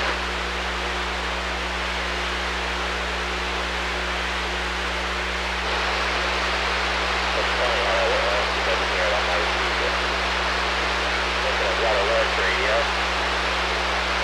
I'm barely hitting him. Alright, hold on. There we go. Everything's on. 1, 2, 3, 4, 5. There we go. Holy shit. That goes from a little over 1 all the way to almost 6 and hit 7 a couple of times. Yeah, it's huge.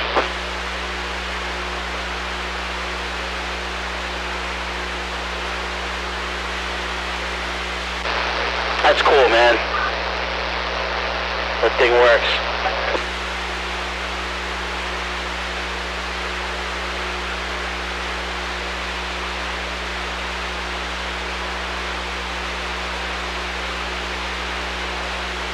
It's all about the procedure, boys. Pay attention. There was someone on the air last night. I don't know who the hell it was. At like 4 o'clock in the morning. He keyed up and he goes, he said it, he was yelling, pay attention. He was far away. It was like, you could probably go on the feed and find it. And then I kept saying back, I got on my radio and I said, hey, follow procedure. And he kept going, pay attention. It's all in the tune, the fine tune. Hey, Joe, man, that's a big house. Yeah. It's time to go, but you know, empty nest syndrome. How many square feet is that? 3,700. Holy shit. Well, that's a big house, is right. Even doesn't look that big from the backside, but you look on the side there.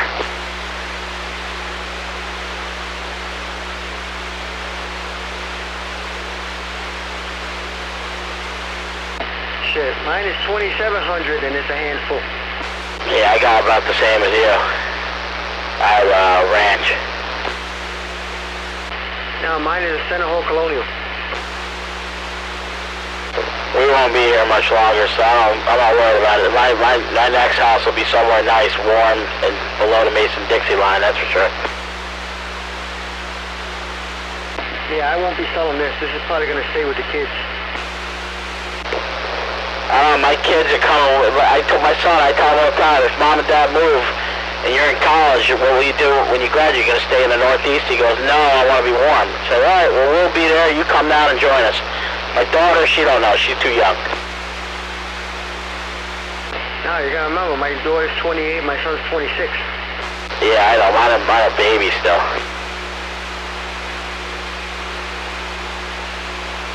Oh, my son got notified today. He's number 7 on the Putnam County list. Oh, that's great. He'll be probably called in a year or so. That's nothing. Yep, he just got notified today. He's number 7 and he got a 95. Congrats. That's great. Yeah, that's probably, what, a year or two wait? That's nothing. Consider the number of people to hire probably between now and the end of December of the next year.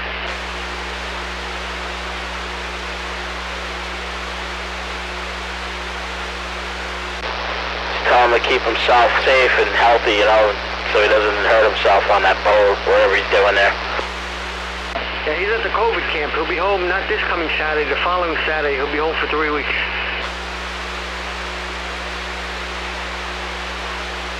Did I tell you they offered him a job as a paramedic on a cruise ship? Yeah, you told me. Paid well. Hell yeah. I would take that. I'd be all over that. At his age, just bank it. Take the money, bank and bank and bank, then he can buy his house almost for cash. Follow the procedure. Yeah. But your son seems like he's got a good head on his shoulders, right? He's probably doing that. I mean, his cost of living where he is 0. So all that money goes in the bank. He doesn't even get to go out much probably where he is. No, because he's working 7 days a week. So he says, you know, and he works overnight. So he says, you know, if I got to do anything, I do it when I finish up work. I go do my errands and stuff, and then I get to bed by 10 or 11 o'clock. And then he says I got to be up by 4:30 in the afternoon, take a shower, and I have to be at work at 6. It's funny, the money I pissed away when I was his age, when I started making good money. I wish I didn't do it. It's so stupid what I used to do with my money. Let me tell you, he's been doing this steady now. August was a year, and he's put away like 65 grand. Yeah. I was dumb, man. I bought a lot of toys. A lot of toys, a lot of partying, Vegas trips, all kinds of stupid shit.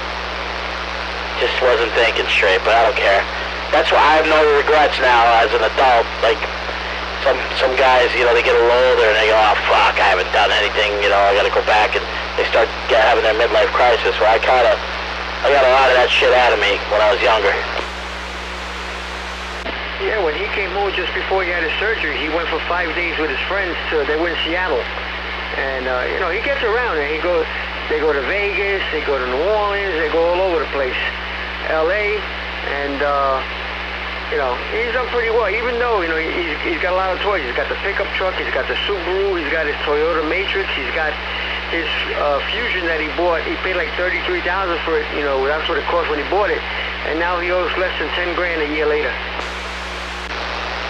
He should just pay it off. He's got the money. Like, carry any note. You know, used cars right now are through the roof. You could make a killing on that car, probably. Well, he got that, you know, the 0.9% financing, so it ain't costing him shit. Yeah. Yeah, I got my car next to no financing.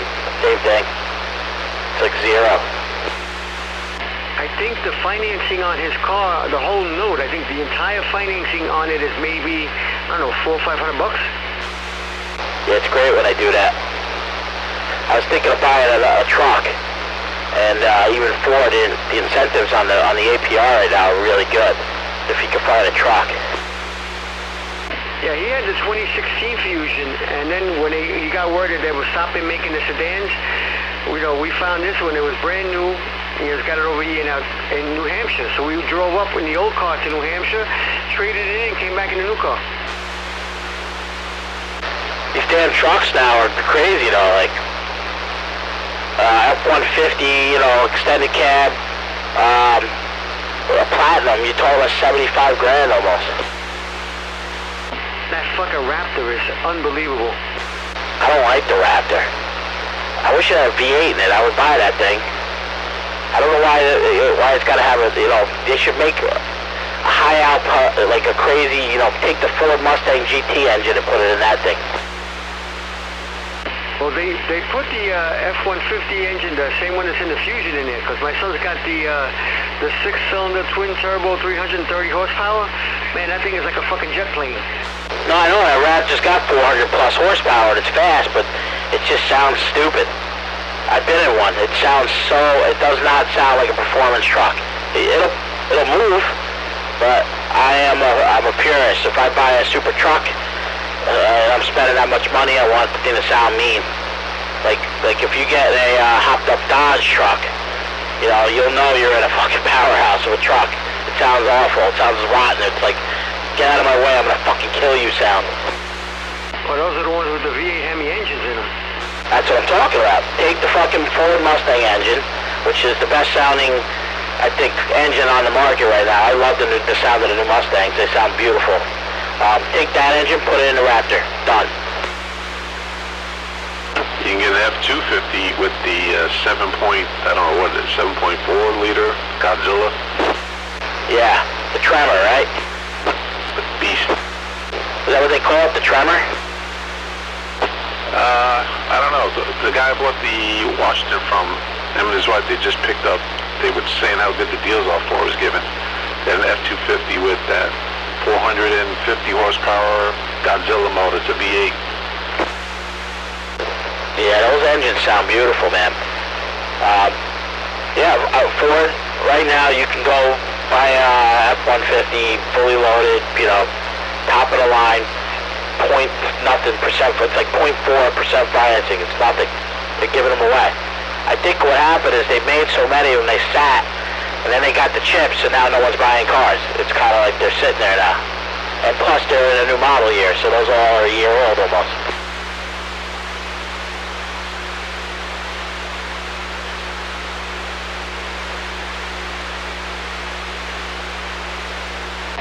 I'll tell you, I like those Jeeps,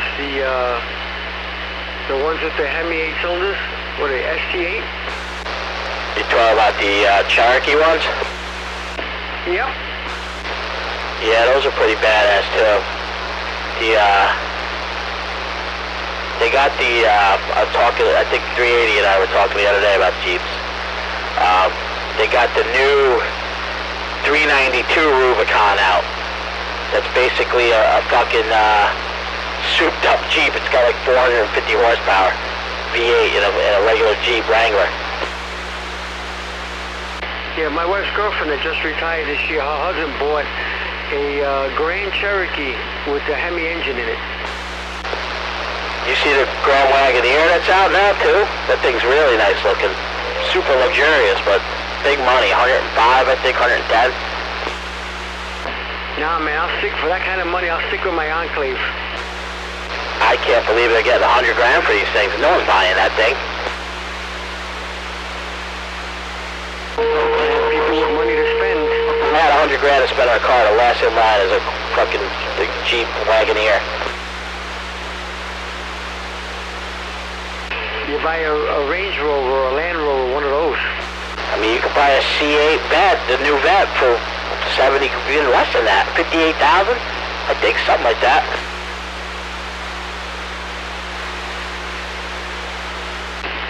Yeah, man, it's crazy.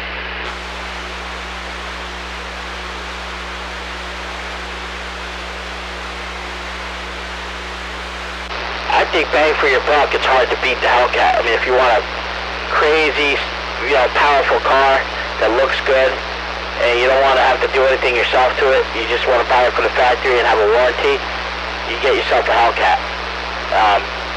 The thing is an animal, man. Yeah, isn't that like fucking like 800 horsepower? 825 horsepower, some craziness like that? I think it's like 705.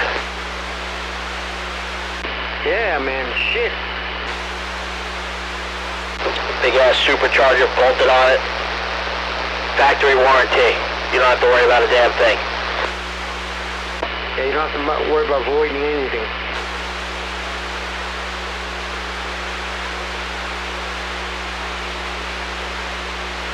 See, I'm looking at the map. You guys are close. Yeah, he's not far from me at all. With the Crow, probably what, less than 10 miles?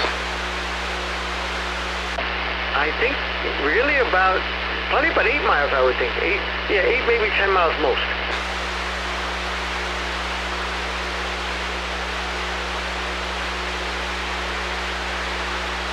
You see where Ball Pond is?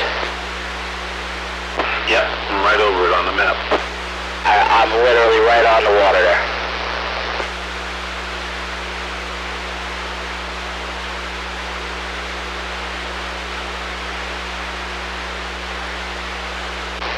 Probably the same distance to the both of you guys, though, right? You got to think. Or no, maybe he's a little closer. No, I'm like just looking at the map 3 or 4 times further. Well, no, but the problem is that for me to get to you, I got to drive south into Denver area, get on 84, and then head north when I get towards where you are. What part of Southbury are you? Are you up by like the fuck is that golf club up there? You up there? I'm northeast part, but not far from Pomperaug High School. Okay, yeah, I know where you are.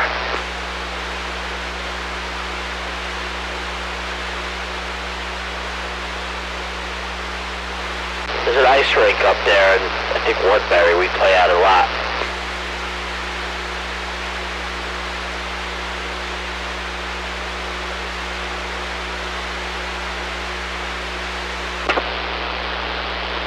On ice rink, Middlebury, you mean? No, there's a rink somewhere. I thought it was Woodbury, but maybe it's Southbury. I don't know. Let me look it up. Hold on. I got my schedule here. Yeah, there's definitely no rink in Southbury. There's some kind of big building. You get over exit 16. Middlebury looks like an ice rink.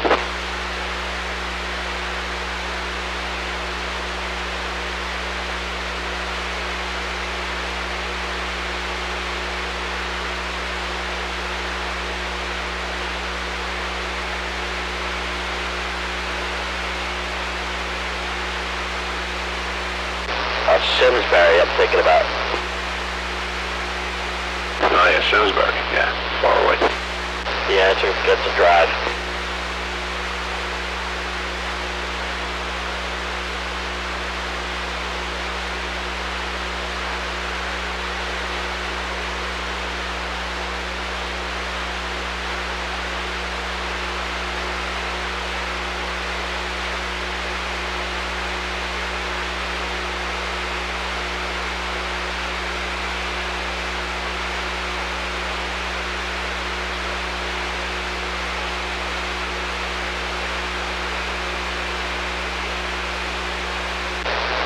Where Desperado is, I mean, you see how far that is. He's in New Windsor.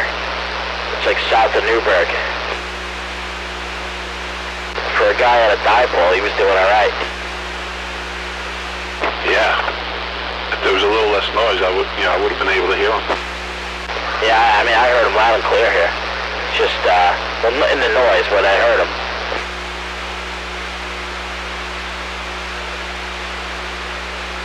Hey, from you, that's a fucking haul. Oh yeah.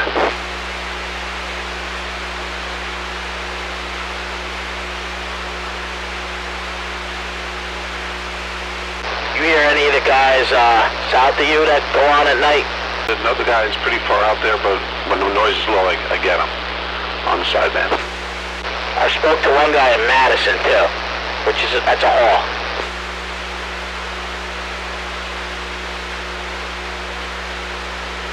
And then they bullshit with a bunch of guys on Long Island from where they are. Yeah, they should be hitting Long Island with no problem from there.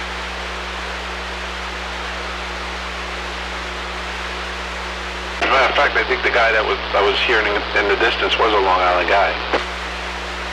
Yeah, you'll hear a guy, he's up on the north. I think there's a guy in Port Jeff. And he'll come up here. He makes it up here sometimes.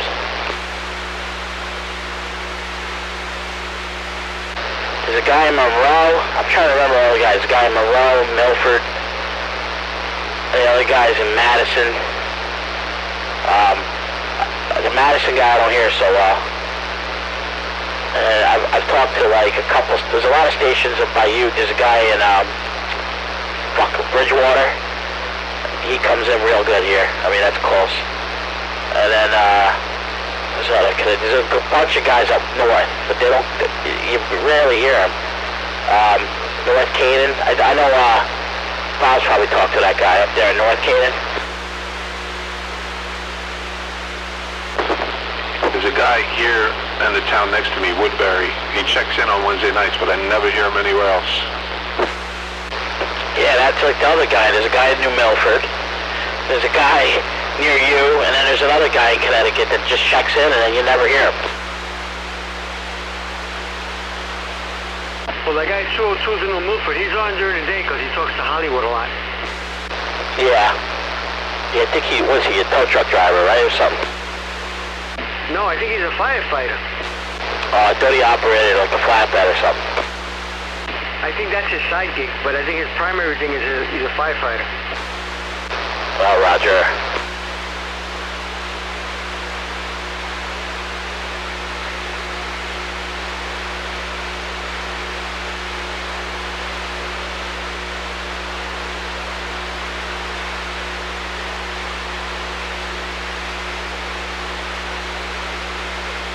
You remember when we were on here one night and there was a guy he was like a little west of Albany and he was coming in here real good. Then we had to go to Sidebend to hear him better, but he was on a mountain outside of Albany. I sure do. I wonder what happened to that guy. I don't know, he doesn't pop in anymore. Yeah, that was crazy that he could hit us. And I think he was, if I remember correctly, he wasn't running power, or very little. He was running very low power, nothing like in the ranges that we have. Yeah, but that guy, yeah, he was just up real high. Had like almost, 1,500 plus, whatever elevation he had. And he was coming in here. Yeah, I think he was running like a 2995 or something. I think that's exactly what he was running. And then that was just the radio. Exactly. What's that, 100 watts? Yeah, 100 watts. Yeah, you're talking about 100 miles, you know? No, it's a hike. He was coming in. We all could hear him. It's basically that 2995 is the exact same radio with a, you know, with a power supply built in as the regular 2970.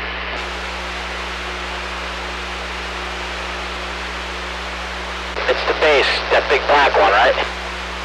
Yep. Why don't they make an N4 version of that? That'd be nice. Yeah, I think the initial cost of that would be the cost of the power supply, because you need at least a 60 amp power supply to run it. Yeah, so it'd be $1,000 for that thing. No one's gonna spend that. Yeah, that's the only limiting factor with it. It would be nice. Right? Wouldn't that thing, imagine an N4 base station. That thing would kick ass, man. No doubt. It'd be on my desk. Yeah, I would probably have one myself. That'd be perfect. I'm sure they talked about making one. Yeah, I'm sure they have. Probably, like I said, the only thing is, like I said, the limiting factor of getting them, because, you know, all the craftsmanship and the cabinetry and stuff. Heat dissipation, too, because you gotta have that giant power supply in there. Yeah, you'd have to have at least 2 5-inch fans cooling that bad boy down.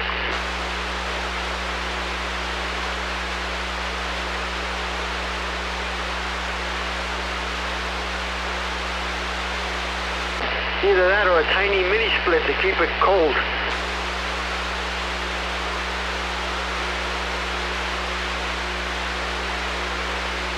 You need like a 500 or 1,000 BTU mini split system to keep the final section of the radio cool. Yeah. Speaking of cool, is it cold out? My heat keeps coming on. It's fucking freezing. It's 41 degrees here. Shit. 42 here.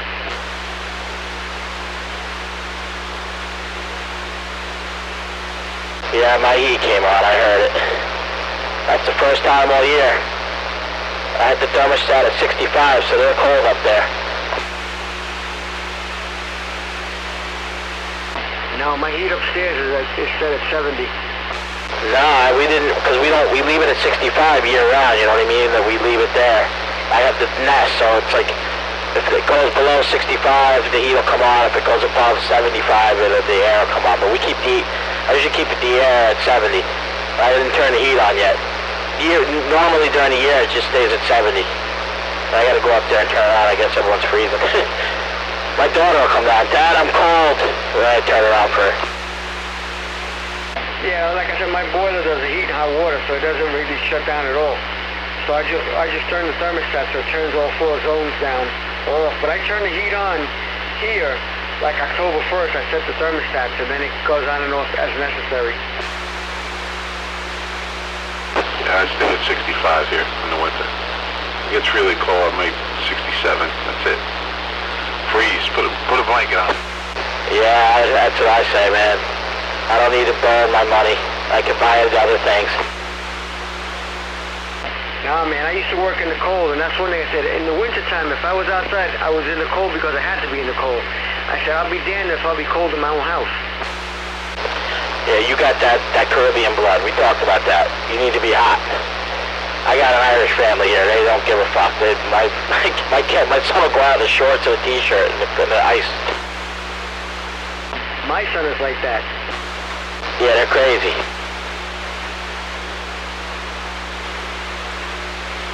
But normally, like I said, upstairs, at night, it's 70 degrees upstairs. And then in the morning, it comes up a little bit, and then by 9 o'clock, it comes back down to 70 degrees. It's cool in my office here. It stays pretty warm. I mean, it'll get cold in the dead of winter. Right now, it's 71 degrees, and I got no heat on, nothing. It's just kind of, you know, you got the mechanical room on the other side of the room. It just keeps things warm down here. Now, I'm in the garage, so I have the little ceramic heater on, and it's 72 degrees in the garage right now. There's shacks in the garage. You always stay there? I'm always here. You ever think about moving something into the house? Yeah, I'm redoing my den now. My wife wants to use it as an office. I used to have my radios all in there. But she wants to use it as an office because she does all her Mary Kay shit. Oh yeah, Roger. Well, at least that's making money into supplemental income. Let me tell you, she works a full-time job and does Mary Kay on the side. But her doing that shit on the side, she makes like $2,500 a month. No, my mother used to do that. That was her side business. And she did all right. Yeah, man, for somebody who does it, like 2-3 hours a day, she fucking does $2,500. Some months, when it's really good, she'll make like $3 grand. Yeah, I remember. My mother always, she said this little side business pays for all our funny money, like everything, vacations and, everything we used to do. So yeah, that's all Mary Kay. So she could say, thanks, Mary Kay. My wife's trying to get the pink Cadillac. Oh yeah? Yeah. What do you gotta sell these days for that? I think gross sales you have to do $100,000 a year. She better hustle. Right now, I think her gross sales are around 50. That's great. 100K, that's a lot of hustle. That is a lot of fucking makeup. Let me put it this way, her director, who lives in Queens, does $20,000 a month in profit.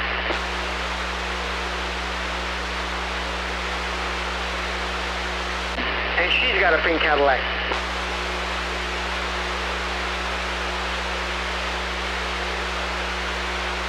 Imagine that, getting 20 grand a month.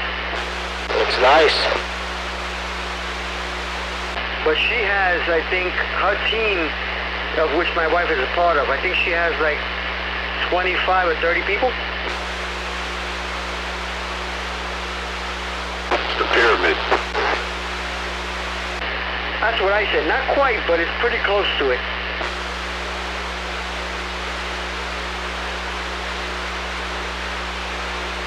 Because my wife makes 50% of her sale in profit, so it's 100% markup, basically, is what it is.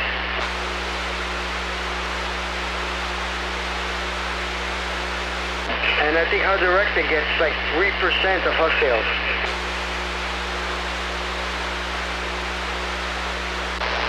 You see, we're really entering that solar cycle. Solar 25, I was reading a thing today. The last 2 days, propagation on all the amateur radio bands has been like out of control. And even the shortwave band, which I'm tuned now, is like, I've never seen it this lit up. It's pretty cool. Yeah, it's going to be some cycle. Yeah, we're just getting into it. I don't feel like it's hitting 11 meter too much yet. No, I think as we get later in the season and the closer to Thanksgiving, that's when you're going to really see it upswing. I've been doing good in the daytime, all over the place. Yeah, it's real busy. Yeah. Usually when it's, when there's a cycle, you'll hear noise all night long. I'll tell you, the West Coast has been coming in hot and heavy in the daytime, which it normally doesn't. We get the Midwest usually, but now, the West Coast. Yeah, who you contacted? Who'd you got today, 380? I'm just looking at my log here. I got San Diego, some of the Carolinas, Jamaica. I always get Jamaica. 1, 2, 3, 4, 5 Arizona guys, another guy in Southern Cal, a Puerto Rico contact, a Northern California, and I got an Anchorage, Alaska, which I was very happy to get. That's an awesome one. I've never hit Alaska. Yeah, I got 813 in Anchorage, Alaska. I was like, yes. What frequency? 38 lower sideband. That's impressive, man. I've never heard anyone holler out from Anchorage or any Alaskan station. The furthest up, I got someone out of Seattle. And that wasn't even that long. That was only a few months back. But I never, the Pacific Northwest and up there, I've never heard a station. And definitely never Alaska. Yeah, it took me about 15 minutes to try, and there was another Connecticut guy, and he gave up. He was like, go ahead, 380. And I kept going. I finally got him. So, I only had him for like, maybe a minute. But I got him. That's awesome. What'd you do that? Were you N4? Yeah, N4 cranked up. That's awesome, man. That's a great contact.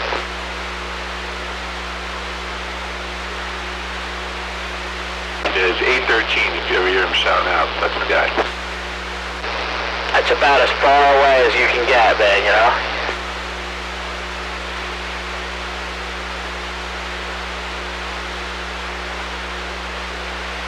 You basically talk just as far as if you were, like, hitting Europe. Probably further.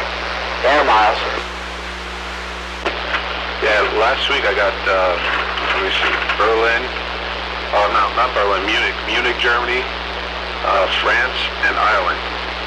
And the guy, the other Connecticut guy that said he was trying for Alaska, he told me he got Australia. That's a fucking hike. I've hit Australia, and I've hit Germany, and I've hit Ireland. I need Italy. I don't hit Italy ever. You know, I've never hit France. I'm trying to think. Look at my little map here. I got little check marks. I've never hit France. I've never hit Portugal. I've never hit anyone in Spain. And you always hear the Spain stations, but they never hear me. I've gotten someone in Sweden, which I was In Japan. That's great. Yeah, hitting Japan is cool, man. You know, that's far too. One of the strangest I've hit is the Cook Islands, which is between New Zealand and Australia. I heard a guy in Papua New Guinea on the air, but he was just hollering. I don't know what he said. That's down there somewhere. Yes, just north of Australia. There was a guy in Hawaii. I couldn't get him, though. I'd like to get Hawaii. Hawaii, you hear a lot of stations out of there. Just, I've never been able to get them, but I've heard them. Yeah, I couldn't do it. I was trying. I couldn't get him. I tell you, if you ever go down to 26715 when the skip is rolling, you'll get all the Latin American countries. The problem with them is they don't speak English, a lot of them. I wish I could go down there, but a lot of them, you know, they don't understand you. It's good where you get to speak Spanish. Are you fluent? Yep, read it and write it. Yeah, see, that helps, man. It's funny, you know, when I was growing up, my parents spoke Spanish in the house. And I started speaking English in school, and the more English I spoke, the more Spanish I lost. So I took Spanish in junior high school and in high school, and I became proficient at it. That's definitely a plus. I don't speak a lick. I should probably be better, but I don't speak that well. I went so far as to get certified. I had to go to the Berlin school for 2 days for a proficiency course, and I got certified as a certified translator. So when I testified in court and they say, you know, how did you speak to the victim? Oh, in Spanish.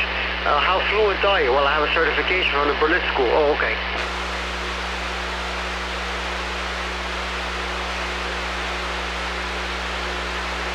So I'm a certified translator for the department.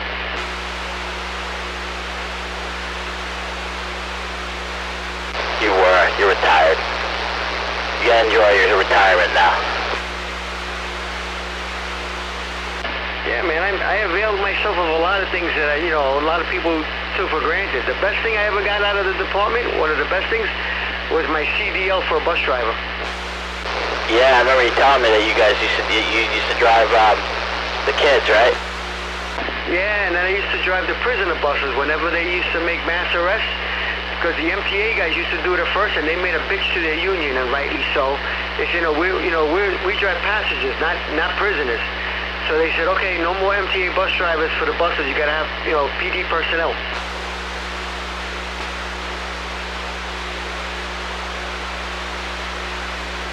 Which was great, because, if I had to go to a protest, when you're in task force, you go to a protest, which is the same as SRG.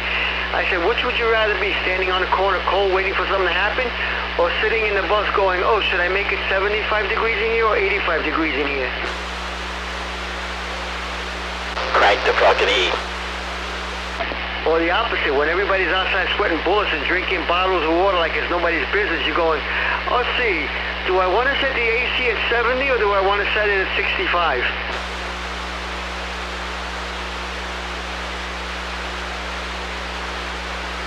Because people say, oh, what do you want to do that for? I says, because it's nicer to watch you outside than it is for you to watch me inside.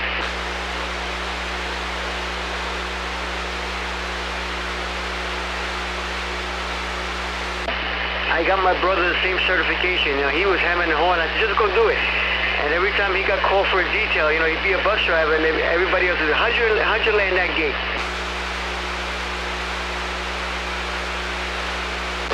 How did you land it? When they started demanding that PD personnel start driving the buses, the department opened up the course for us. So you went 10 days. All you did was pay for your learner's permit. And then once you got your license, the department refunded your learner's permit fee. So then they would send you to MTA bus school with regular MTA bus drivers for 10 days, and then they would give you the road test. So it actually cost you nothing. And then you got paid to go. Oh, no shit.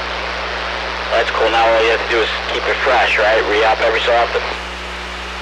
I have to take a physical every year for your CDL. That's it. And every 8 years you renew your driver's license, but you got to have the CDL fitness certificate every year.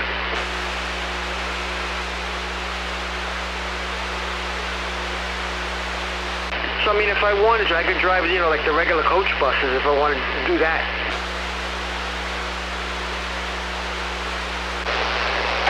You don't want to do that. That can't be a good job. If it is, if you're driving to Mohegan Sun and stuff. Well, true. I mean, I did 1 or 2 trips, you know, in an emergency situation for Coach USA, which has a garage right up the street from me. And I did 2 runs to Atlantic City, and that ain't a bad gig, man, because you drive down, and then when you're down there, they have a driver's lounge. You just hang out in there, and on the way back, they pass the hat in the bus, and you get tips.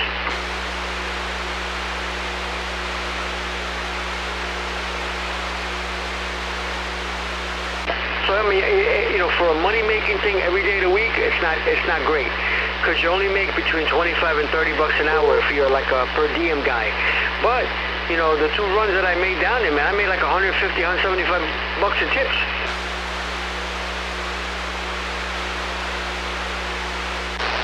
Yeah, you can't go wrong with that.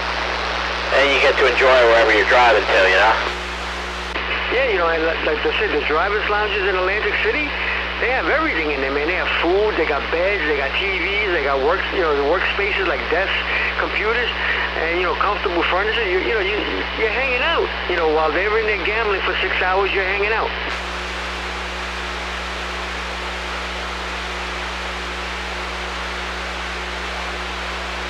You know, if you got nothing going on, you know, for that day, it's not bad. You know who's a sick, twisted person? I'm sorry to change the subject. I just watched a video of Kamala Harris, and she is a psycho, man. And to think that woman was a DA. I can't understand it, because she doesn't seem like she likes the law too much. Believe it or not, she had a fairly high conviction rate as a DA, so when she went 180 degrees and went the other way, I was like, what the hell happened here? She did what she had to do to keep her job, and now, you know, that's got to be it. Showed her true cards. She's hard to read because she's full of shit. Yeah, for real, man. She's a master politician because you don't know what she represents. She changes like the wind. That's right. Yeah, man, she changes like the seasons. And those are the scariest people, because that's what's winning elections these days, you know? These fucking dirtbags that just change with the wind, and you don't know what they are, and they get in there and they cause all kinds of hell. And then walk away after they do it. Yeah, like Obama. They stir the shit up, get the flies flying, and then they walk away. It's exactly what Obama did. And then they go, who, me? I love all Americans. Yeah, that's when I go, okay, here we go. Let me put my boots and my gas mask on. She's, something seems loose in the head there with her. Well, remember, she dated, Newsom, the governor of California. Willie Brown. She fucked the shit out of him to get it where she needed to be. Yeah, Gavin Newsom was on her list and a couple other ones. sucked and fucked their way to the top.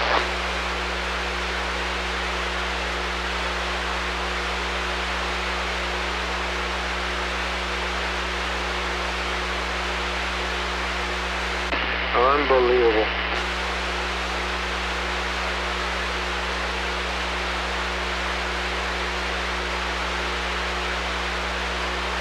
That's politics for you.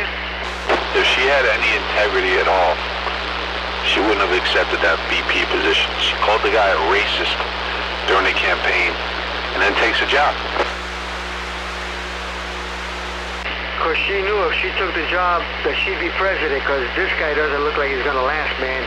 I think he's going to come in one day, you're going to find him drooling in a wheelchair. The fucking clown's what he is. He'll be drooling in a wheelchair going, who shit my pants? Yeah, he's already doing that.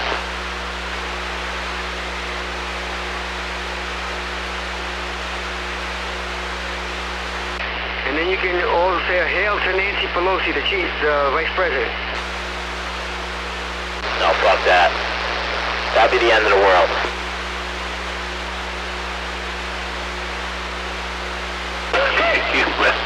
I can't even fathom Kamala as the president and Pelosi as VP. It's like a fucking show. It's like a movie. Yeah, doomsday. It's like fucking Abbott and Costello.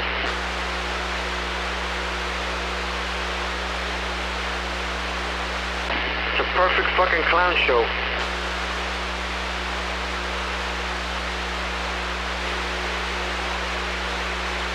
The only thing missing is the Ringling Brothers music.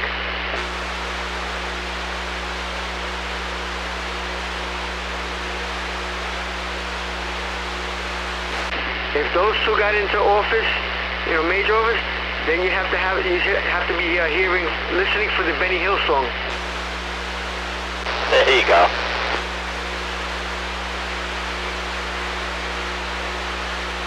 The yakety sax.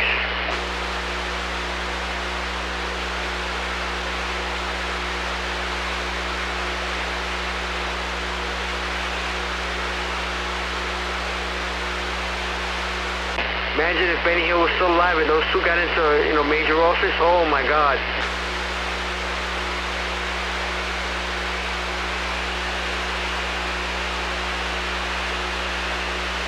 That was a funny dude, Benny Hill. It's a little bit before my time.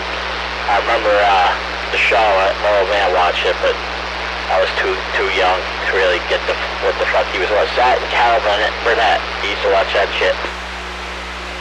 So did I. There's a lot of the Benny Hill episodes on YouTube. You should watch them. Some of them shits, when you're young, you don't really appreciate it because, there's a lot of behind-the-scenes stuff that's been, shown in there. And you look at it now and you go, holy shit, I can't believe they used to put that on. Yeah, raunchy, right? Oh, yeah. A lot of it has a lot of hidden meaning that when you're a kid, you don't see it. Because it's only skin deep, and then when you're older, you go, oh my God, I can't believe they put that on. Like South Park. Yeah, South Park's great.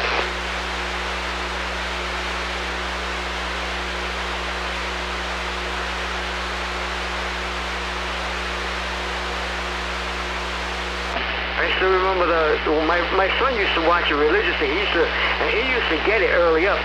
And I remember the one with the episode with pirates, where they go, gingers can't be pirates because they have no souls. Yep. That was crazy.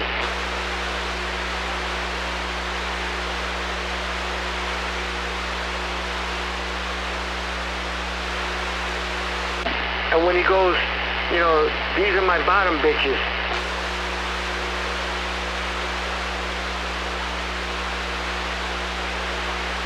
When Cartman becomes a pimp. Oh, I don't remember specifics. Watched that a long time ago, man. Yeah, Cartman becomes a pimp and he goes, yeah, these are my bottom bitches.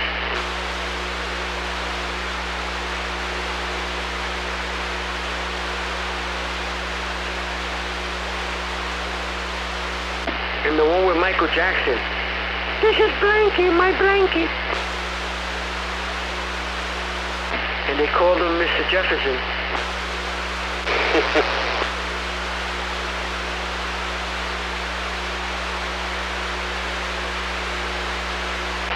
And when, what's his face, was in there, John Travolta, when he was in the closet,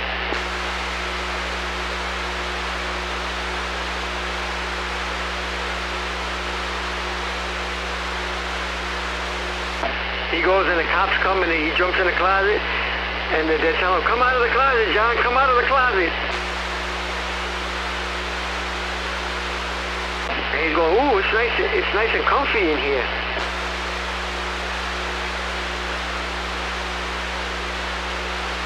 And R. Kelly comes to talk him out of the closet.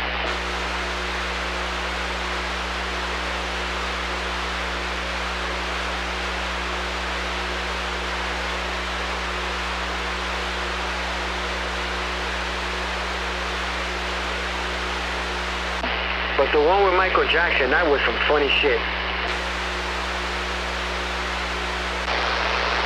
I'm gonna have to watch all those old episodes too now. And the best one was where they did a spoof on Kobe when he got the sexual abuse allegations against him, and they got like Stacy Keach going, don't worry, we got Kobe, we're gonna get him by the book. We'll get Michael Jackson just like we got Kobe by the book.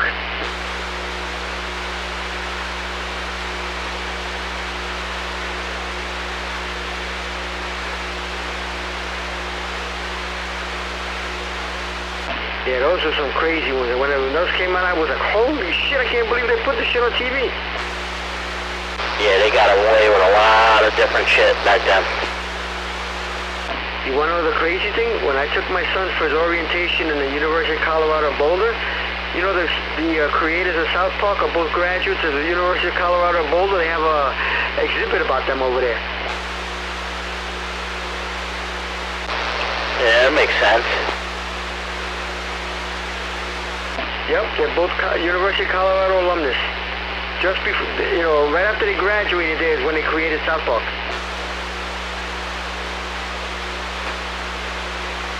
I'll be right back, Cam. Careful.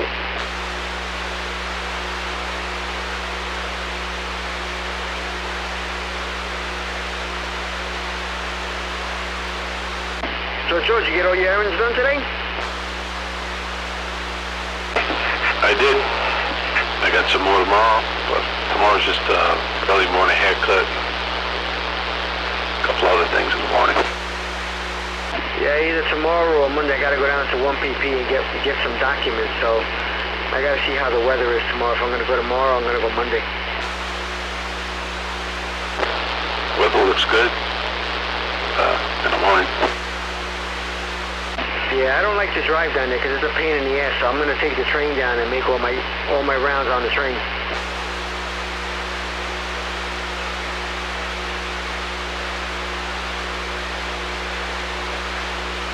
Still got the pack heat when you go down there? Oh yeah, it's like the American Express card, bro. You don't leave home without it. That's awesome. That's a perk. Oh yeah, no, I definitely don't go wandering around down there. Not with all the shit that's happening on the subways, man. They just got that guy with 3 guns on him, and he actually shot somebody, robbed a bank, and everything else. No, the city's gone to shit right now, crime-wise. So I wouldn't want to go down there without it. Yeah, man, I'm like, shit. So, you know, I'll make my rounds. I'll get my Metro card, and I got to go to Brooklyn to Department of Education to get a transcript or something. I got to go to One Police Plaza, and then I got to go to the old police academy to get my college transcripts. And all my certifications.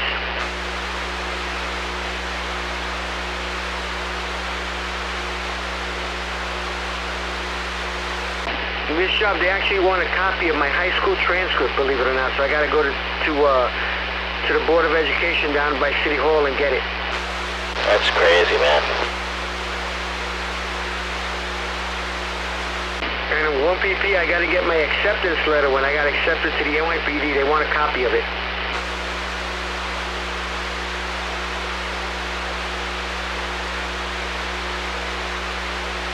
They even want a copy of my birth certificate, which I still have the original, and they want a copy of my marriage license.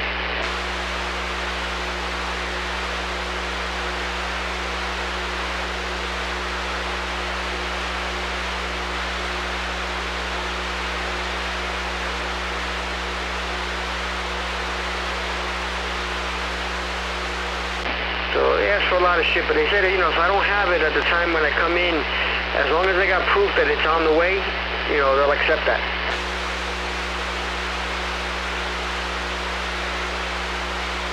Because I told them a lot of that stuff, you know, they won't hand it to you right then and there. It takes a couple of days to get.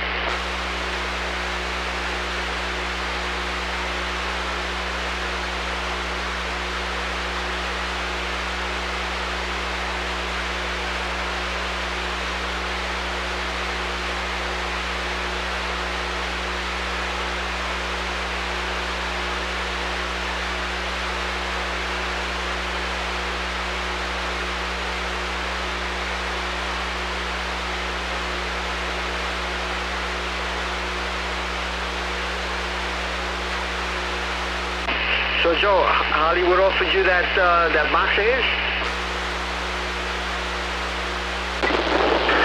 He did.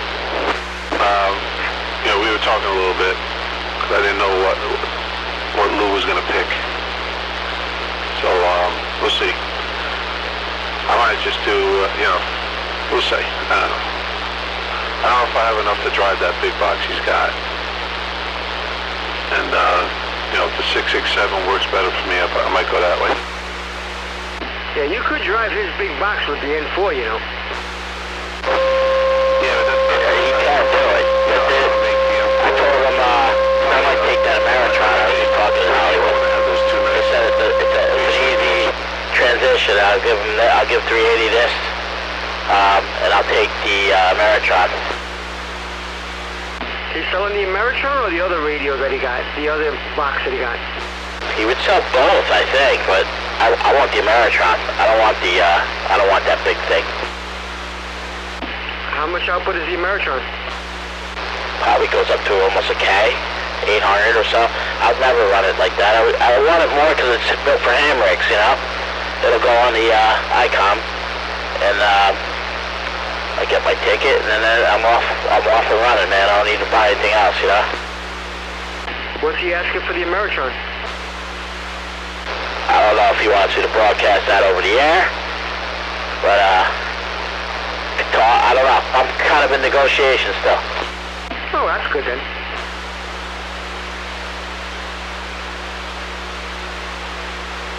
Which Ameritron is it, like the 88?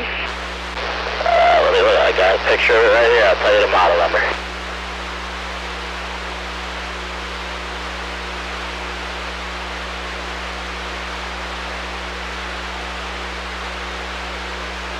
AL80A. Yeah, I know it well. It's good, right? Yeah, it's rated at a minimum of 600 all the way to 1K, depending on what you drive it with. Yeah, like I said, my primary goal would be to get something, you know, that can pair well with the ICOM for when I get my ticket. Yeah, I think with the ICOM, you could definitely drive it to 600 with no problem.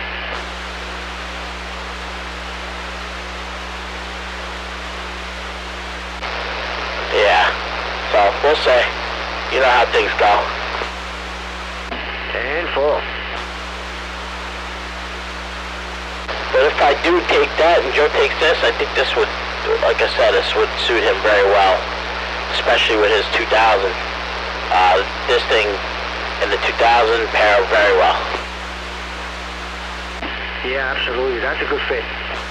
Yeah, it's perfect, especially with with being able to shut the driver section off. He can run his hot radio into it.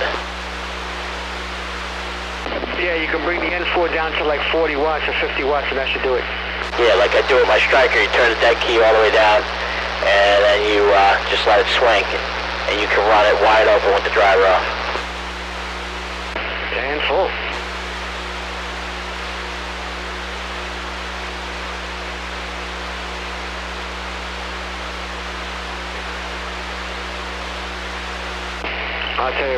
Red Alert was definitely entertaining tonight.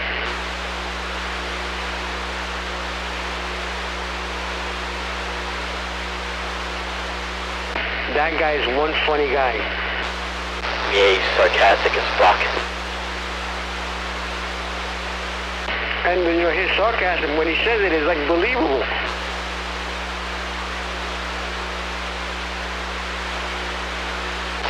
Alright, I got a phone call. This fucking phone.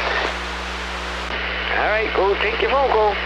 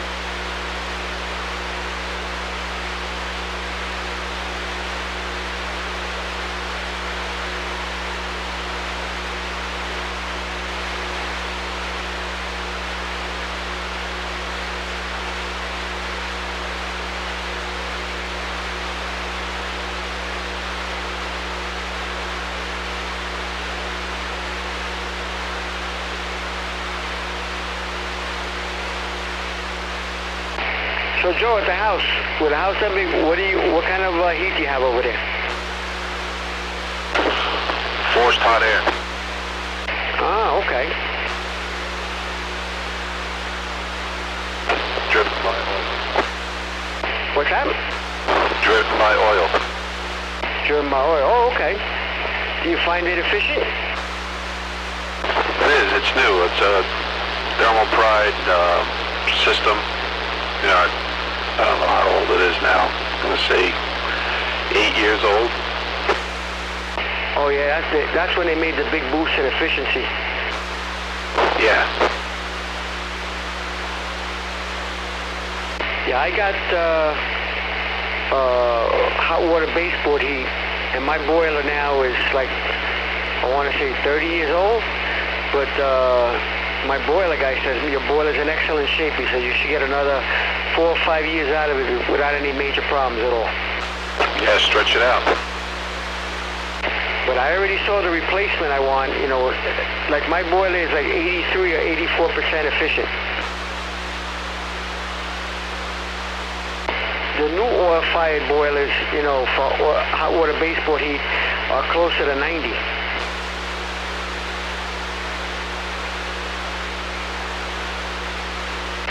They're almost as efficient as gas burners, but they cost a lot less to operate. Right. Yeah, the system I got here I like because, you know, it just does both. It's central air, forced air, and forced heat. So, I like it. So now, how do you heat your hot water? You have an electric hot water heater? Yeah, got a 80-gallon hot water heater. Yeah, no, see, I have an Amsol hot water maker. It looks like a well tank. It's 41 gallons, and it comes off as a separate zone on the boiler. It's what they call a priority zone.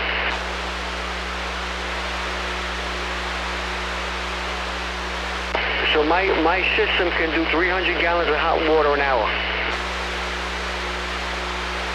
Yeah, that's good. Don't need more than that. No, because I got 3 bathrooms. I mean, I've had it running where I got both kids in showers, my, you know, dishwasher running and my washing machine running and never run out of hot water.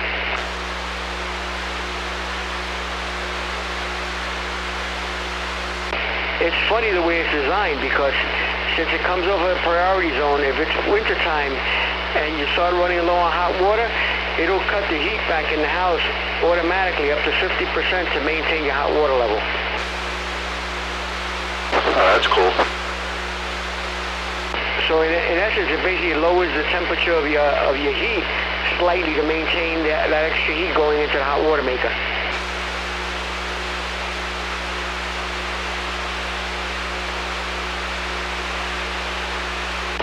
Because eventually I want to add heat in my garage, but I think I'm going to go with a mini split.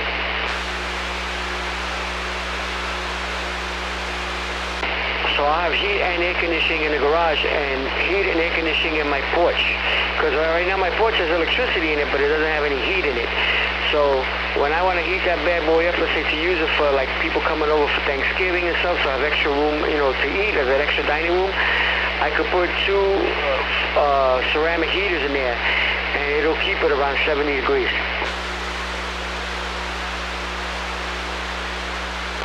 Yeah, 70's comfortable.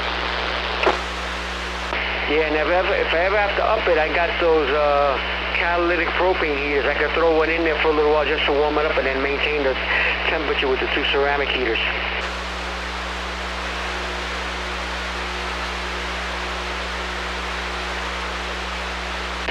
Like in the garage, you know, I keep it, like right now I keep it with one little ceramic heater. 5,000 BTUs can keep it in here at 70 degrees. When it starts to get below 20 degrees outside, I throw the second one on, and I can keep it at 70 degrees in here with the temperature like 10 degrees outside, because I have insulated windows and insulated garage doors.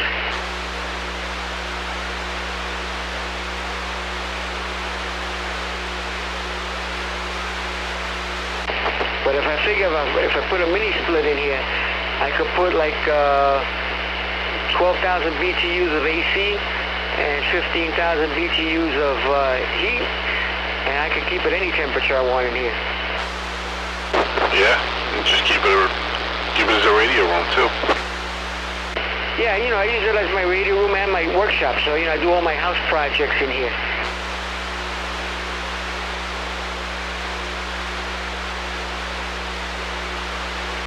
Right now I'm getting my 10 horsepower snowblower ready for the season, so I got to change the oil in it, I got to change the filter on it, I got to lube up the augers, and I'm probably going to replace the belts on it too. Yeah, get that done. I'm watching these temperatures drop now. I'm looking at the weather for the next week, 10 days. Yeah, I just got all the belts for it, and I got, you know, extra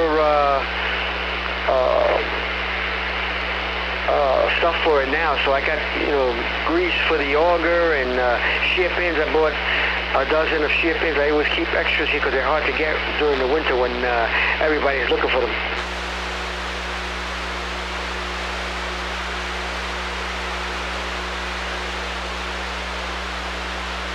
I think this is going to be the last year on my snowblower, man. It's time for a new one.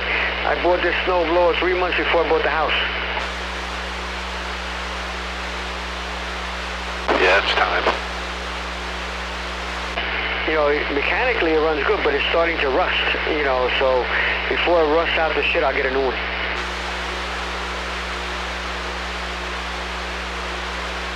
I'll get it through this winter. In the springtime, any of them that are left that they're trying to get rid of, I'll buy one then.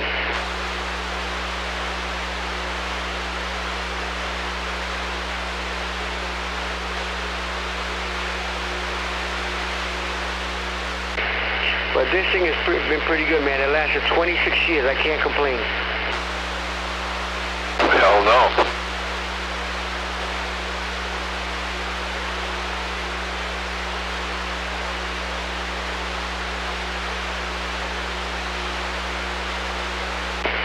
I don't know what I want to get next. I don't know if I want to get like a Cub Cadet or something big, but you know, I got a big driveway, so I get I need at least a 10 horsepower, at least a 27-inch wide, 28-inch wide one.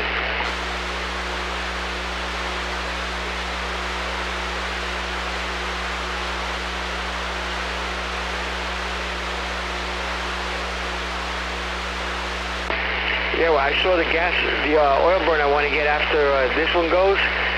Man, that thing it's like a 30% less oil usage than this one, and it puts out more heat.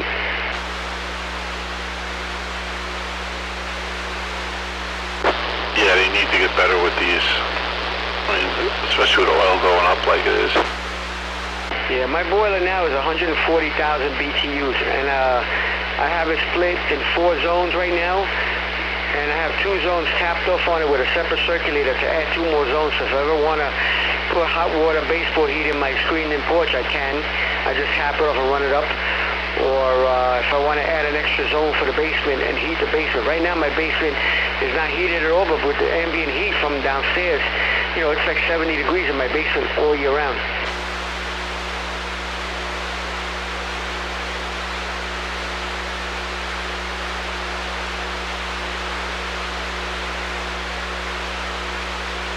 I expanded it from 3 zones to 4 zones over here. It's funny, when I bought the house, they have plumbed it out for 4 zones, but the guy got cheap and doubled up 2 zones on one. Cutting corners. Yeah, so I just separated it, added an extra zone valve and an extra thermostat, and voila, it worked.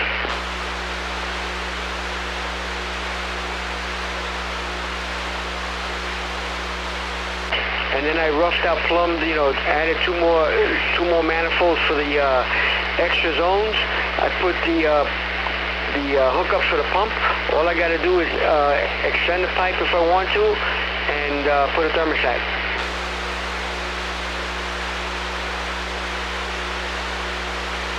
And now the big thing is everybody's using PEX.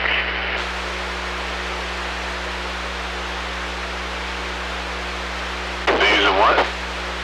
That plastic pipe, PEX. Oh, yeah. Yeah, nobody sweats copper anymore for heating. They're using PEX.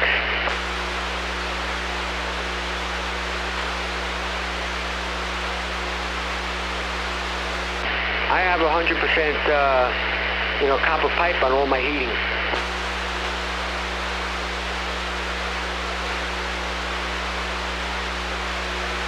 The only one thing I did change from the original when the house was is I added a more higher capacity circulating pump. So if I decided to add those 2 extra zones, I don't have to change anything later on.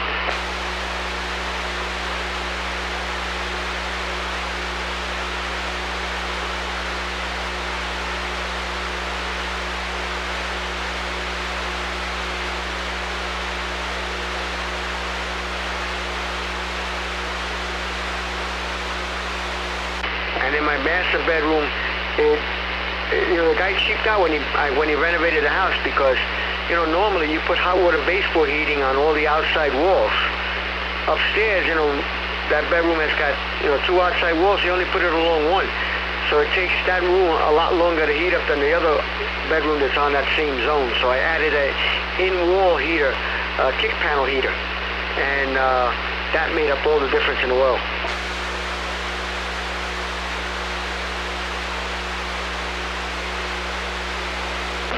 I have an 8,000 BTU heater built into the wall. I was going to do something like that in my bedroom because I have the bedroom's right over the garage. And the garage isn't insulated. I just got insulated garage doors ordered now.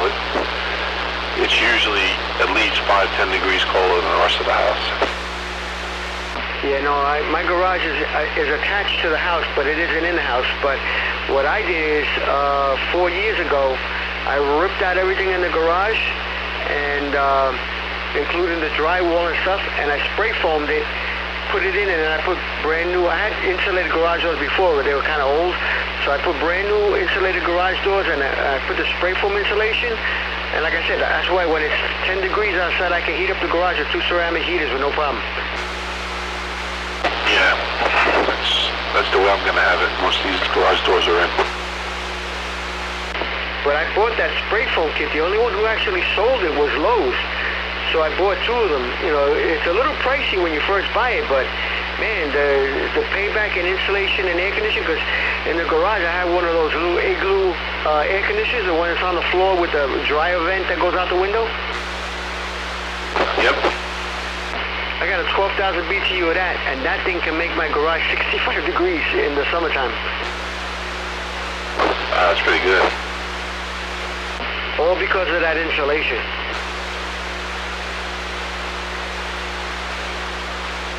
Plus, I have a gable fan in my garage. I have an attic, a walk-up attic in my garage, so I turn that gable fan on.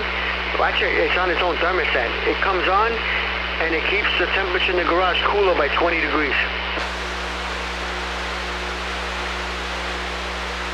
Wow. It does that good? Yeah, the temperature difference in the garage without the air conditioning being on in here is like, when it's real hot outside, it could be like 95 degrees in the garage if I don't turn the fan on. I turn the fan on and the temperature drops right down to like almost ambient temperature outside. And that's with no air conditioning. Then I turn the air conditioning on and it can bring it down to like 65 degrees when it's 95 degrees outside.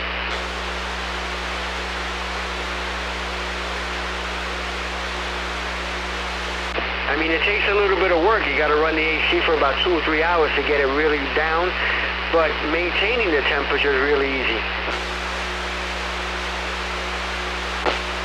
Yeah. It's the same thing in my main attic in the house. I have a stand-up attic upstairs. I put 2 temperature control gable fans up there on the gable vents on either end of the house. And that thing, in the summertime before I had my window air conditioners in the house, sometimes it would be like 90, 95 degrees upstairs in the bedrooms and stuff.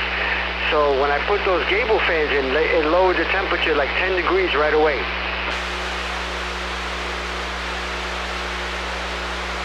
Because that stifling heat doesn't build up there. And then I put 3/4 inch plywood on the floor in my attic because it was just the rafters in there and stuff and the joists. So I insulated it with fiberglass insulation. I put 3/4 inch plywood down. Man, what a difference. Yeah, now it holds the temperature better. Yeah, man, that 3/4 inch plywood in my attic, man, it's like a dance floor. You could dance up there.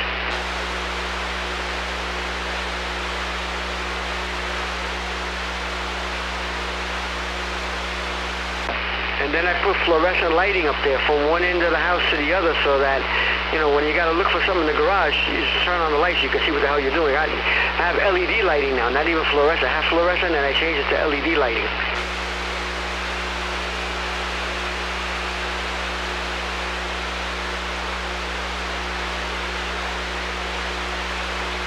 But those 2 thermostatically controlled fans, man, what a difference.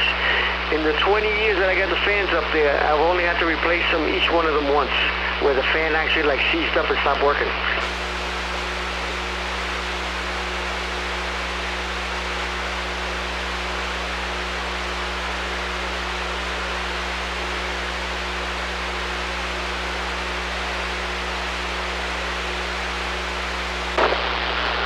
All right, I'm gonna check out.